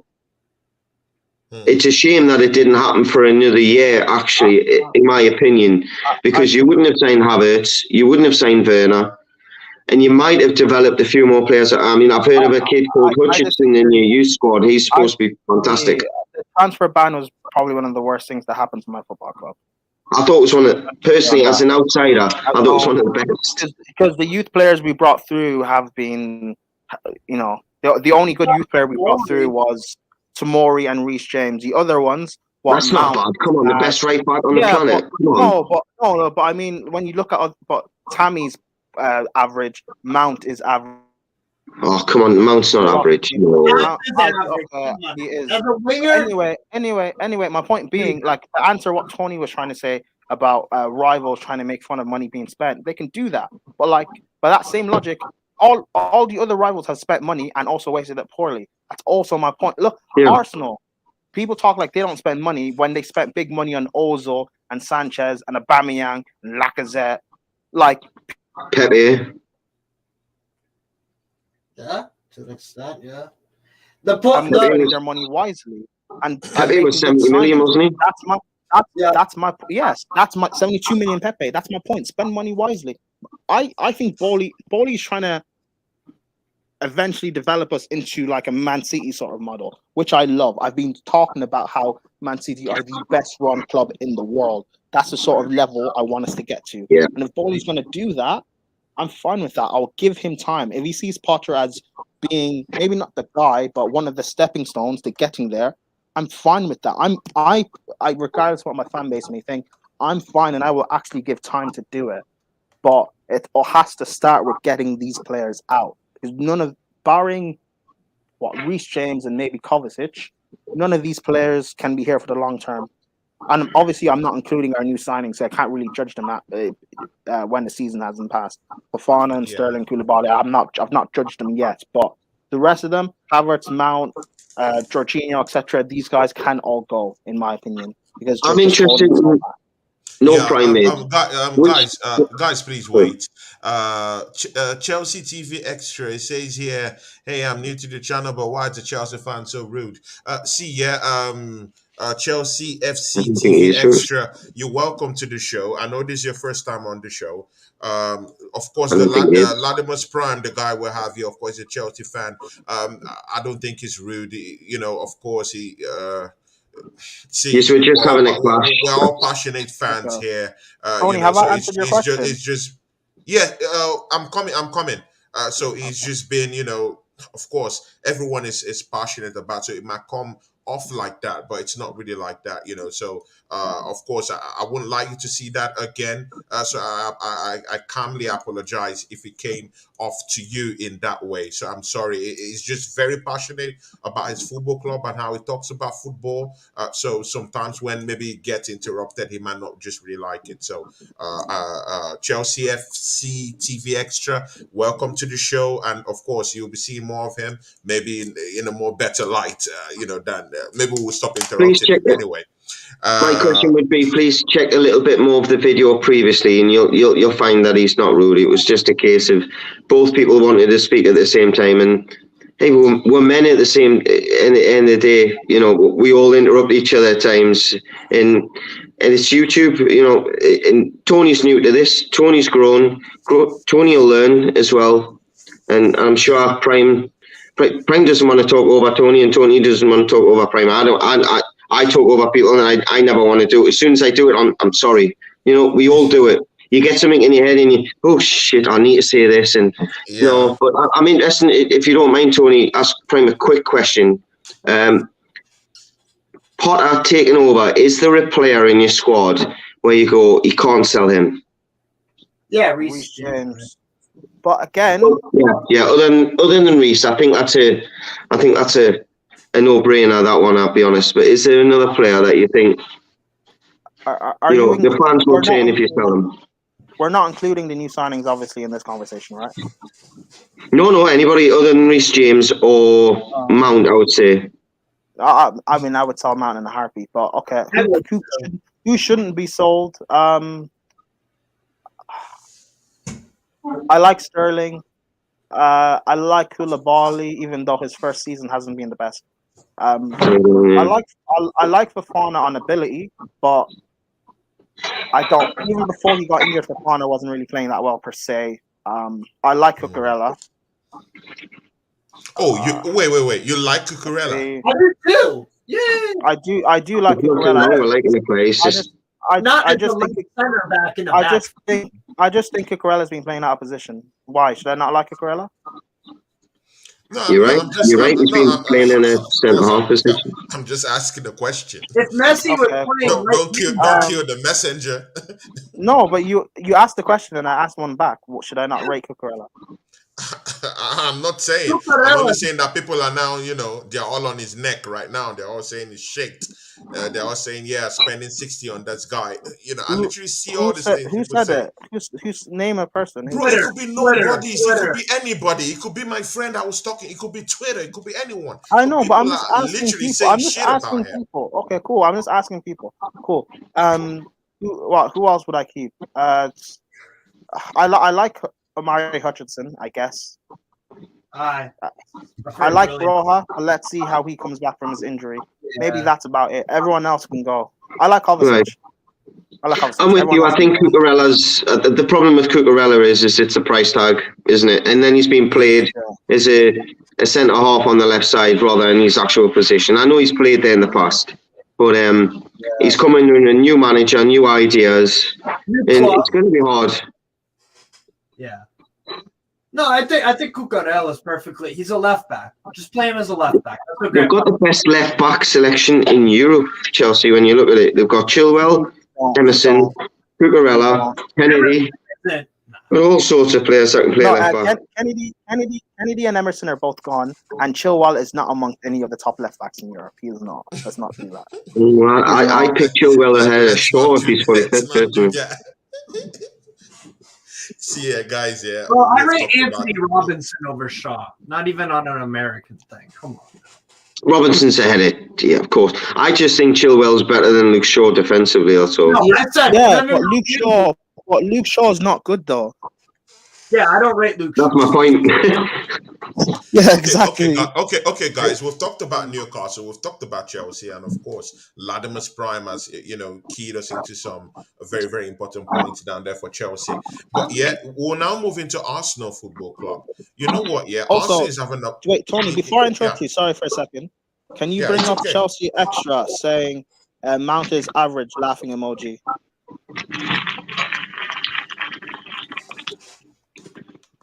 Where is that? Let him. What time is that? What time is that? What time stamp is that? It's amongst the bottom. So it's recent. A recent one? I can't find it. No, it's 10:36 p.m. Mount is average. Ha ha ha. It's plastic guy. Mount is quality for us, but haven't done well. Every player have fault. 10:36. Yeah, the thing for me for Mount. Yeah. The thing for me with Mount is like, what is he truly excellent? I'm with you on that one, Steve. I know what you mean. Mount is like, well, okay, average. Mount is, I think, his potential is that he is a very good player, a very good squad player in a title-winning team. Yes, he yes. Like a Nicky Butt, yes. Yes, I've always thought that in terms of his potential. Someone like a kind of like a B-Tech, Ji-Sung Park. Yeah, someone who's can be important coming off the bench. He can play in big games, do a tactical job. That's all. I've always thought that's his. Maybe Trent but anything more than that, you don't build a team around this guy. You do not build a team around this guy. The fact that he's been supposedly our player of the season the past 2 years, which I disagree with, that's extremely wrong. But the fact that people think that shows how poorly we've actually been. I mean, there's been times when he's been your top goal scorer in the season. He's still not been your best player. Let's be honest. Exactly. When we're spending 72 mil on this generational Kai Havertz, we spent 100 mil on a proven world-class goal scorer, quote unquote, in Romelu Lukaku. We spent 50 mil on a proven goal scorer in Werner, and yet Mount is still our best player. That shows us there's something wrong. It clearly shows there's something wrong. Every single people don't want to accept that. If Chelsea fans don't want to accept that, then whatever. It's fine. That's on you. I know what the reason is why you guys hype up.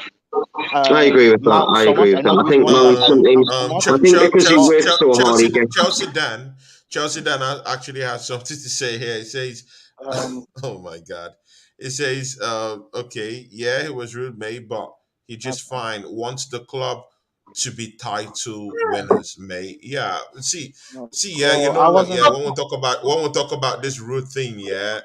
See, even me too, I could be rude. Anyone can be rude, when things goes off the rail. But see, if you ask me, logically, of course, he wants Chelsea Football Club to win titles. So of course, it might come off to you in that way. But Latimus, because this concerns you, do you have anything to say? I don't care if they think I'm rude. I don't care. These are just sort of like fans that I don't want part of this Chelsea fan base anyway. So whatever, it's cool. My point being is that, like, and also part of the reason why I want to get rid of Mount, right? Because again, ideally, in a perfect world, I would like to keep him. Like I said, he'd be an important squad player in a title-winning team. So I would like to keep him, ideally. But the things that he stands for within our fan base, not because of Mount's own fault per se, but what our fan base has hyped him up to be, and the image he has been created to be, he needs to leave. Everything that our fan base has made him stand for is being praised just for working hard and running around, but not doing anything and not being productive, needs to go. Praising. Yeah, I agree with you. I think his work rate gets him. Problem players. There's a reason, and I don't want to say it because I don't want people to.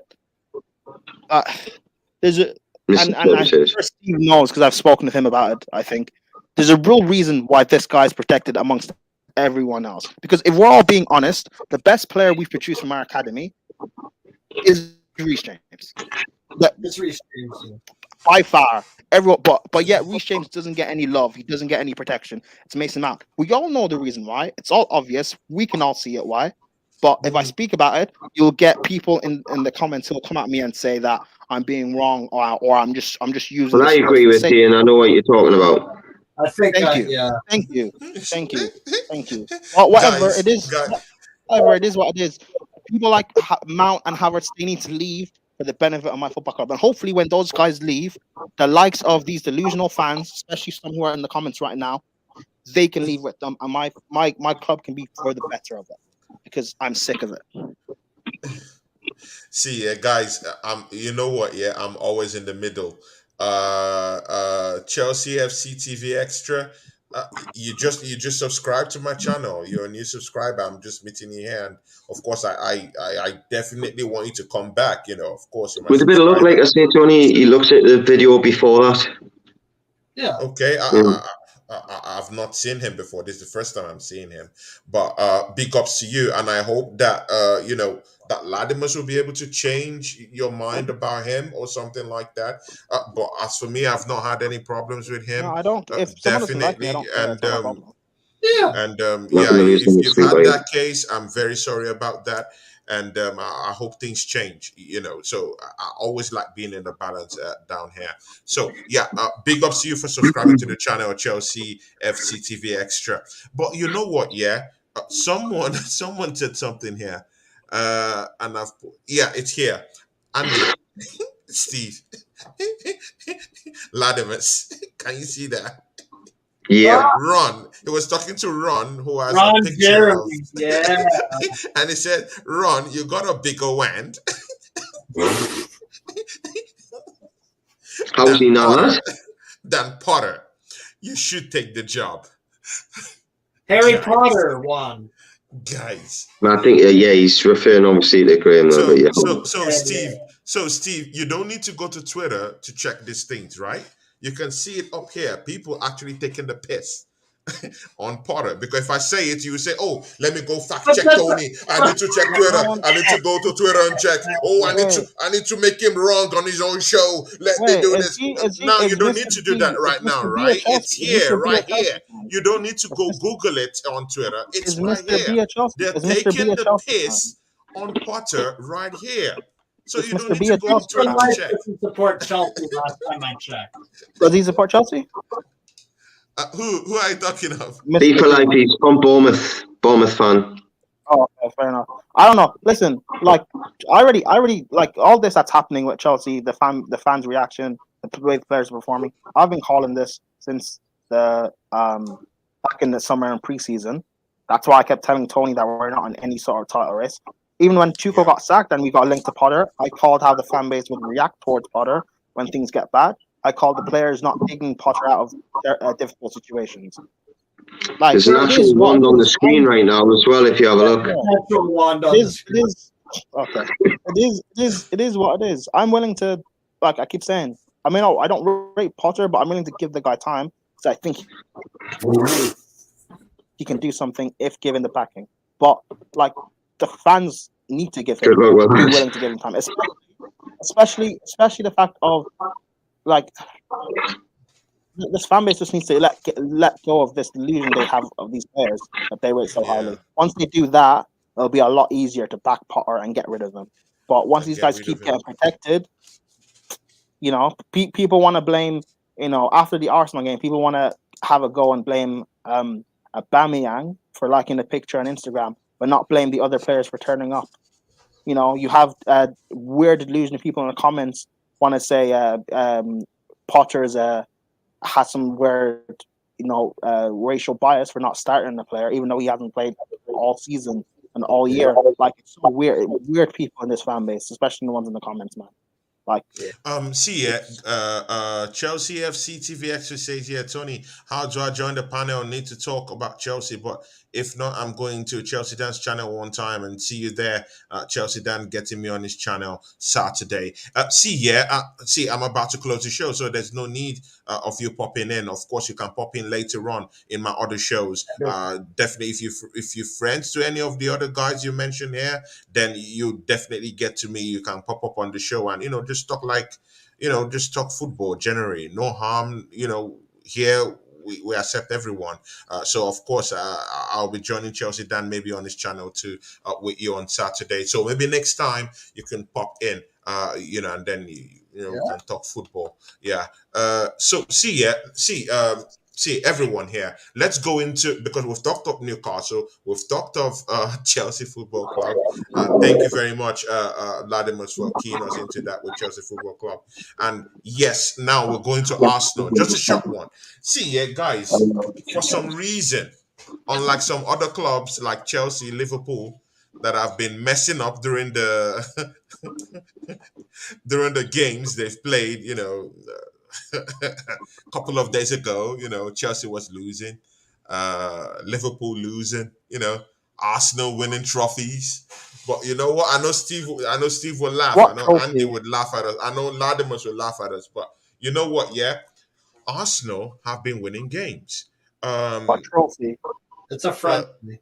See, it's a banter. Don't take it seriously. So you see now, you guys can't take a banter, but you can throw shades at me, right? No, But you I can't was take no, a I was banter, asking. right? No, I didn't know. Oh, that's banter. I was asking a question. It's I banter, was asking man. a Come question. on. Oh, okay. Okay. What It were was you asking? okay. I was just asking a It was question. just It was just a banter, question. man. Okay, fair enough. Yeah. Okay, Steve, cool, fine. Steve That's was already fine. licking his lips to hit me hard, but bro, No one licked it's any lips. banter. Come It on, was man. just Tony. You don't need to be defensive. Someone just asked a question. It's fine. Yeah. So you see, yeah, Arsenal won the match against AC Milan. It's no pushovers, man. It's AC Milan, We beat them 2-0. And even on penalties, we beat them 4-3. You know Yeah. what? Arsenal have been on fire. They've been continuing from where they've stopped in the league. Uh, Bro, and even without our talismanic winger in Bukayo Saka, even without Gabriel Jesus, My the boy. goals are coming. See, what do you guys think about Arsenal right now? Do you think we're not going to miss Gabriel Jesus? What do you guys think? I'll start from you, Stephen McCullough. What do you think? That is with the last two games, Arsenal winning the Dubai Super Cup. Yeah, with all due respect, I don't look into friendlies, and I look into friendlies for performances, but I didn't watch the games. So I don't know what the performance was, so I don't care. Did you watch Newcastle's own? Because Newcastle had some games. Arsenal friendlies. Okay. Yeah, I know. I just asked a question. Have you been watching Newcastle during I these watched friendlies? Al Hilal friendly. Yeah. Oh, okay, good. Yeah. No, but with Arsenal, because you asked me about Arsenal. Yeah. So. Yeah. No, but I genuinely I think you guys will buy a striker in January. I think you have to, because Nketiah is a terrible backup. Not terrible. Come on, Steve. He's not terrible. Terrible. He is terrible. Yes. What? Okay. I don't even want to do an Nketiah debate. Carry on. Go on. We're not getting into that debate. They need a striker, though. You would agree in January, right? Yeah, they need a striker. His bias when it comes to Nketiah. Oh, because you're a big fan of him and Sandy. His bias. You're a big bias about him. But yeah, man, continue, man. No, seriously, I think Arsenal will get a striker in January. They won't get the guy that I think they should get, which is Tara Mulphy at FC Lorient. If you're not going to go for that, then go for – there's another Ukrainian that not many people are talking about. It's Artem Dovbek, who actually – he plays for Dnipro. We're leading the Ukrainian Premier League, actually, by 5 points. He's a Ukrainian striker, tall, real tall, mobile. He's played a few games for Ukraine. I think he would be a good option. And then maybe Vitor Roque at Atletico Paranaense. He's 19. Given given Edu's links with Brazil, maybe that could be a striker. I don't think you'll go for any of them three guys. But I still think you'll get someone decent in for a striker. Honestly, I think Arsenal are sound. Honestly, I think, but you do need. And we talked about this multiple times. I feel like multiple times, yeah, exactly. Signings in January to win the league, but I will say you will win the league, just because I'm gonna give Arsenal the credit, maybe earlier than some people. Big ups to you, Steve. I think. You guys have been playing really well, just like Newcastle have. Steve, what are you doing? Is this mind games from you? No, it's not mind games. He genuinely believes that. Okay, that if we go to the transfer market and we bring in players, he literally believes that Arsenal might win the. I thought you said. He also believes Qatar were going to get to the quarterfinal of the World Cup. No, Steve. So he's not playing any mind games. Hold on. I thought you said if Arsenal don't sign anyone, they'll still win the league. Oh no, they need to. Okay, cool. They need to. Yeah, that's what they've got to. Eddie Nketiah, as much as he's not terrible, he's not on Jesus's level or he'd do a good job at Villa or Everton or something like that, but he's not. And are Everton and Villa in a title race? Exactly. This is why I'm saying that, mate. But who are Arsenal realistically going to go and sign?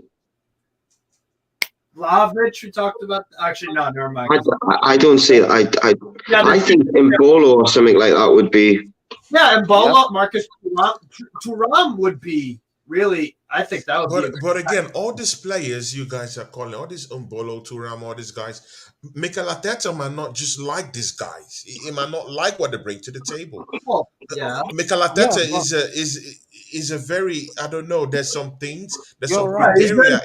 There's some certain criteria it looks for. I don't know. Maybe it's very, very much younger players. Maybe it's players that are multifaceted, multidimensional. I mean, so I don't know, but there's something.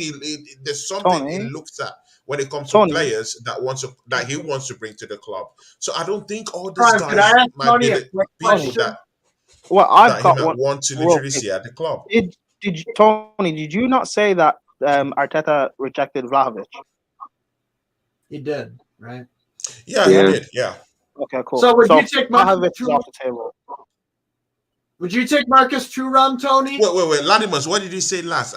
I didn't get that. Vlahovic, you said Arteta rejected Vlahovic, so Vlahovic is off the table. Yeah. Yeah, so cool. So I know. So that's what I'm saying. Okay, never mind. Steve, you go. But that's because he rejected coming to Arsenal in the summer. Right. I know. But that's what I'm saying. You said Arteta looks for certain profiles. Arteta has said no to Vlahovic. That's my point. Yeah, and again, there could be a reason. You know what? Yeah. That tells me that he's after a big man. I know. I get what you're saying, Ladimus. I get you. But imagine going for a player that doesn't want to be at the football club. Sometimes you just need soldiers that really love the club. That when you say, "Hey, come and play for this football club," they will leave whatever they're doing and say, "Hey, I'll play for this club because I love the club." So soldiers I who love the club. when he's saying, "Hey, I don't want him again," because you just want players that love the badge. Soldiers who love the club and will die for the club. So, do you want Tammy then? Tammy's an Arsenal fan. He loves Arsenal. Tammy be a good show. No, he said that to laugh at us or to throw shades. But you know what? No, I didn't. I didn't. Like Tammy. No, I didn't. I mentioned no. I didn't say Tammy to laugh at you. I don't think he did. It's clear he wants a big man if he went for Vlahovic. Okay. I didn't say Tammy to laugh at you. I mentioned. Hold on. I mentioned Tammy last week when we spoke on him about, was it last summer when Tammy left Chelsea to Roma? Last summer, or I guess it's technically the summer before that now. When Tammy left, I said to Arsenal fans on Faces, you guys want a striker? Go get Tammy Abraham. He's a proven goal scorer in the Prem. He loves your club. He will improve. Why not go sign him? People were telling me that Balogun's better than him. Tammy's no good. Yada, yada, yada. Tammy's a proven goal scorer. Yeah. Go sign him. He loves the club. He fits all that criteria you were talking about. But you see, I am not Mikel Arteta. I like him, but I didn't say you are. Want something different. Yeah, wait. Like I've told you. Mikel Arteta likes players. But are we not talking about what we think Mikel Arteta will do? Well, who cares? Who cares what Arteta's going to do? It's your opinion. I think I'm with you, Prime. I think he would look at Tammy Everett. I think he would. He's the club's head coach, so he has to make those tough calls, right? But you asked me about Vardiol. Who cares what my opinion on Vardiol is when Potter's our manager? Same logic. I'm asking your opinion. Yeah, Tony, you can okay. Here, I'll give you another. Okay, would you rather take Marcus Thuram, 6'4", powerful, decently quick? Kind of reminds me a little bit of Callum Wilson, honestly. Strengths, weaknesses, movement, dominance, quicker. Yeah, and well, I wouldn't say quicker, but more powerful. I know. Would you? Okay, regardless of what Arteta thinks, do you think like Marcus Thuram would fit the way Arsenal want to play? Because no, I don't think so. If you're asking me, the player I want right now that will fit what my football club looks like right now, it's an Ivan Toney. See, forget all this other stuff because Ivan Toney is that guy that he's going to be Banter. He's going to be Banter. He plays in England. He knows everything about English football. He knows how to literally crack defenses. I think 50, 60 million. 50, 60 I think it's the man. I don't care if it's 80 million pounds. I think it's the man. You can get Tammy for 80 mil. You're going to get Tammy for half. I don't equate Tammy with Ivan Toney. The only reason why Tammy is probably better than Tony. And he's Tammy's got a better goal scoring record in the Premier League than Ivan Toney. I disagree. Personally, I'm not saying I'm the correct one. But personally, I disagree with that. Tammy's proven in the Premier League. He's proven in Serie A. He's proven in Europe, in the Champions League. He's won 2 European trophies. Yeah. Like, he's led his team to then why did you let him go? Because he didn't. Because they had too many players ahead of him. Good. Then if it's not good enough for you, then it's not good enough for me. Then. So hold on. No, that logic. Jesus and Zinchenko were not good enough for Man City. Exactly. I'm tired of taking all this Chelsea reject. I don't want Chelsea reject. But you have I'm tired. I've had enough. Tony, question for you. Quick question for you, Tony. So, I like Tammy, but Tammy Abraham had one season at Chelsea where he was in the first team quite regularly. How many goals did he get in the Premier League? Who? He got well into double figures. I think he got 19, maybe 20 in the Premier League. I think it was 16. Sorry, Tammy Abraham when he played for Chelsea. Yeah. Sorry, my apologies. Got names mixed up. 15. So, 15 goals. And he didn't start every game. 30. Okay. And he also had an injury as well that season. Exactly. He then went to Italy. He's getting over 20 goals in his first season. Okay, he's had a bit of a rough patch the last 7 months or so, but he's in a different country. He's learning a new language. I think, bearing in mind, Prime is a Chelsea fan. He watched Tammy come in, and bearing in mind, he's grown up since then. He's another 3 years on from then. Surely, Tammy Abraham is a better bet than Ivan Toney, considering. Yes, okay. You look at Ivan Toney's goal scoring record. Where's half his goals come from? Penalties. But to be fair, he leads the line well, but he's not Tammy Abraham. To be fair, Andy, though, penalties aren't easy. We just saw Harry. No, they're not. We've seen that. But come on, I mean, you could give me 100 penalties, and I'd probably score 30 of them. The betting scandal is the big. I'm with Tony on. It's going to get banned. Yeah, that's the big problem for me. The betting. Yeah, Steve, what did you want to say? Because you wanted to big me up. No, I don't want to beat you up. I'm just asking you to look at it a different side. You've got a Chelsea fan there who had the player in his side. You know, it'd be silly not to. It's like if you're going to buy a car off someone, you're going to ask them how was the car being reliable for you? True. Tammy Abraham is the car in the situation, isn't he? Was he reliable for you? And he's went to another owner as well, and he's been reliable for them as well. Yeah. But wait. If it's all these things, why did Chelsea let him go? Because they had too many. They had £100 million striker that had to keep happy. He didn't suit. No, not even that. He didn't suit the style of play Tuchel was trying to instill. Yes. And I think he got too big for his boots as well, and wanted to start every game ahead of Lukaku. Yeah, and then Lukaku, that's going to cause conflict. All right, so Tony, back on Ivan Toney. I agree. I'm as big a fan as Ivan Toney as you are, right? I rate him. I think he's tremendous, right? But the problem is the bet. Why would you spend 80 million, like you said 80, 70, you don't care the price, just like me with João Felix. I don't care the price because I like him a lot. And I agree with you on that with Ivan Toney, but the betting scandal. Well, if you spent 60 million, let's say, even 50, if you spent that on Ivan Toney and they suspend him for a year, Why didn't you rather get a player like Marcus Thuram, who is 6 foot, like I said, 6'4", powerful. He has the physique, and he will only cut his contract expires in the summer. So you could. It could be a World Cup winner as well. Yeah, and not even just that as well. What? And he's like but again, all this is still based on the premise that he's not guilty, unless you're saying he's guilty right now. He's not guilty until proven guilty. So if he's not proven guilty, I don't want to hear all this. So why is it Benjamin Mendy? Even Saka, they talked about this betting stuff with Granit Xhaka. What happened at the end of the day? Nothing. Can I ask you a question, Tony?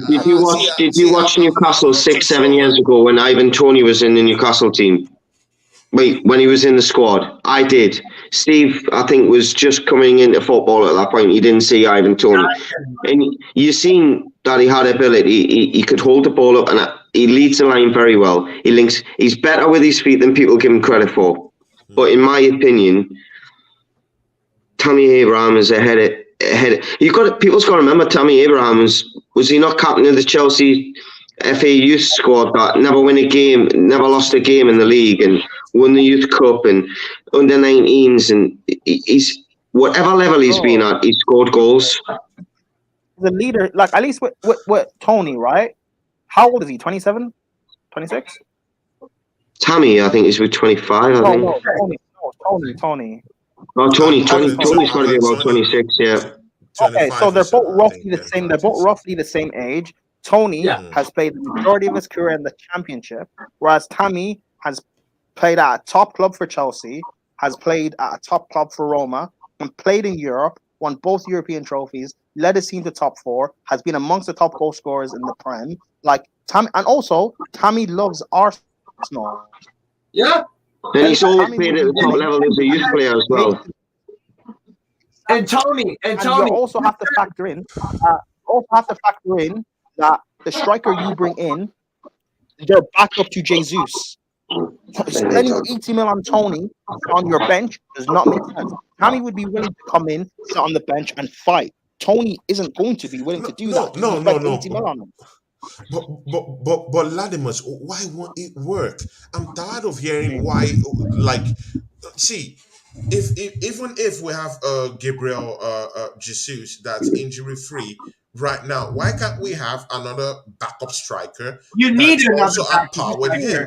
No, I'm sick and tired of listening to people talk as if people should not. Big clubs, listen, big clubs shouldn't have 2 good strikers, like for like, fighting for that position. Alvarez and Howard. See, you know what? Yeah, I'm all up for competition. Competition. I don't want to hear that. No, we should get someone that will come in and everything will be smooth. So that no. If you're a big club, you have to Tony, act like a big club. Did you hear what I said? No. I heard where you were coming from. You didn't because you didn't because I said Tammy would compete. I'm not saying what you were saying. I'm saying what I heard Tammy from other places. But I don't care about other places. What I said, Tammy would be able to compete with that's what I'm saying. So it's not on you. Who cares about I'm just saying something. So you're agreeing with me then? No, I don't agree with you with what you were saying about I Tammy. said Tammy comes in willing to compete. He's competing with Jesus. Not only is Tammy comes in, he's not just a backup striker, because all the things Tammy has done and achieved, why can't he compete with Jesus? Why can't he play with him as well? The other thing about it, even play together. So you're agreeing with me? See, the thing there is, I like Tammy. It's not like I would dismiss him, but see, in the long run, he might come in, score a few goals. He might come in, score a few goals. But I think he'll fizzle away when it gets more difficult. Why would he fizzle away with goals when Jesus is also fizzled away with goals, quote unquote? But then you're going to say, he's also helping out in other areas. And my response is, and I knew you were going to say that about Jesus. And my response to that is, Tammy also helps out in other areas as well. Yes. He's not a Brazilian. He's a hardworking The English. amount of headers he headed out in Euro Cup final was ridiculous. If it's this elite type of striker, if it's this elite type of striker you guys are talking about, I think other big clubs should have gone for him, don't you think? I don't think. Well, when you look at the big clubs around, they don't need a player like Tammy for one. I don't think Tammy is necessarily elite. When I look at Arsenal, hold on, can I finish? When I look at Arsenal's team, I don't think the vast majority of your players, in my opinion, are not elite. I don't think you need elite players all around to be able to compete. You just need a squad that works. And players that work for your system. Good. But I mean, right now, I need an elite striker. I don't need cut and sew players. I need an elite striker who would come in because of what I'm doing. I'm going for the title. I'm not going to chill and wait for the FA Cup. I'm going for the goddamn title, my guy. Well, lads, let's go on here. One, you have an elite striker in Jesus. Two, you have a proven goal scorer in Tammy. Yeah. So I see the logic in Tony in having Tony as well. I get that, and I'm with you, Prime. If it was me personally, I would take Tammy over Ivan Tony. Bearing in mind my emotional links to Tony as well, because I wish that kid had been given a chance at Newcastle. Yeah. But you look at it, and no disrespect, he left. If he was that good when he was that young, bearing in mind Tammy Abraham was, how old was he when he left Chelsea? 20, 21? No, he left Chelsea like, he's 26 now, right? He left Chelsea when he was like 23. So he's 22, 23 when he left. Ivan Toney was 20, 21 when he left Newcastle, and he had to drop down to League One.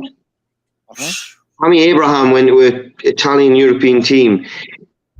Scouts, they get it wrong at times, but they disregarded Ivan Toney, obviously, and went, right, okay, you're going to have to prove yourself. And he did. Hats off to the guy. He went to Peterborough and he scored goals for fun. Exeter, Brentford. He then went, sorry? No, he went to Peterborough before he went to Brentford. Right. He then went to Brentford and he's done exactly the same at Brentford. He scored goals for fun. He then came to the Premier League, and I wouldn't say he scored goals for fun because I think he scored 12 last season and 6 were penalties. He scored 8, 9 this season, 4 penalties.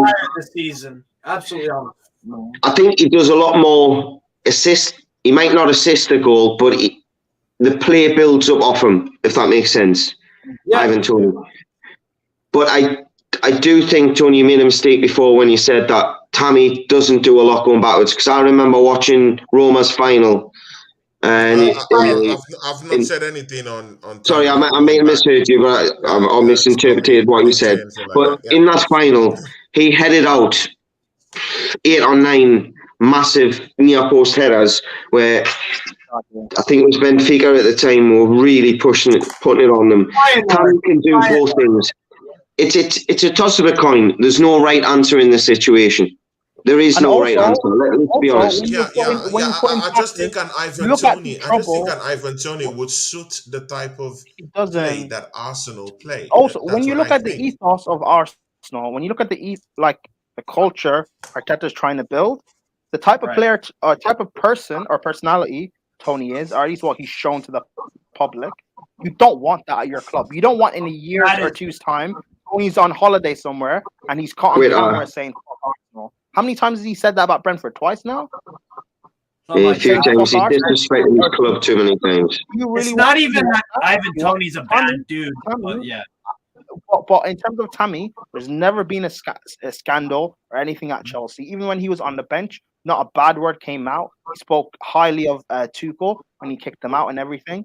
Tammy also loves Arsenal. You're forgetting the element of a player loving your club.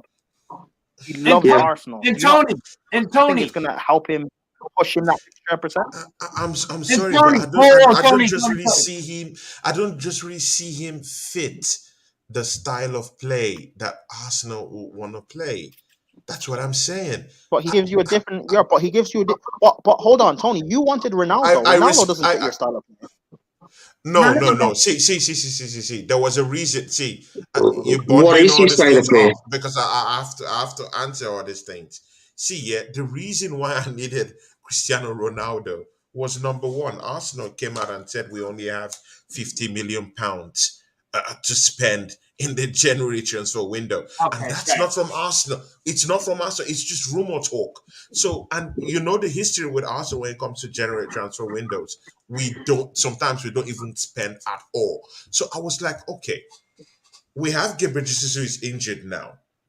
Why don't we just go in and get this guy for practically free? We don't need to spend a nickel for this guy and bring him in. It makes logical sense rather than dilly-dallying and then we're not buying anyone at the end of the day, knowing Arsenal and knowing our history in the January transfer market. So that's why I called for Ronaldo, because it's a cheaper one. It's someone that can still do one or two stuff for the team. At least they can fill a void.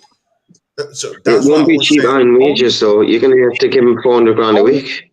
But of course, but we're not. But again, you're not paying any transfer fees, right? Yeah, but 400 grand a week for at least 2 years. He's not going to sign for you for less than 2 years. You're talking like 20 grand a week. But again, I wasn't saying for 2 years. When I was calling for him, 6 months. I said a 6 month. Yeah, but he's never going to sign for 6 months. Yeah. But those are what I wanted. And thank you, Steve, for helping me. I get your point there, Tone. I get it. 15 mil you're being given in January. You said? Did you say Arsenal are only being given 15 mil in January? Bro, 50. That's what I heard. Oh, 50. Is that not including the Mudryk deal? Bro, I don't know. Okay, I don't know. But it's just 50 we heard. So instead of spending that money on if you're on only being given 50, I have a striker for you. I have a striker that would be willing to move to Arsenal in January. That would cost less than 50 mil. Tammy Abraham. He's right. I don't know. I have my doubts. If Tammy Abraham was so good, if he was so good, why haven't Newcastle sounded him out? Could I ask you a question? Could Danny, you're on about short-term deals. Could Danny Ings not do your job? Goal scoring ratio, if he stays fit, is right up there. I'm not saying it's one that Arsenal fans are going to go, yeah, let's get Danny Ings. What I'm saying is if you can't get who you want, Danny Ings will score goals. Danny Ings is not going to leave. How about an Ivan Toney who would come in and straight up start bullying players? Yeah, but then you look at Toney in the summer. You look at Ivan Toney in the summer. And again, for a player that went into that Manchester City match, let me finish, Ladimus. For a player that went into that Manchester City match and bamboozled their defense and scored 2 goals, he is on a high. He knows this league. Is Tony available? He knows it. Is he available? He knows the league. Is he available? Tony, of course. Is he? Are you sure? Of course. If you give Brentford £50 million, they will take it. No, they're not. No way. Yeah, no way. More than 50. More than 50. No way. Yeah, it's going to take more than 50 million. Okay, let's say 60 plus maybe an Eddie Nketiah. What are we talking about? 60, no. If him and Nketiah, then you might have a deal. No. Wait. Let's be guided. We can actually strike a deal with Brentford, give them Rob Holding, and get a rebate on that. What about Rob Holding? Arsenal have a host of players that we could send down to Brentford. No. But the player has to agree to go to Brentford. This day and age, like you're for 60 mil, no. Brentford, why would they sell him for 60 mil? Especially in January, where they can charge a premium. Possibly because of the ban. Yeah. When in the summer, but again, 60 mil, no. I could see them selling him for 60 million because of the ban. Just what Andy said here now. Just what Andy said now. Because of the fears of this ban, trust me, these guys want to flog him out. And it would keep them guaranteed. They would be thinking that they can reinvest that money and stay in the Prem. Ladimus, what are we talking? Hold on. You're saying, okay, we're not going to mention the ban. Fear of a ban. So if I'm Arsenal, why am I spending 60 mil on a player that could potentially be banned for about 6 months to a year? That doesn't make sense to me. If I'm Arsenal, I know, but so bro, this is why I don't think Tony's worth ahead of Abraham. So, exactly. it goes back to what we were saying earlier. I get you. But please, can anyone here name any player who has been charged for gambling or betting in the Joey last Barton. in the last 3 seasons? Trippier, Atletico Madrid, when he said yeah, that. he No. In England. Yes. Why are you Yes. I'm talking of in England. It had to do with. How many But the players? Trippier situation. I asked how many. Just listen to the question. Calm down. How many players have been charged and convicted of that crime and banned? Stan Collymore. Tony, I think in the last 3 seasons. In the last 3 seasons. How many players have been caught betting in the last 3 seasons? No, bro. I'm just asking. In the It last 3 doesn't really seasons, actually matter about what. This is Ivan Toney's problem and his problem alone. Because Granit Xhaka was in that same problem too. Yes, but that was a completely different he situation. didn't get the ban. Tony, with all due respect, and it was being investigated. Actually, that logic. Yeah, but by that logic, that's like me saying Neymar was accused of a sexual assault. He was innocent. So by that logic, then Benjamin Mendy can also be innocent. That doesn't make sense. One does not collide with the other. Yeah. Benjamin Mendy did not play for Man I know, but yet you cannot say Ivan Toney is guilty. I'm not saying he's guilty. No. I did not say that of you. I'm talking of Vladimir's. In that same light, I didn't say he is guilty. But we don't know either way. I did not say you said he was guilty. But I'm saying in that same light, you cannot. But in that same light, we have to put it in perspective that there could also be a situation that he's not guilty. So have you thought of that fact too? Perspective is cool. He's not worth taking the risk. Yeah. He's not worth taking the risk. I know. Okay, here's the thing, right? If you're gonna pay £60 million for a striker, and you have this potential ban, that's not a smart move because of 60 million. If you got Tony, wait, please hear me. You got to think of the board's criticism that they would get if he gets banned and report him. If Ivan Toney was on his last year, let's say his contract expired this summer, and you could get him for free or 5 or 10 million, absolutely you take that risk because it's 5 or 10 million. I believe the rules are he can't renegotiate a contract while he's banned as well. Yeah. So I'm just saying it's a risk I wouldn't take. If you want to take that risk, that's your football. You're going to spend 60 to 80 million plus if you're spending 80 million on the player, think of the wages you're going to pay him just for him to potentially get a big ban, and all that pressure goes back on Arteta. Your fans turn. Arsenal go back on a terrible run of form. You're in 12th. Yes, do it. I agree. Go find him. I agree. Well, I don't see him saying Arsenal. I really don't. I think he'll stay at Brentford unless somebody throws silly money at him. Yeah. And you know what? The FA might, maybe, who knows? The FA, remember, the announcing of... Why are we talking of all this FA and all this... Because it's relevant... Wait, Steve. Why are we talking of this FA and all these people as if they are incorruptible? As if they nothing can happen, nothing can change hands. At the end of the day, why are we talking? About these guys as if they are holy guys. These guys are not holy. Anything can happen. Anything can happen, bro. It could be you're right, Tony. They could ban him for life.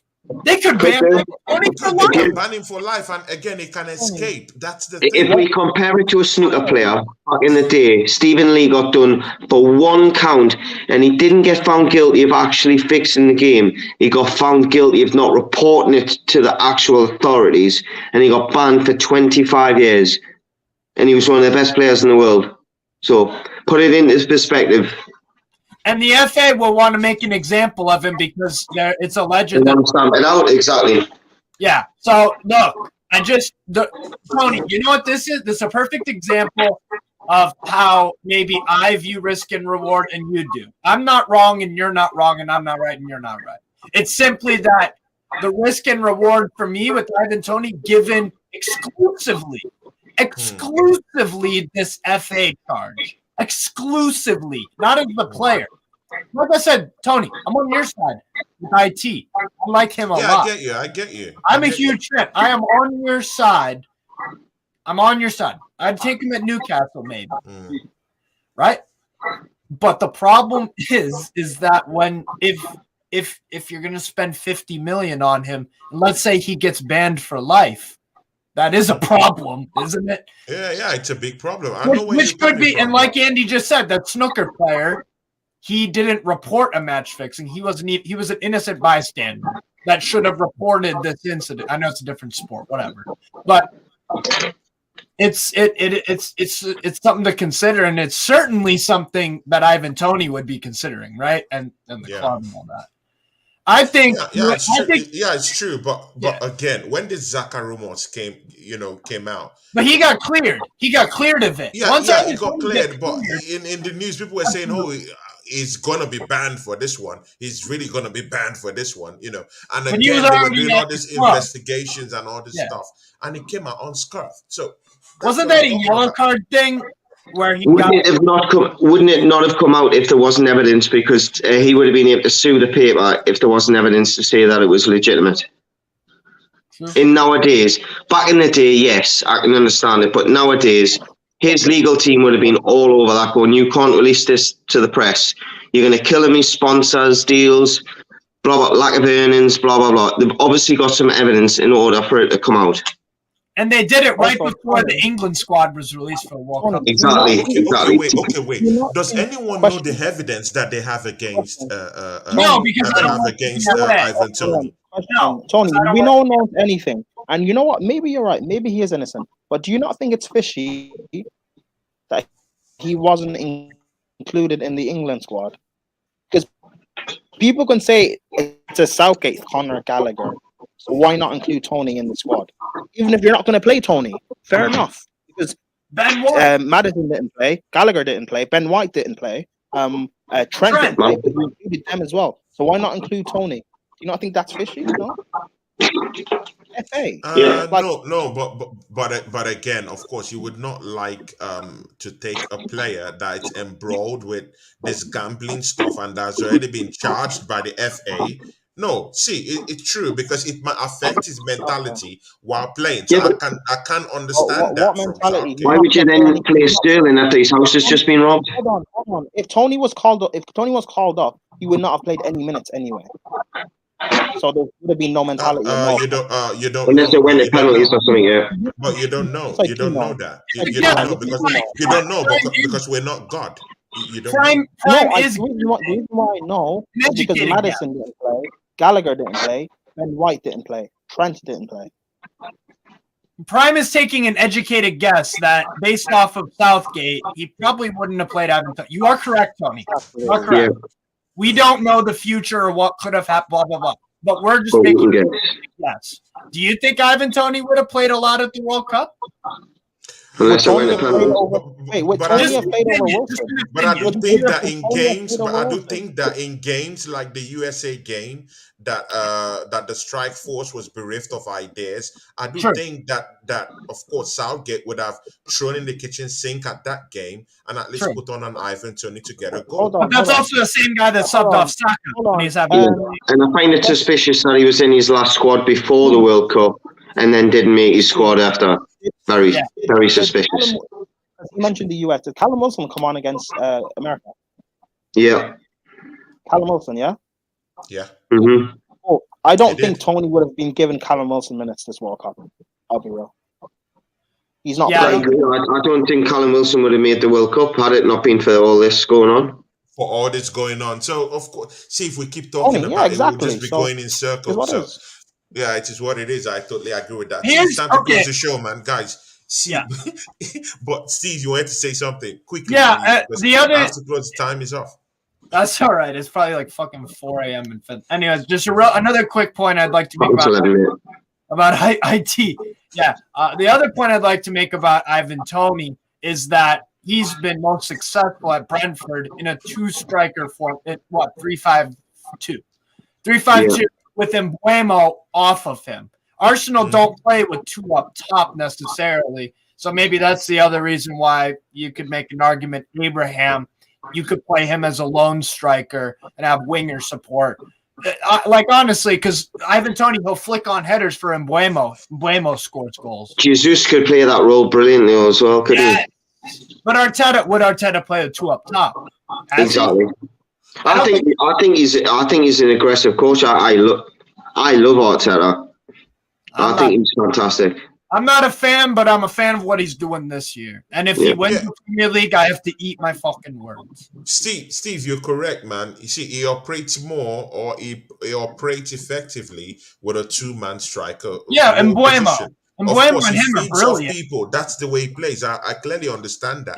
But again, when you're playing at Arsenal, but you've totally forgotten the fact that when you're playing at Arsenal, those chances come flying at you. Look at the type of chances that Gabriel Jesus, as a striker, now I'm not talking as a provider and as an assistant this season. I'm talking of as a striker, number 9 this season. Yeah, Gabriel Jesus has blown nothing less than 6 to 7 chances, like on a plate. Yeah, Europa League especially. He's on a plate. You've got to question why he's never scored in his last 8 then.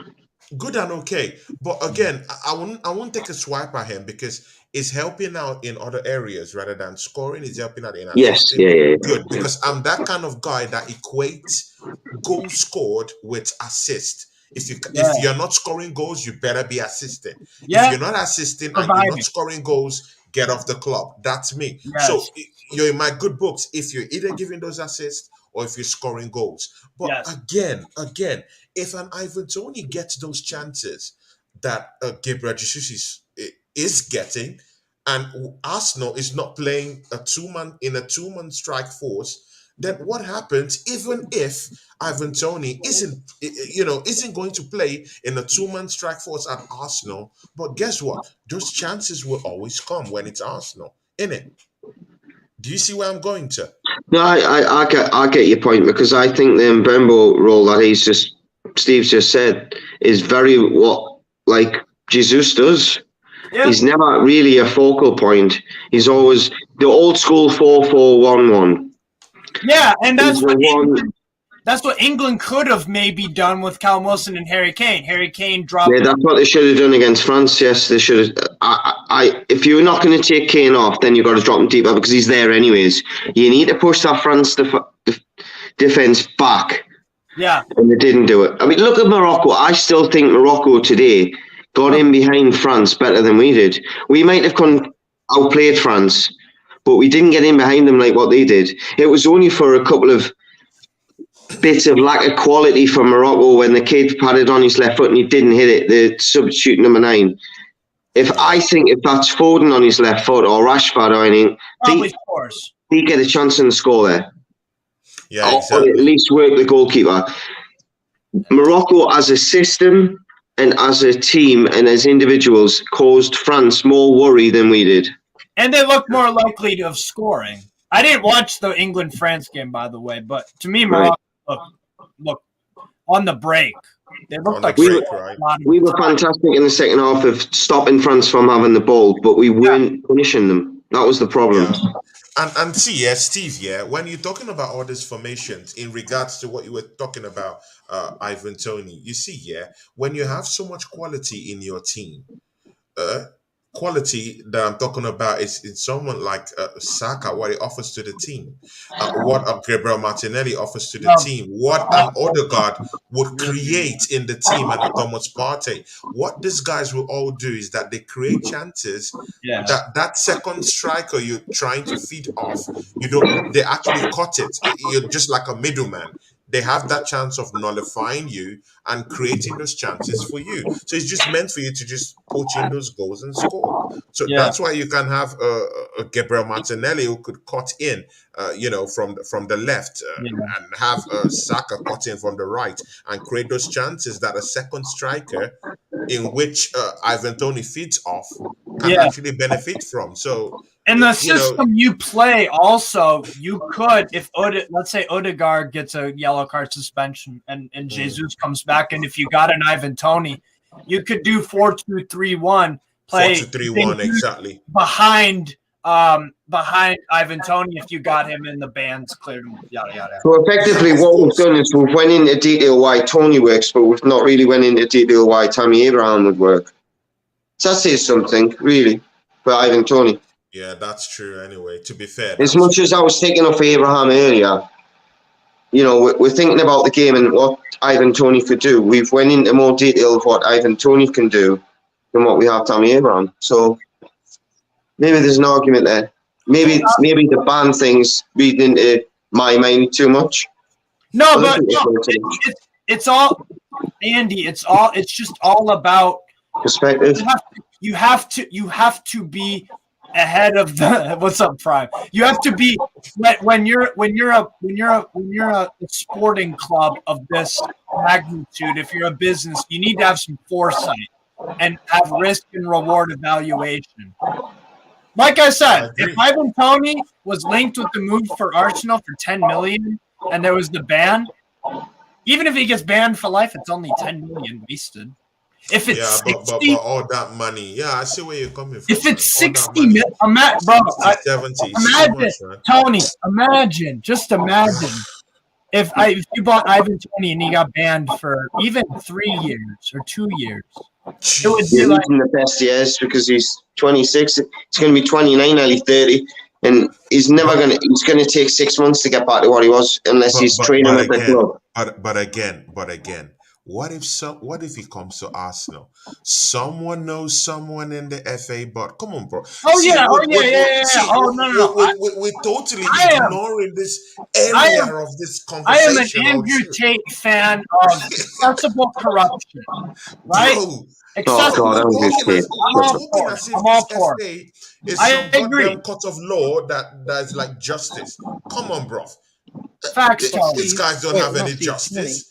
Tony, justice in this give the FA a bunch of money and say leave Ivan Toney alone. Do you know how many teams have flouted FFP rules? Why wouldn't they ban all these people? The only example that was made was with Chelsea Football Club, and it was in a transfer ban that was very, very short. Come on, man. If you can't beat them, cheat them. What are we talking about, man? We're talking about, bro. We all know where there's pound notes, there's corruption. What are we talking about? Look at Real Madrid and Barcelona. Barcelona keeps spending, and there's no visible way where this money is coming from. Where are the FFP rules for them?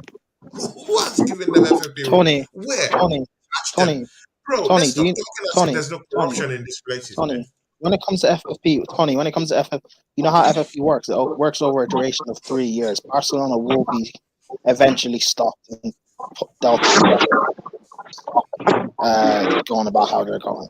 But anyway, in relation to Arsenal, it's about like Steve said, risk versus reward. Like, do you really want to spend that big money on Tony just to bring him in, just for him to get banned for a year or two, whatever it may be, and all of a sudden you need to spend money? That's money down the drain. You need to think about it wisely. Maybe you don't get Tammy, maybe get Doram, or maybe scout properly for a strike. But you need to think about this logically. And also, the type of personality Tony is, you don't want that in your dressing room. You don't want that in your dressing room. And there are Chelsea. But wait, there are Chelsea fans. There are Chelsea fans. Hold on. There are Chelsea fans. Come on, man. He didn't kill anybody. He's not fighting.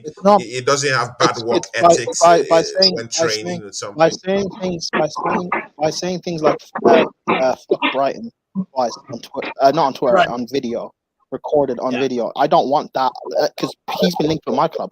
I don't want that at Chelsea, and you shouldn't want that at Arsenal either. Yeah, that is a possibility. I'm just looking for the best way possible to get that title. I'm just looking for the best scenario possible, and I don't know. Tony, would you take? Tony isn't. Tony, I have a question for you. Would you take João Felix at Arsenal January move? How do you think? And for what money though? For what money? I don't know. No, let Tony answer that. If he is going to say yes, we would have Felix. What's he the most you would take for João Felix if you want? See, you know what? Yeah, Felix. I like the guy. I do too. But right now, man, I need a killer in front of goal. I don't need a player that will come and do adjustment periods.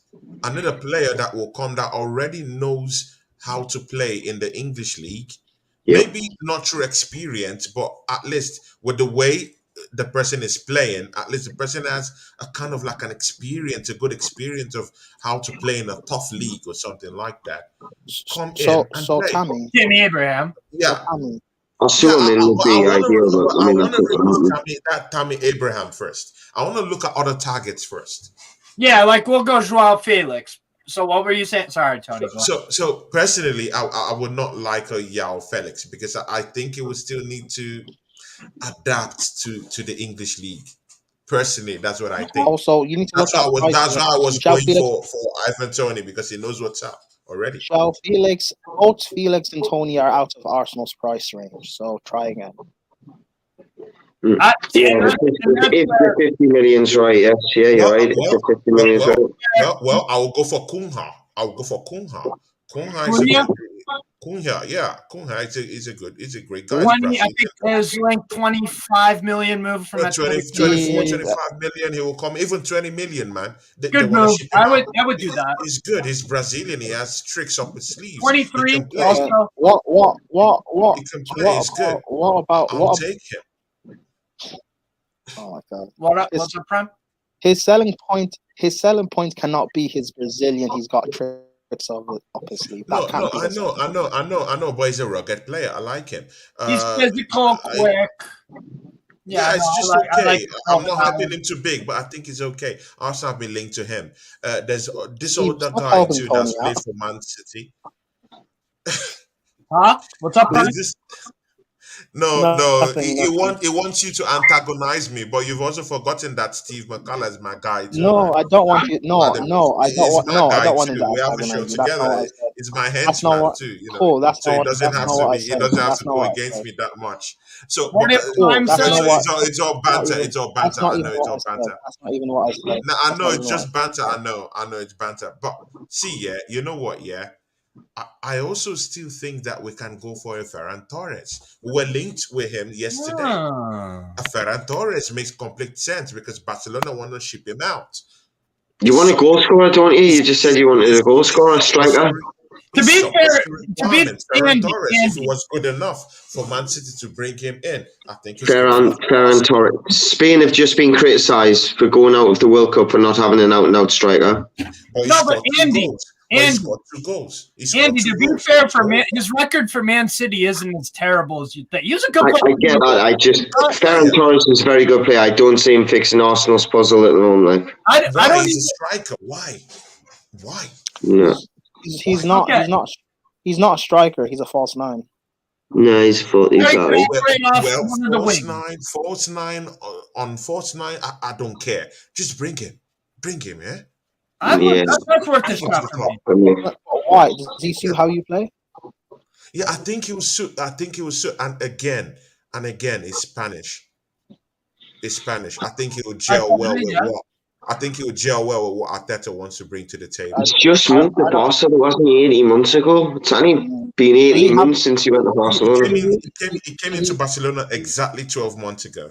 Does he have the mentality? Yeah. About 50 million. You want the player in the past 18 months has been at 2 different big clubs.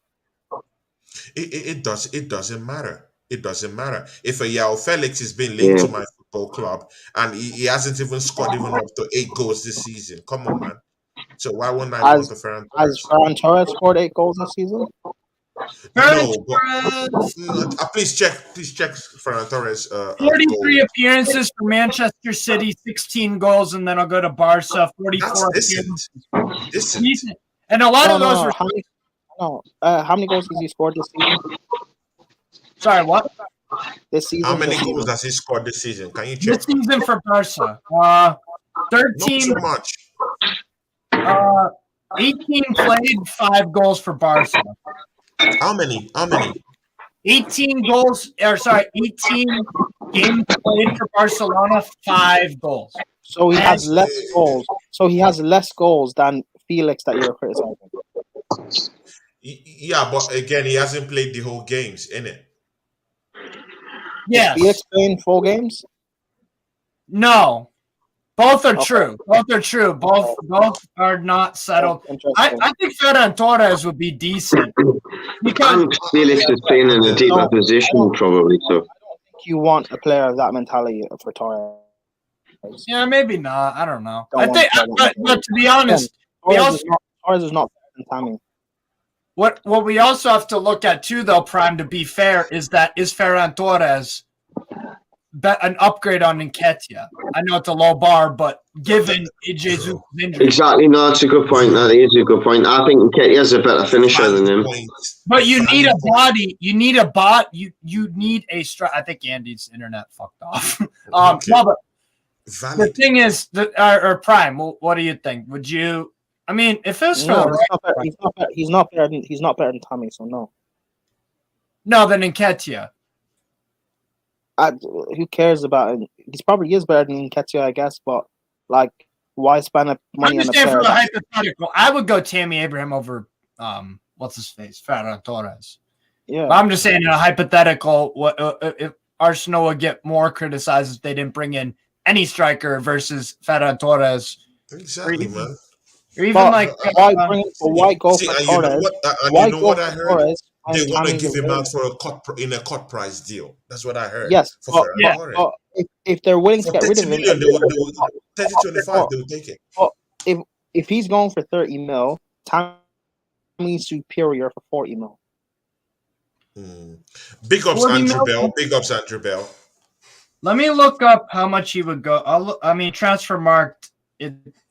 I'm not saying it's the, it is the absolute, like, oh, his value is this, so we'll go for this. Sometimes it's cheaper, sometimes it's more. Let me just look up Tammy Abraham. And you know what, Tony? Something that you said about you want Arsenal's warriors at your club, right? That want to be at the club. That's why you don't want Vlahovic. To be fair with Tammy Abraham, he is an Arsenal fan, so he would want to be at Arsenal. He'd fight for the badge and whatnot, right? So that would that would you. I'm sorry, I don't just see Tammy Abraham fitting at Arsenal. I don't know. But Tony, yet you think Torres suits. The reason why Torres joined Barca is because within 2 months being at Man City, Barca were rumored to want him, and he came out and said, "Barca's my dream move. I want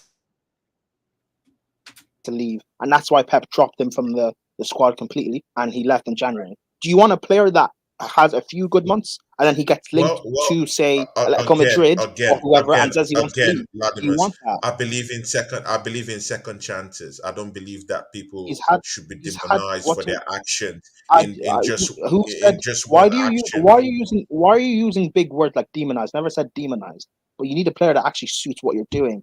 That's not Torres. I know, but again, I'll say it again. I still think that people do deserve a second chance again. And of course, I think if Arsenal gives this guy a second chance, it would come in and he would play for the club and he will play well for the club. And that's why we're linked to him. We're linked to him 2 days ago. He'll do well for a club that he doesn't love and doesn't want to be at. Okay. Well, it doesn't matter when he comes into a project with someone who is his countryman. We keep forgetting that Arteta is Spanish, with his countryman who understands, because he would understand him. No, because he would understand him and he can be able to put his arms around his shoulder and talk to him. That's what I'm saying. Tony, you're Nigerian, yes? This is an example. You're Nigerian, yes? Okay, so I'm your countryman, but who cares that I'm Nigerian and you're Nigerian if I don't respect you or I don't want to play for your club? Like, why does that matter? Why does it matter we're both from the same country? Who told you that Ferran Torres doesn't respect him? How do you know he does? How do you know Torres? Because that's where we're making this comparison to. No. Because I said because I said he might not want to play for Arsenal. He might end up leaving Arsenal within 6 to 12, 18 months because that's been his proven track record. Like, well, man, I don't know, man. That's a tough one to answer, man. Yo, Tony. So not really Would you actually know Embolo? Well, Embolo just joined Monaco, but if the right price, you could get him out of there possibly. Would you take actually? Ben Yedder, Wissam Ben Yedder. Would you take him? Because he, if you look at his record, he is a guy that is kind of underrated, in my opinion. Because he scores goals at Monaco. Did it same thing as Sevilla. He's nimble, nifty, good finisher, creative with finishing, gets on the end of stuff. I think Ben Yedder maybe, because Monaco have striker depth. They've got Kevin Volland, they've got Embolo. If they let Ben Yedder, I think Ben Yedder's 32. I don't know, man. All these guys, man. I don't know. They could just come in and flop, you know. I don't know, man. Well, that's the case with any signing. yeah. But I just want someone that understands the league. That's why I wanted Ivan Toney first of all. Ivan Toney, if he cannot make it, then I was thinking of a Vlahovic. But with this whole talk with Arteta, you know, saying he doesn't want him at the club, and I clearly understand the reason why he wouldn't want him, of course. So I don't know. But Tammy Abraham, I like him, but I don't think he would fit into that Arsenal thing going on right now. Fair enough. Something just tells me he might not fit into the program. Fair enough. What about I don't know. I don't know. What's it? Do you like Embolo? Embolo is decent, but I don't think it's coming to Arsenal anyway. So. But you would take him, but okay. But I like him. It's cool. It's okay.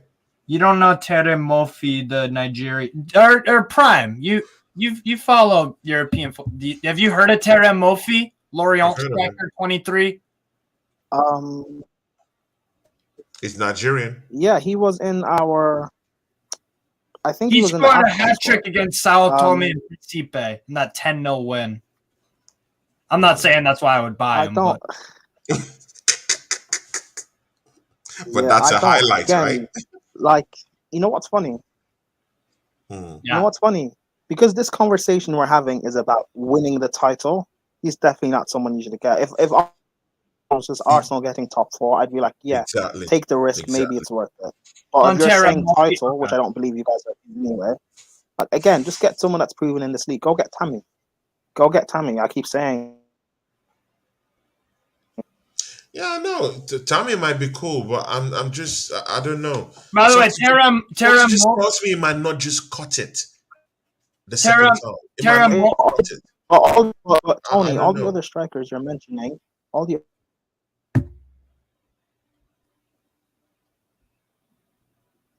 Ladimus is off. Yeah, I think he. By the way, sorry, Tony, all the strikers no worries. you mentioned are not better than Tammy. I think Tara Murphy's got some upside, but yeah, I would agree. Current ability, I don't know. But you know what? Arteta knows best. So let's see what he's going to do. That's why he's not us. Yeah. It looks differently at all these things. You know what? Ladimus, you know, they use video evidence at this time, you know, to check all this stuff, all the statistics and all this stuff.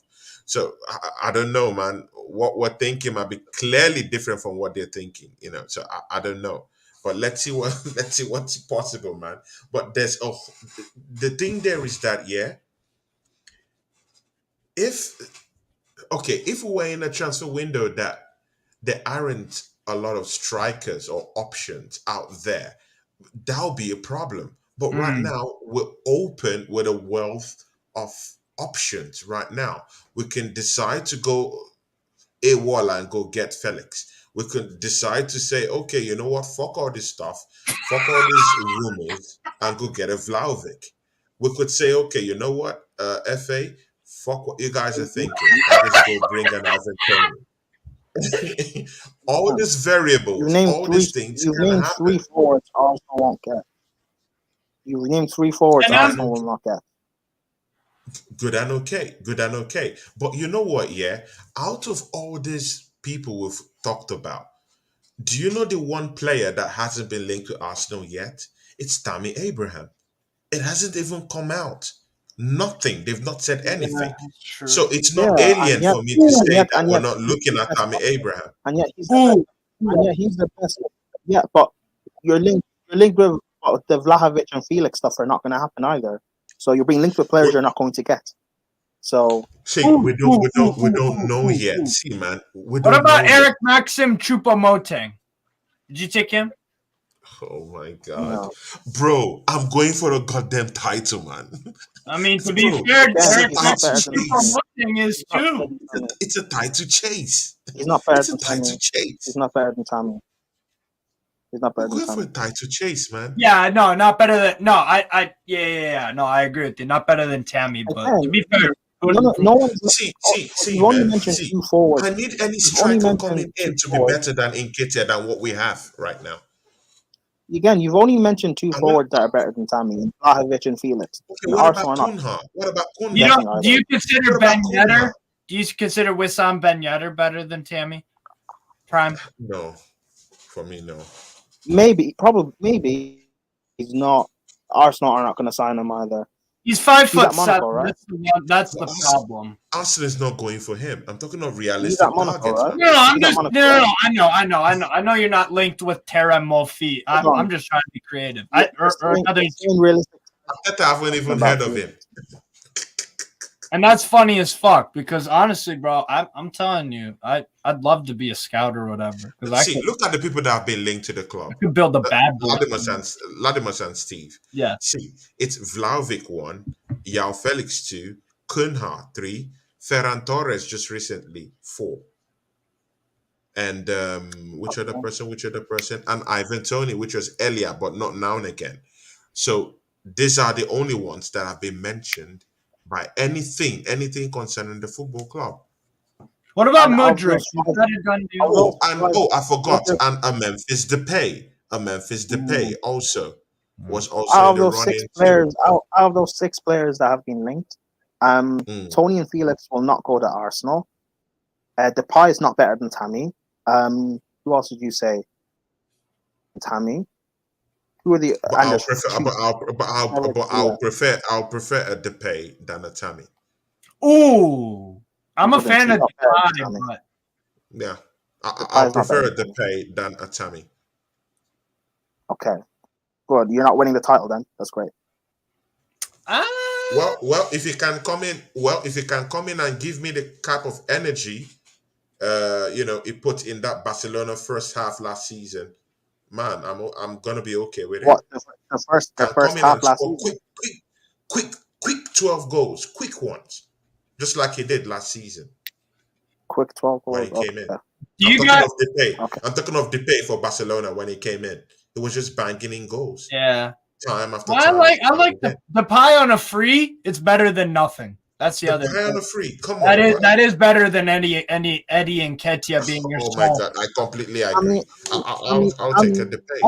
I mean, for 40 mil is better than the pie. Yeah. No, see, man, I disagree. I'm sorry. I don't know why Steve is not disagreeing with that because I know you like Depay quite well. I like the pie more than most people for whatever reason.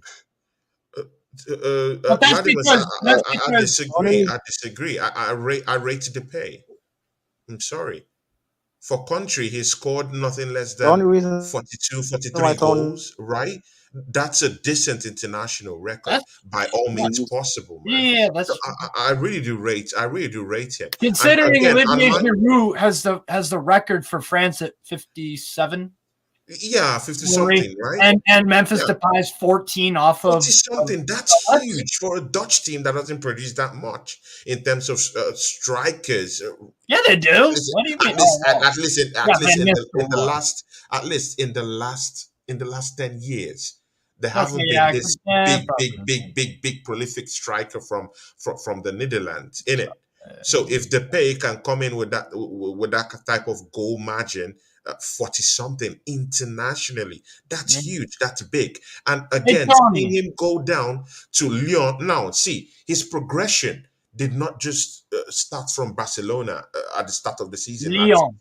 It was in Lyon. It was banging in goals for FC Lyon. If you remember, Steve McCullough, you always watch the league on. You know more about this. It was always banging in those goals, and then he went to FC Barcelona. People say, "Oh, he's just coming to help," but oh no, little did we know, he kept on banging in goals. He was at Man United He was at Man United. He was at Man United and he flopped. He was at Man United, and then he went back to Lyon. He went back to Lyon. Big money signing. Big money. Yeah, I know. Big money signing but at he Man went United. back to Lyon. See, good. But Tony, you can talk about Tony. Tony, hold on. No, but Tony, you keep talking about a proven player for the Prem or someone who can be suited towards the Prem. Depay has proven that he's not suited towards the Prem. The only way I will defend on that, Prime, is, to be fair, that was a while ago. That's, I mean, yeah. That's the only. Players grow. And again, in your argument with this Alvarez stuff, you know, players can actually grow, right? When we're bringing Benzema and others, they can grow. Right? I never mentioned Benzema, but okay, keep waffling. No, you did not say it, but you agreed to what the other guy said. So why can't you agree to this one? That it can grow. Steve, but you're saying about that was a while ago. Tammy was just in the Prem 2 seasons ago. Tammy proven in the Prem was just here 2 seasons ago. The Prem. But again, let's be guided. Let's be guided here. Tammy Abraham did not light up the Premier League. Let's be guided. He's pretty decent. He was a decent guy, but please don't make him up to be what he was not. It wasn't. For a team that didn't have Eden Hazard, he scored a lot of fucking goals. Yeah, I know, but it wasn't like this Didier Drogba kind of player, right? But Tammy scored more goals in the Premier League season than Jesus has. No. Was Tammy Abraham a Didier Drogba? Was Tammy Abraham a Didier Drogba kind of player? Why are you saying Didier Drogba? No. What's he got to do with it? Because I don't want you to put him in that pedestal. We did. No, I never mentioned Didier Drogba. I know you didn't. He is the only. Tammy Abraham is the only half decent striker Chelsea have had since. I never mentioned Didier Drogba. Why do you do this? No, I did not say. I did not say that, but please, I want us to be guided when we're talking about the strikers. No one put him in the bracket of, okay. We want to be guided. Says the guy comparing Abraham. No one has put him in the bracket of Drogba. No one's mentioned Drogba. I definitely did. Okay, good. Yeah, I just want to be guided in that. Yeah, he's not. Let's don't put him in that bracket. But you're not being guided. You're mentioning. No one's done it. Me and Prime. Okay, so it was a decent striker in the Premiership, right? Tony, may I ask you? Yeah, Tony, hold on, Tony. Tony, serious question. Why do you do this? We talk about this stream. We've talked about a forward, and then you'll mention that I don't want us to put him in the have him compared to Haaland or Henry or this guy and that guy, and then we'll say we haven't compared them, and you'll be like, okay, good. I just wanted to make sure. No one's comparing anyone to these legends of the game. Tammy's not a Drogba, but he's still a very good, quite decent Premier League goal scorer. Good, but he's a decent player, right? Yeah, of course. He's a very good Premier League goal scorer. Because when you're saying he's a good. Okay. Because my own good I translate in a different way. Oh, so your good is translated towards Didier Drogba. You got a high standard, then, Jesus.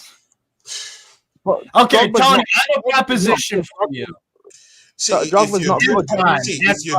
good, then you have to be Suarez type. You have to be Suarez type. You have to be a Suarez type. If you're that good. And me and you know that Tammy Abraham wasn't anything like Suarez, right? Jesus is not Suarez. Of course. It's true. Totally agree. Yeah. True. Okay. I have a proposition for you guys. Fact. Well, just because, but that's redundant because you rate Jesus. So just because a player is not a Suarez or a Drogba doesn't mean that the player can't be good.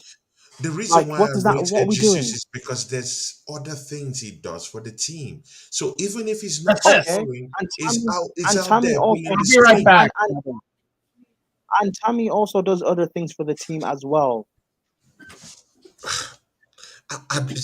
Tammy, I like Tammy. I don't want to say anything that would be like that will look wrong, but I don't just think it will fit into that Oh, if you Arsenal don't think so, team. I've given you all the factors as to why he would. You have not given me any single reason as to why he wouldn't, as opposed to you think he won't. That's I don't fine. just see him as an Arsenal Hold on, player. hold on. Again, that's fine. But you haven't given any actual reasons, but whatever, fine. Name me better strikers Ferran than Torres, him I've that told Arsenal you. can Ferran actually get. Torres, You haven't named Cunha. them. Ferran Torres, Cunha. I You think haven't. these guys will fit Torres, into that Torres is not. Arsenal. Torres is not better than him. Cunha is not better than him. Who else? It's not better than who? Tammy. Well, bro, that's on you, man. Prove me, I prove me respect Ferran wrong. Torres. Uh, Prove me uh, wrong. I clearly value Ferran Torres. I'm sorry about that. I But value prove him me more. wrong. You I prove me value him wrong. more, and I think if it comes to our team, I think it will give us more. Can you prove me? Can you prove me wrong as to why he's better I than might not be Tammy? able to. I might not be able to prove it because Tammy Abraham has stayed longer in Chelsea than Ferran Torres played in Manchester City. But, So I don't have the statistics over a long period of okay, time to give to But you like Tammy's that. okay, but Torres has been. But it's not just City. Tammy Torres is also at Barca as well. Prove me wrong as to why Torres is better than Tammy or Cunha No, no. or See, Ladimus, uh, Tony. Ladimus, part of the strength in which we're looking at Tammy Abraham as a very, very good replacement for Gilbert Jesus right now is because of the fact that he has the technique know-how of playing in the Premiership. That's a big one. It's a big one. Yeah, and that's because he played in England. He played for Chelsea. He did banging goals. That's a good one. And but again, we should also remember that that's over a long period of time. He did that. He did that not just for one season, but at least 2 seasons, 3 seasons. Decent. It was growing in the team. He So we wasn't at have Chelsea lots. for 3 seasons.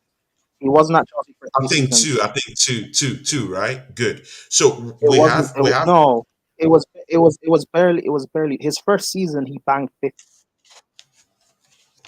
wait. 15 How goals many in the Prem, seasons? In how many seasons did he and that was play with for injuries as Chelsea? well. It's not from my club, so of course it's your club. So Well, he how many only seasons did he play? he only really played like about like a season and a half because once Tuchel came in January, he was basically dropped because he didn't suit Tuchel's style of play. Tammy Abraham played at However, least up to 2 seasons for however, you guys. He was coming off the can I bench. finish? Can I finish speaking? However, his first season he dropped 15 goals in the Prem straight. Jesus, a player who you rate, and don't take this as disrespect before you try and interrupt. Jesus, a player you rate, has not outscored Tammy's goal tally in a single season. Tammy's proven in the Premier League. He loves Arsenal. He's willing to fight. He would be someone who would be great competition for Jesus as well as great backup. He can also play with Jesus.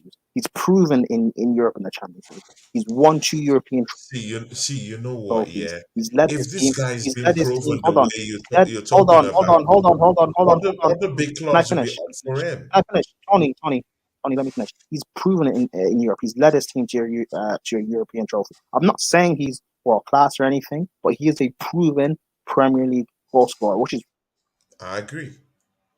what you guys need. All these Ferran Torres, Cunhas, Ivan Tonys, they're not better than Tammy.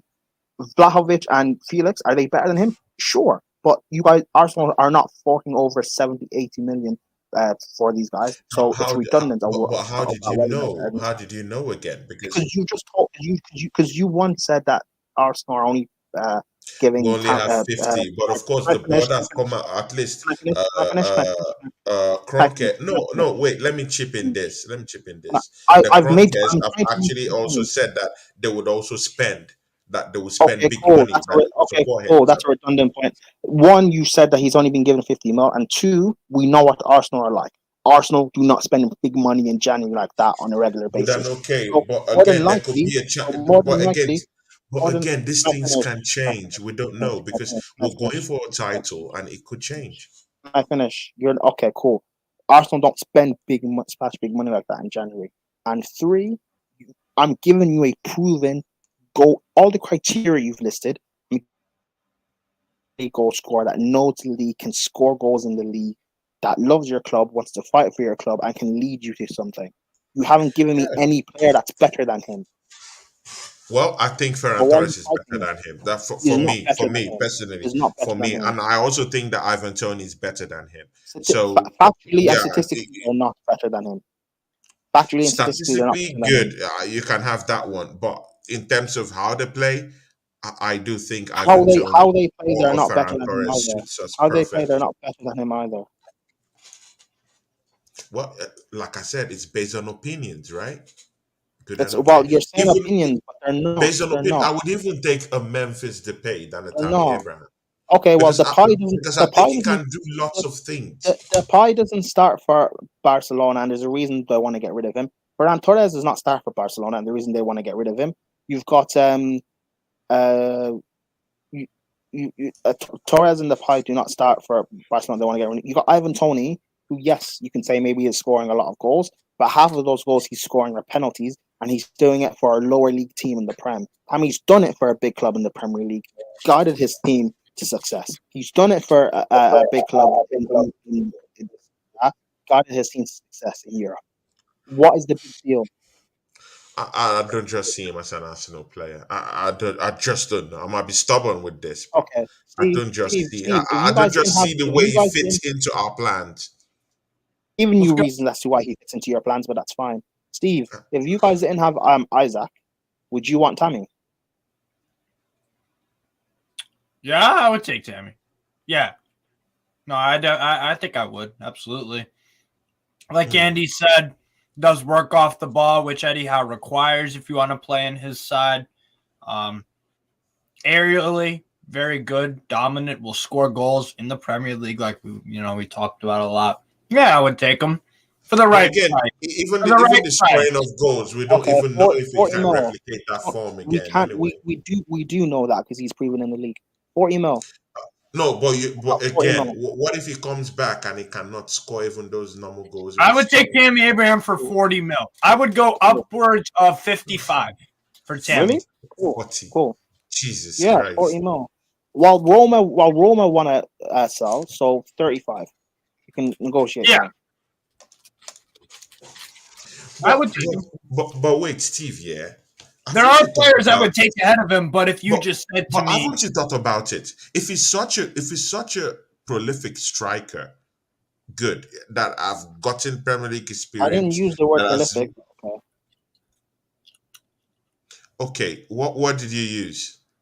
I said he's a proven Premier League goal scorer. Okay, good. If it's someone that is a proven goal scorer, is good at the point, right? Good and okay. Mm-hmm. Why isn't other big clubs going for him? Remove Arsenal out of this equation. Why isn't other big clubs? Steve. Yes, Steve. Why isn't other big clubs going for him? That's to Steve. That's to Steve. Steve, why aren't big clubs? Because we've heard what Latimus have said. I agree he's a good striker. Don't get me wrong. I totally agree he is. But I don't just see him fitting into that Arsenal setup. That's just on me.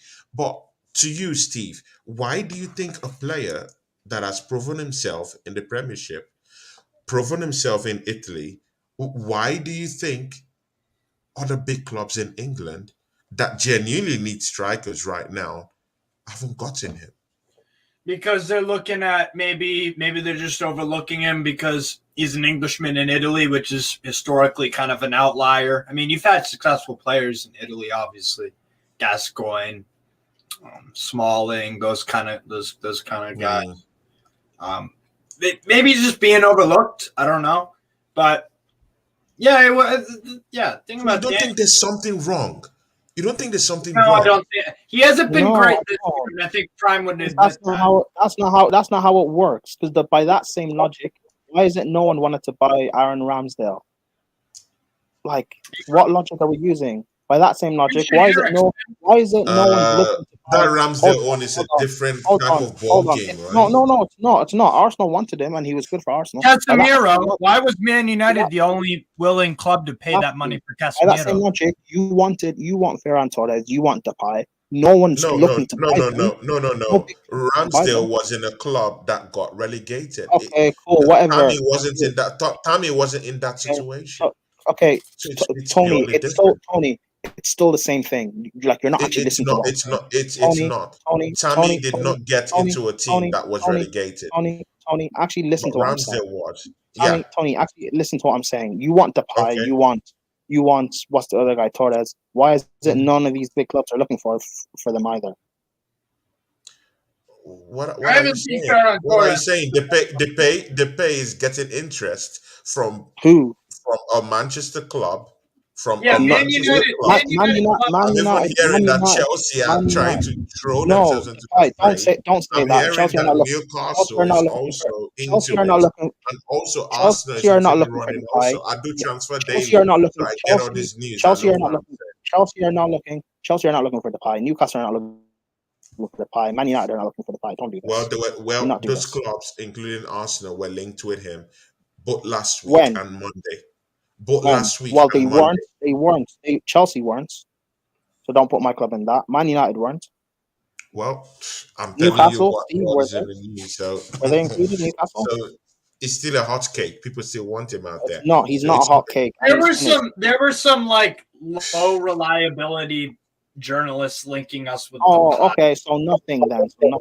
Okay, so now that Steve says it, it's correct, right? But when I say no, I said it's nothing. Oh, I said it's you. nothing. Oh, no, I said it's nothing. I said it's nothing. No. Because I told you the same thing. You don't. And I still said nothing. And I still said nothing.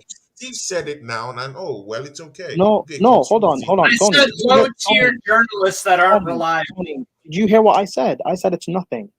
Like, do you actually listen to people, or do you just speak for the sake of speaking? No. Because I've been saying it to you. Yes, and I said they're not linked. Steve just said low-tier journalists, and I said, okay, so it's nothing then. It doesn't matter where it came from, man. Newcastle. It's a link. How did you know it's a low? I could be a journalist named Stephen Higgin. It doesn't matter if it's in the news. It doesn't matter. It's in the news. It's in the news. I could make a Newcastle Twitter transfer scoops account. It doesn't matter. It was in the news. Also, Tony, do you know how easy it is to make up transfer links and have it go viral? Anything. It's very easy to do. Yeah, I know. So let's not do that. The pie is not linked. Yeah. The pie is not. And again, you cannot say so. You still haven't given me strikers or forwards that are better than Tammy. Well, I don't need them to be better than Tammy. I need them to be players that Arteta can be able to use and get me the trophy. So it's not about that. Cool. It's all about having a striker who can come in. What about Jonathan David? Jonathan David and Tammy Abraham. Exactly, Jonathan David. It fits the plan too. I think the way he plays, Jonathan, it fits into Arteta's plan. I like him. Jonathan David is great, very good potential. And if we were having a sensible conversation and talking about Arsenal getting top 4, he's a good guy to bring in January. But no, we're being deluded and talking about a title race. So in terms of being deluded, no, he's not coming in. In terms of a title race, Jonathan David is not leading you to anything. Not right now. So with the right coach. Well, we're not. Latimus, we're not deluded. Please, Brand. Okay. Don't disrespect the court here, man. Arsenal is currently sitting first on that table, man. I didn't disrespect. I didn't disrespect. Bro, come on, man. Arsenal is first on. I don't care that you're sitting top. You didn't. No, just because you're top doesn't mean. Why wouldn't you care? It's facts, you didn't listen to what I said. You didn't. Okay, again, Tony. You being top does not disregard what I've said. You didn't listen to what I said, so that's fine. Whatever. I listened to what you said, Latimus.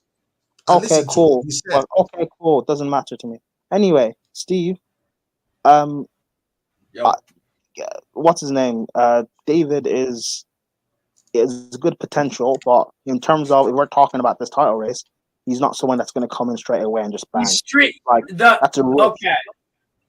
What I will say about Jonathan David is he's streaky. So here's it. I think one of two things would happen. I think he would either come in and score a load of goals for Arsenal, or he would score 0. But do you want to take that risk if this is a title race? That's the thing. Right. Whereas you could get Tammy Abraham instead. Yeah. But again, if we were talking about a top 4 challenge, then fine. Big ups, Luca. Big ups, Luca. Newcastle could go for Jonathan David, and you'd be like, cool. And take that risk. And if he doesn't work out, then just would to like Everton or something. Exactly. And if he doesn't work out from now to the end of the season, Latimus, everything is a risk. Even Tammy Abraham will be a risk. We don't know if he will come back and bang goals again. Tammy's less of a risk than Jonathan David would be. But every player is a risk. Everyone is a risk. You know that. Every player is a risk. But one's less of a risk than the other. You can say calculated risk, it's okay, but it's still a risk. I just said that. One's less of a risk than the other. Yeah, calculated one, hence. Being smart. But all of them are all risks, so you're anything can happen. You're willing to take a bigger risk on Ferran Torres and Depay as opposed to Tammy, who's proven in this Ferran league. Torres is not a bigger risk per se, because when he played in Manchester City, Steve pulled out the figures for you. He was decent. Yes, he but was Tammy, decent. But So why are you why don't Latimus, you put respect on his name? Do you think with maybe some good coaching, maybe there is like a more of a player to Ferran Torres or something like that? Well, again, Steve, if we were talking about Arsenal for top 4, yes, I would agree. Right, the bar needs to be high. This conversation is title race. So if you're not giving me a better striker than Tammy, Tammy's your guy. I'm sorry, I don't see Tammy fitting into that space, man. Cool. Then name me a better one. Name me a better option. Ferran Torres, Cunha. Torres is not a better option. Torres, Cunha. These guys can come in and do something. You know, and again, Latimus, we don't need it to be this type of like it can be just someone, but I just need someone, provided the person is better than Eddie Nketiah. That's okay for me.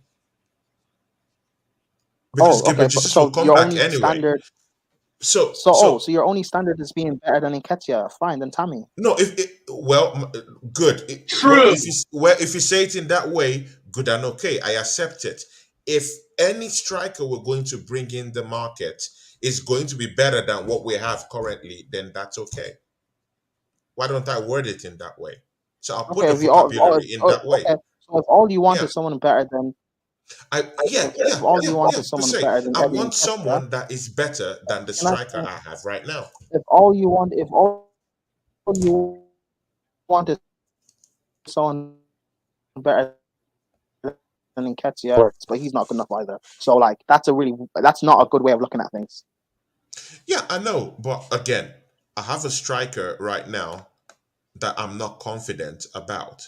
So if I get any striker that is better than that striker that I have currently right now, I'll be okay. I will run with it. So if a Ferran Torres is better than an Eddie Nketiah, I will take it in my club right now. If a Cunha is better, I will take it right now. If a Felix decides to pop in, good and okay, I'll take a Felix, provided it's better than an Eddie Nketiah. Chelsea fans have done that in the past. That's not how you should look at things. This Mendy's better than Kepa, so let's sign him. Like that's not how you look at things. That's not how you look at things. You should look at quality, not well. So Steve, if I say a Ferran Torres is better than an Eddie Nketiah, don't you think it's okay for a Ferran Torres to come into Arsenal, mostly if it's better than Eddie Nketiah? Yeah, but like Prime said, and honestly, I didn't even think about it that way. That's a great point, Prime, in terms of title charge versus top 4. I think Ferran Torres will get you the play and some of the goals. I don't know for a title. For top 4, sure. Yeah, until Jesus comes back, because you can utilize Ferran Torres off the wing. My question is exactly, man. And again, I don't need him to be too prolific. Just do the basic stuff. Other guys will come in and score goals too. So it's not just totally on you. I just need someone that's better than Eddie Nketiah. That's all I want. But part of the reason why your other players score goals is because of Jesus being better than Eddie Nketiah. That's what I'm saying. If we have a better player, an upgrade than Eddie Nketiah, the person can come in and do that same job. Look, if you just want a forward better than Nketiah, I can name you 5 off the top of my head, but neither of them are good. They're just better than Nketiah. Who? Go sign Kai Havertz. Go sign Kai Havertz. No, because those guys are actually quality. Go sign Kai Havertz. He's better than Nketiah. Okay. The second one. Terem Murphy at Lorient. No. Latimus, name your 5 because you said you would name 5 quickly. Better, for example, or not Nketiah. Yeah, better. second What's one. Name? What's your second Havertz one? Better, but they're not. No, my point is being these guys are not good, but they're better than Nketiah.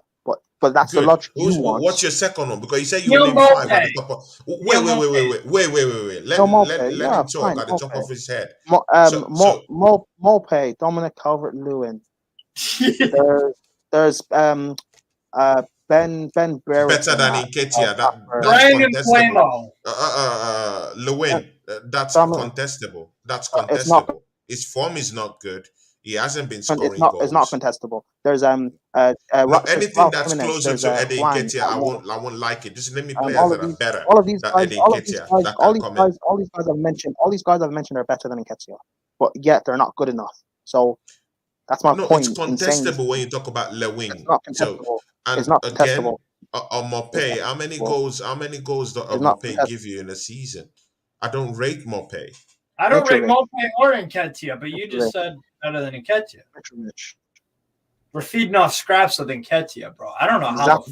Bro, I don't rate Mopé. So you better name me a player. You better name me a player that's bigger than Nketiah. Tony, you're now switching it. You're saying bigger than Nketiah, but before you just said I just want him to be better. If you want bigger, but no, those are two. If you want big, not the same thing. It's not the same thing. It's the same thing I'm saying. Give me a better player than Nketiah. Tony. You once said better. Now you're saying bigger. So which is it? Bigger, better. Any way you want to put it. Any way the vocabulary works for you. Because I don't think Mopé is better than Nketiah. I don't think Calvin Lewin is better than Nketiah. I legitimately don't think so. I think Lewin is useless. Yeah, Calvert-Lewin is pretty fucking. It's pant. I'll keep Nketiah than to take him. Tony, I've named you someone who is superior in Tammy Abraham, and yet you complain. I've named you someone who's better than Nketiah, and yet you still complain. What do you want? I don't name me someone else. I don't think he fits into our plans. Okay, and I've said to you, name me a better player than Tammy, and you can't. And I said Cunha. Cunha has not proven. I'm a fan of Mateus Cunha, but he's not proven at. He's not good. He's good. He's not proven good, but I like that kind of a player. I do too. I like it. We can't object. We can't say good. I think he can fit into that Arsenal run out. Steve, hold on. I also do feel that Ferran Torres. Don't interject in this. Don't interject in this, Steve. Don't interject in this. Tony, what is the player profile of Mateus Cunha? Oh my God! Are you seriously asking me this question? Yes, I am. Does he suit Arsenal? Yeah, I'm sorry. You don't need to ask. You don't need to ask me that type of a question, my brother. I do. No. Is that profile meant to? Is it meant to do me harm of any or on anything all of or these strikers? what? No. You don't have to ask me that. You don't need. No. You don't need to. You don't need to ask me that. You don't need to ask me that. Why? What you need to ask me is he better than Eddie Nketiah? No. Then I'll begin to talk because that's what we're talking about here. No. So all this knowledge-based stuff you're talking about, bro, you can answer that in a goddamn quiz. This is not a quiz center. I'm telling you, my brother. I rate Cunha. I rate Cunha more than an Eddie Nketiah. Okay, cool. Can I ask you a question? And I think he would have a good run out. Steve, Ferran Torres, same thing. Yo, what's good? Wait, Prime, what's up? What were you saying? You are Cunha. Sorry, I think your mic was cutting out. What's good? Hold on. Yeah, hello, can you hear me? Yeah, I can hear you. Yeah. Cunha, because Steve won't and Tony won't answer apparently. Does Cunha suit Arsenal? Well, if we look at the way he played at Hertha Berlin, kind of possession based, not really a lot of fullbacks. I don't really know, man. He hasn't really fit in at Atletico Madrid. Same with Joao Felix, though. So, remember, this is being critical title race now. So this is not we're willing to take a chance. Critical. We're going for the title. Then no. Okay, cool. That's all I needed to hear. Steve, I don't. I think he's a good player. It could work, but Latimus is right. Like to win the title. Remember what I said. No, it's not about who is right or who is wrong, because no one is God. He doesn't know if a player comes in, if it will bang goals. No one is God. It's based on perception. So you have to let's be guided here. It's not like true. It's he an knows opinion, and that they're gonna win, or they know it's gonna come and flop. And I asked for your opinion. You wouldn't give me your opinion. I asked for your opinion. You wouldn't give me your. Steve. I'll just ask you this directly. Do you think Kuna is a better striker than Edin Ketia? That's where the question is. I thought no. It's a question. It's a question. It's a question. Do you think Kuna is better than Edin Ketia, or Edin Ketia is better than Kuna? Yeah, it's not saying much though. He's better than Nketiah, but he's not better than Tammy Abraham. Telling you right now. Good and okay. Now, see, Tammy Abraham is not in this equation because he's not a striker linked to Arsenal. That's what you are getting wrong. He's not linked to Arsenal. The biggest asset of Cunha, what I'll say about Mateus Cunha, biggest asset is dribbling. To be honest, he dribbles quite a lot. Strikers linked to Arsenal are not. What's that, Prime? Ladimus is cut off. See, the thing there is that Tammy Abraham is not okay. He's back. Yeah. The strikers linked to Arsenal are not good enough. So what's the point? Good and okay. All I'm just saying is that he's not being linked to the club, so he's not even being looked at. That's what I'm saying. He's not even being looked at. That's the problem. How about, do you guys want to move on to the midfield? Because that's the other place. So it will be so Ladimus, you don't see sense in what I'm saying. That I'm talking of a realistic target. Do you not think the players? But do you not think the players that you're looking at, if they're considering they're not good enough, is that not a problem with your scouts then? Why are they looking at players that aren't? I won't put it in that way. Because if Tammy Abraham is really that good, why aren't other bigger clubs looking at him? I'm gonna look into that. If Ferran Torres is really that good, why aren't other big clubs? That's what I'm saying. That same logic, Tony. If Ferran Torres is really that good, why aren't other big clubs looking for him? Ferran Torres is also loved by other host of clubs who would like to take him to. Aston Villa want Tammy Abraham 2 weeks ago. Football London, Arsenal and Chelsea set for cut price Tammy Abraham transfer. Good. Now that's Aston Villa. But then I just said Unai Emery. That's a big move.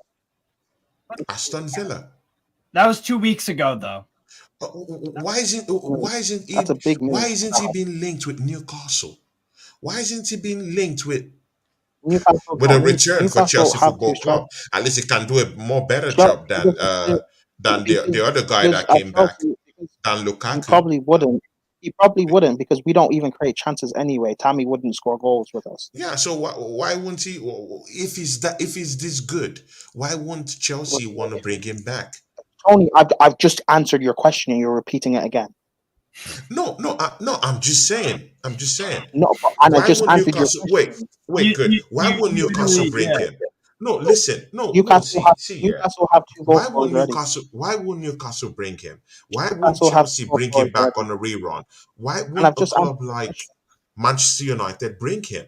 If it's he doesn't suit the profile of Ten Hag. He doesn't suit the profile of Ten Hag. Oh, then he suits Arsenal. Yes, because you guys play two different. No, but you ain't got the answers to that, man. You ain't got the answers. I've just given you an answer. You don't know. But you don't know. I do know because I do. You don't know. Tony, what's the assurances that it would come in and banging goals in the Premiership again? Can I speak? I've seen the style Ten Hag plays. Man United. I see the style that Arteta plays at Arsenal, and I see the profile of Tammy. Tammy does not suit Ten Hag. Tammy does suit Arteta, though. Yeah, like you're saying, I don't know. You talk for yourself, man. I don't think it suits Arsenal's if game, you don't man. if you don't watch Tammy, just say that. But like, I have eyes. I watch him. Yeah, I do. I watch Roma every week. By the way. Yeah. To be fair, the Prime. To be fair to Tammy, he hasn't been that great this year. He hasn't. Roma in general have been kind of hot and cold. Yeah, no, exactly. That was the next thing I was going to. Man, okay, going by that, man, I want players that will just hit the ground running, right? Rather than you want to go to midfield. You're just going to repeat the set. You want players that would hit the ground running, but yet you want Ferran Torres and Depay.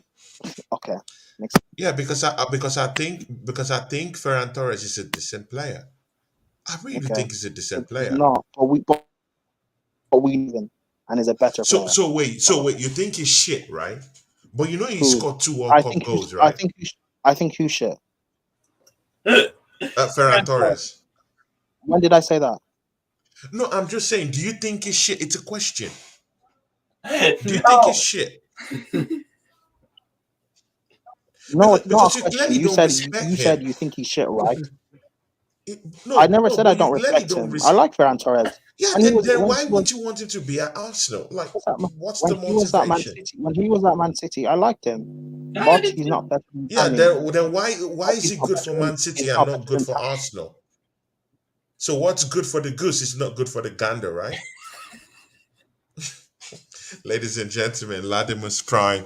Guys, we've come to the end of the show, man. No, ladies and gentlemen, 20 Clock Gunner TV. Wait, can you guys hear me? Guys, man, we've come to the end, man. It's it's almost 6 hours, guys. See, yeah. Steve, thank you for coming to the show. Latimer's, please tell these people where they could find you. And brother, thanks for coming to the show, man. Staying down here with us. When he was at Man City, he was good, and I liked him. But 18 months has passed, and he's no longer that good. Tammy's superior. I don't know what this argument's about. Just accept that. Or name me a better player, but you can't. Like, whatever. Yeah, man. Latimer's, I've said what I said, man. I do prefer Ferran Torres. But for me personally, the person I did want in this bracket was an Ivan Toney. Sincerely, it would have killed all these things. But Tony's not. But good and okay. But I do think that Ivan Toney would suit Arsenal's striking problems. That's what I feel. It's an opinion, and of course, I do respect your opinion about Tammy Abraham. I do respect it. It's not I don't respect. I do, but personally, I'll put my money on Ivan Toney or a Ferran Torres. That's my opinion. And Tony would also put his money on himself as well. We know what the guy's like.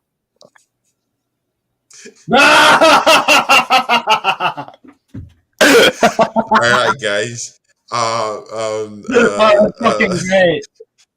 That's a fucking Latimer's Prime, please shout out to where people could find you and all that, man. Thanks for coming to the show. I know it's a bit of a, twisty and turny one, but of course, it's still a show. It's Tony Cloud Gunner TV, and of course, man, we just had to do it that way. Ooh, guess who gave us? Guys,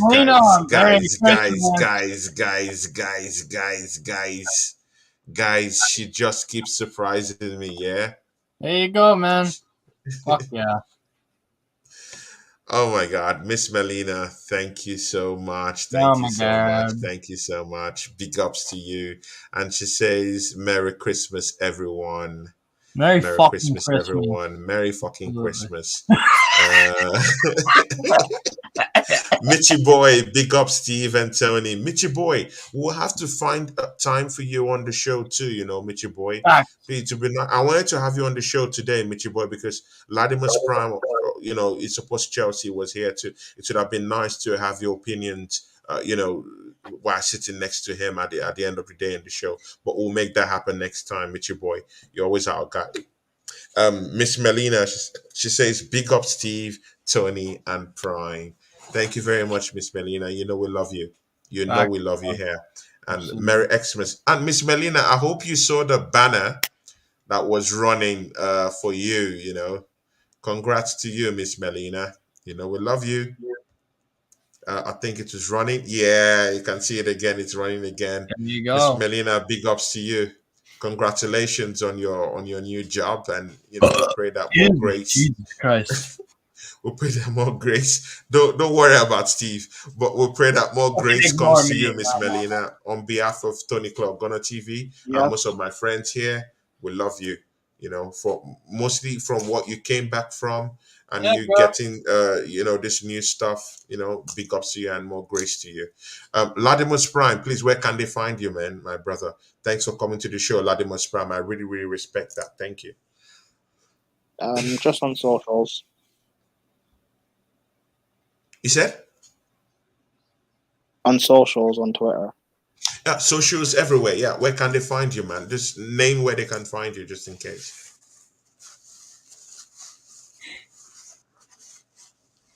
Hello, Latimus. I don't think Prime gives a fuck. Okay, I thought that's what people do at the end of the show, but it's okay. Steve McCullough. Yeah. So of course you can see a reason when someone says he's rude. I'm trying to dispel all this type of things, but when people see that type of a thing, it will come out as rude to people like that. And when you're trying to defend this type of things, this is what they see. And you know, it will be rude to some people. No, when I asked him, please shout out your social, is there anything bad in that? There's nothing bad in that. And when you bring out that type of answer to some people to look rude, and I'm trying to dispel this type of things, and it's not doing me any favors. But no problem. Steve McCullough, please shout out where people can find you. Yeah, you could find me on Strasbourg Steve. I might do a Rangers versus Hibs watch along tomorrow because the SPFL is back. Then on what's it called?